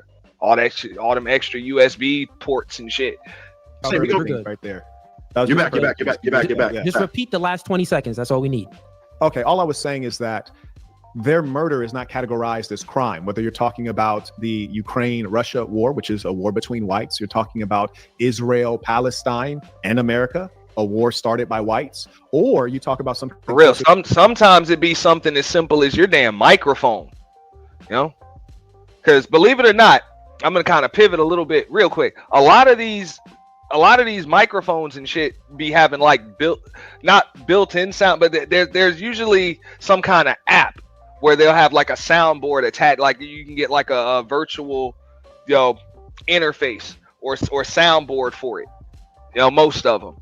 So usually, if you're gonna cop one of these damn $400 or $500 mics, $600-$700 mics, some motherfuckers shit is more expensive than that. There's gonna be some app to come with it too. That shit always be running as long as your shit is plugged in. That shit'll take up a lot of bandwidth too. Shit annoying. The home when you see those folks in those boats leaving out from Venezuela, allegedly or supposedly narcotraficantes and their drug mules. Why didn't they get a trial? But why didn't Muammar Gaddafi get a trial? Why didn't Osama bin Laden get a trial? So they're Saint, real quick, Saint. Your joint's cutting out right now, but listen, that's crazy. We're gonna try to be sensitive. It came back. I can hear you now, but we got to be sensitive of those words. You're not cursing or anything, but you know those words that'll get you banned. Okay, So, got you. My yeah, apologies. small Hey, hats. the floor. Yeah. Right. All right, bet. Sweetie, you up? Shout out to Bo, because man, was talking and those were the questions I had. I literally was about to say that. I was about to be like, shout out to Bo. But so some things that she said that, especially regarding scholarships, right? Over 75% of scholarships go to white people, despite them only being 60% of the population. With all the affirmative action and DEI and everything else you want to talk about, black people still only get about 11% of scholarships. All right, so just my 5 cents and Princess Cammy do my AI and my graphic, or they do my AI for me. So what you see here is pretty much a combination of all different stuff. A lot from different people. I kind of just put it all together. But yeah, as far as like my AI visuals, probably about 90% of those come from Princess Cammy, and then animations come from just my 5 cents. Oh yeah, I mean I don't yeah, you talking about DE Nicole, she does a lot too. She does a lot on her channel, and she's helped me out with a lot of things too, which is the percentage of our population, so to speak. So even with all this help you claiming that we get, it only amounts to our population. But yet you are getting disproportionately the amount of scholarships, and you're saying that you're being systematically discriminated against? Make that shit make sense. Also, again, shout out to Bob. I wanted to address this. And I said this in the back chat. Well, I said, me and Bo was talking about it. This is how it came up, because I was like, I find it interesting that she only has black fatigue after she got demonetized, after she pissed off black people. When she invited a white racist on the show, and then she got demonetized, and then the black people on her show stopped fucking with her. Now all of a sudden you got black fatigue. It seems opportunistic and retaliatory. That's what I said. It seemed like you rode the opportunity to shit on black people because you invited this white racist on your show, and black people stopped fucking with you, and you decided, there's a bag in this. Hey, look, I understand. Hey, JR, shout out to you. I understand. The numbers. It's going crazy right now in the chat. But goddamn, sometimes we don't need to invite white people into a conversation about what goes on with us. Who gives a fuck what Pearl has to think about what black people are doing? Sweetie. Hold on, wait. You was fucking with us tooth and nail. You had black people on your show. They was running your show. They was the only entertaining thing about your show, because you wasn't that entertaining. There wasn't nobody there to listen to what Pearl had to say about relationships. It was all about the guests that she had on her show, which was mostly black people. So Sweetie, I don't really want to speak for JR per se, or definitely don't want to question what it is. But at the end of the day, it's a topic that there's a feeling that a lot of people have. And if you want to... Yeah, truth. You're going to have to hit me up. Let me know what you need, and I'll make sure you get the right information. Because I deal with a few different people for different stuff, so I'm going to make sure I give you the right info. Just hit me up later. Understand what this actually is. Sometimes you have to hear from the horse's mouth. And you challenge ideas. And none of us are afraid of these types of conversations. Sometimes you have to take on the enemy head on, if that's what that is, right? So my question though is, who asked white people? Nobody said, white folks, you got black fatigue? Why? Nobody asked them. Just like no one asked them to redefine the word woke, the fact of the matter is that colonization is in their nature. So when we sit here and talk about epigenetics, I think thievery. That's a good point. I told you, I know why I would have let her in, and that's just to kick her in her ass and send her the fuck back out. Feel me? That's it. You know, and make her an example, a public example of how disrespect will not be tolerated. And I don't give a fuck how many subs you got. All right?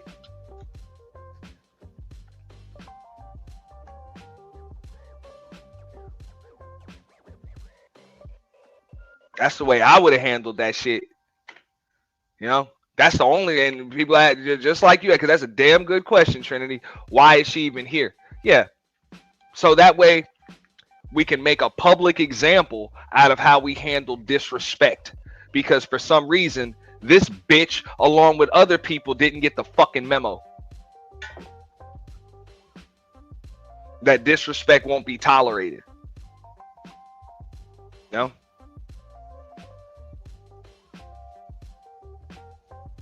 So as long as I handle your ass proper, we handle your ass fucking properly today, and we do that shit publicly. It's like, hey, when it comes to business, I ain't gonna lie, I've had to do this shit, and I don't fucking regret it. Sometimes you just gotta fire somebody in front of people.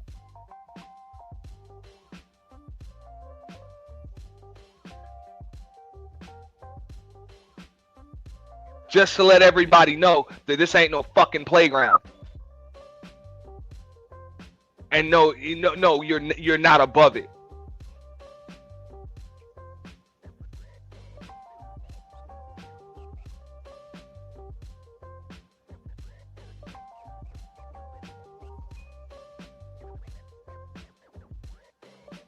Or what they say, when you're dealing with the bully, when the kids used to have to deal with the bully, you know?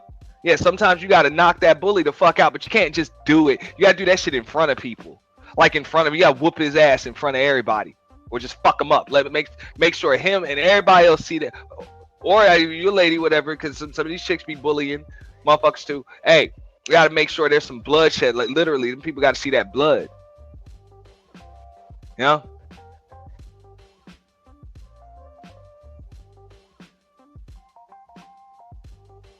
Because you don't want this to be some story that comes out and then next thing you know, nobody knows who won or what happened or anything. Nah, fuck that. Enough people saw that shit.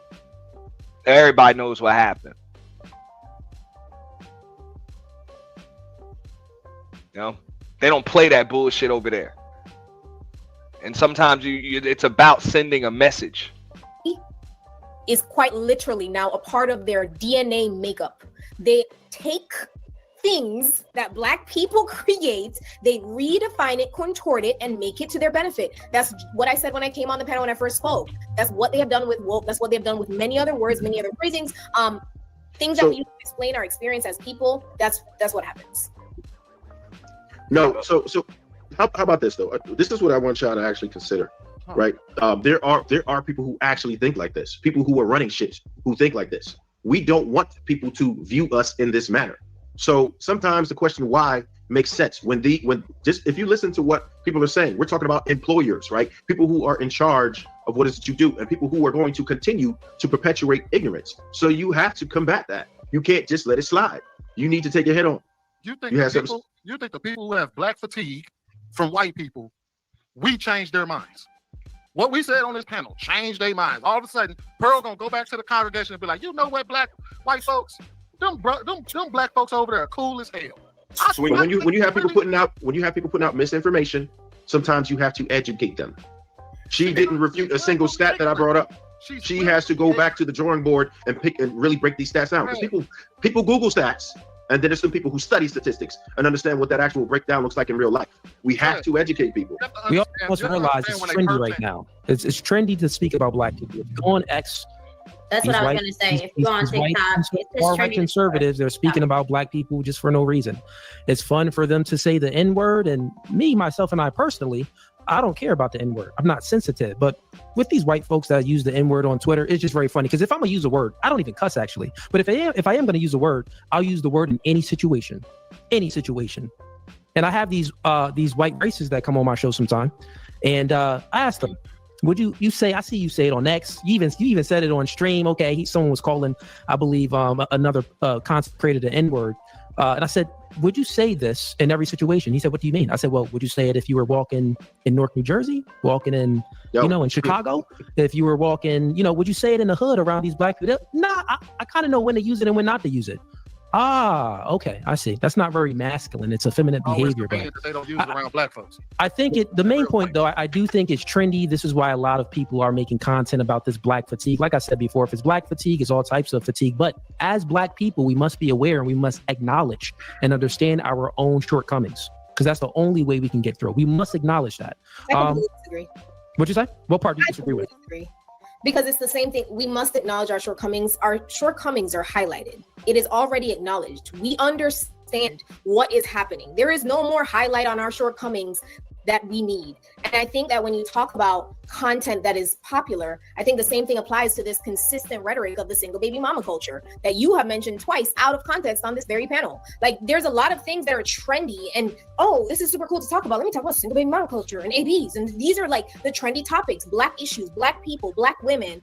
There is no kind of solution that is wanted. It is simply to gain content. It is simply to grift. It is simply to make money off of talking about these issues that we deem to be trendy. That's okay. So let's make a clear distinction from what you said, right? So you're saying you're putting things in a monolith. Like, there's no solution to talk about this content. You're saying as if people aren't giving prescriptions for things. Now, you can give a descriptor where you can speak about a problem, and I think that the people that do that, they're doing it just for content. But when there's content creators where they can observe and speak about a descriptor, but also give a prescription like I always do. If I'm giving a descriptor, I tend to give a prescription as well. So if I'm speaking about single mothers, if I'm speaking about black people, if I'm speaking about white people, I tend to always do both. Got it. All right, we're gonna Illa. Can you go ahead? We got Illa, Saint, and Aisha. Go ahead. I just want to say to what Sweeney said, I think we need to have those people on these channels, not to convince them of anything, but to remind us why we need to stop fighting. Because these issues that we have amongst each other, these ills we have amongst each other, look how unified we are tonight. Look how much we be going on that, and now tonight we all on one accord. This was a reminder of what we really need to be on. Not saying we got an enemy, we need to hate them. I got some good black white folks I know, but our issues stem from a people, and they need to see that these issues we have with each other, this is the root. This mentality, people that think like her, this is the root cause of why where we are. And like Marquette said, when he brought up the genetics, they are alluding to that, which would make you have to go to history, because if you go to history, you will see a behavior pattern based on their specific genetics that has always been the same. And I digress. All right, I'm gonna actually end it right there, man. This was fun, man. I've been up here for 4 hours. I thought about opening a panel. I'm actually not going to do it today. I've got some stuff to do, but I do appreciate everybody rocking with your boy. Maybe we can engage in some of this discussion, a little bit later on in the week. But as far as the Sunday show, we are done with just Pearly. Shout out to Illosophical. The way he ended it was right on the fucking money right there. That's what I've been saying since the beginning. I don't know if Brownie Ellie is still in the clouds or whatever. She know when she said I've been consistent. Look, divide and conquer is a tried and true strategy. And that's why I said shout out to the Lapeef network for not falling for that bullshit. Because as soon as that bitch comes to your panel and then you guys start fighting over how the fuck you're supposed to deal with her, then she won. And trust me, this isn't just a black versus white thing or anything like that. That was the Lapeef network acting as a crew, as a space. Like I say, before there's going to be race loyalty, there's got to be space loyalty. And when I say your space, that means your fucking group. Off rip.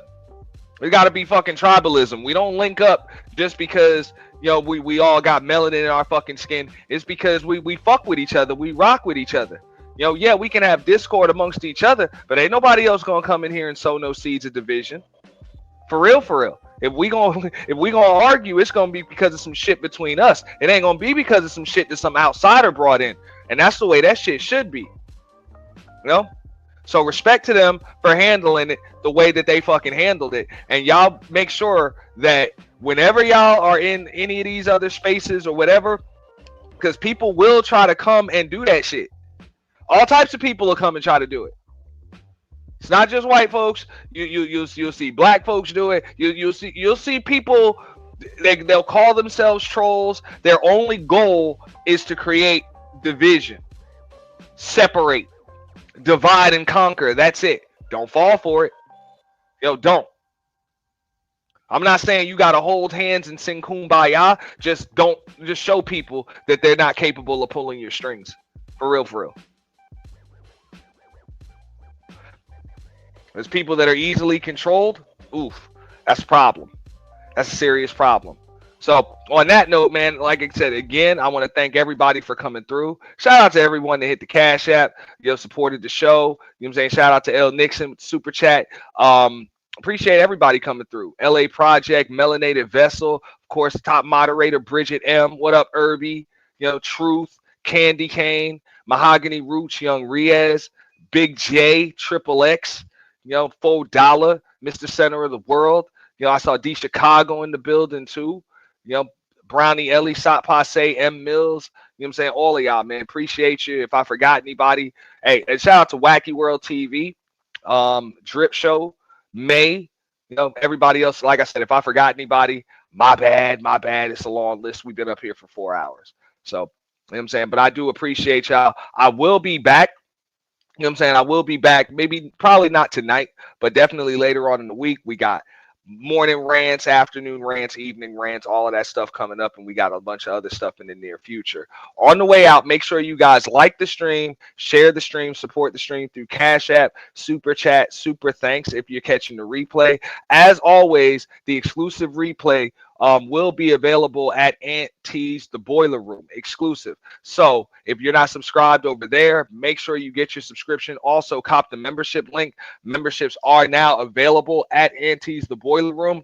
Definitely exclusive content coming up. And we appreciate all of y'all.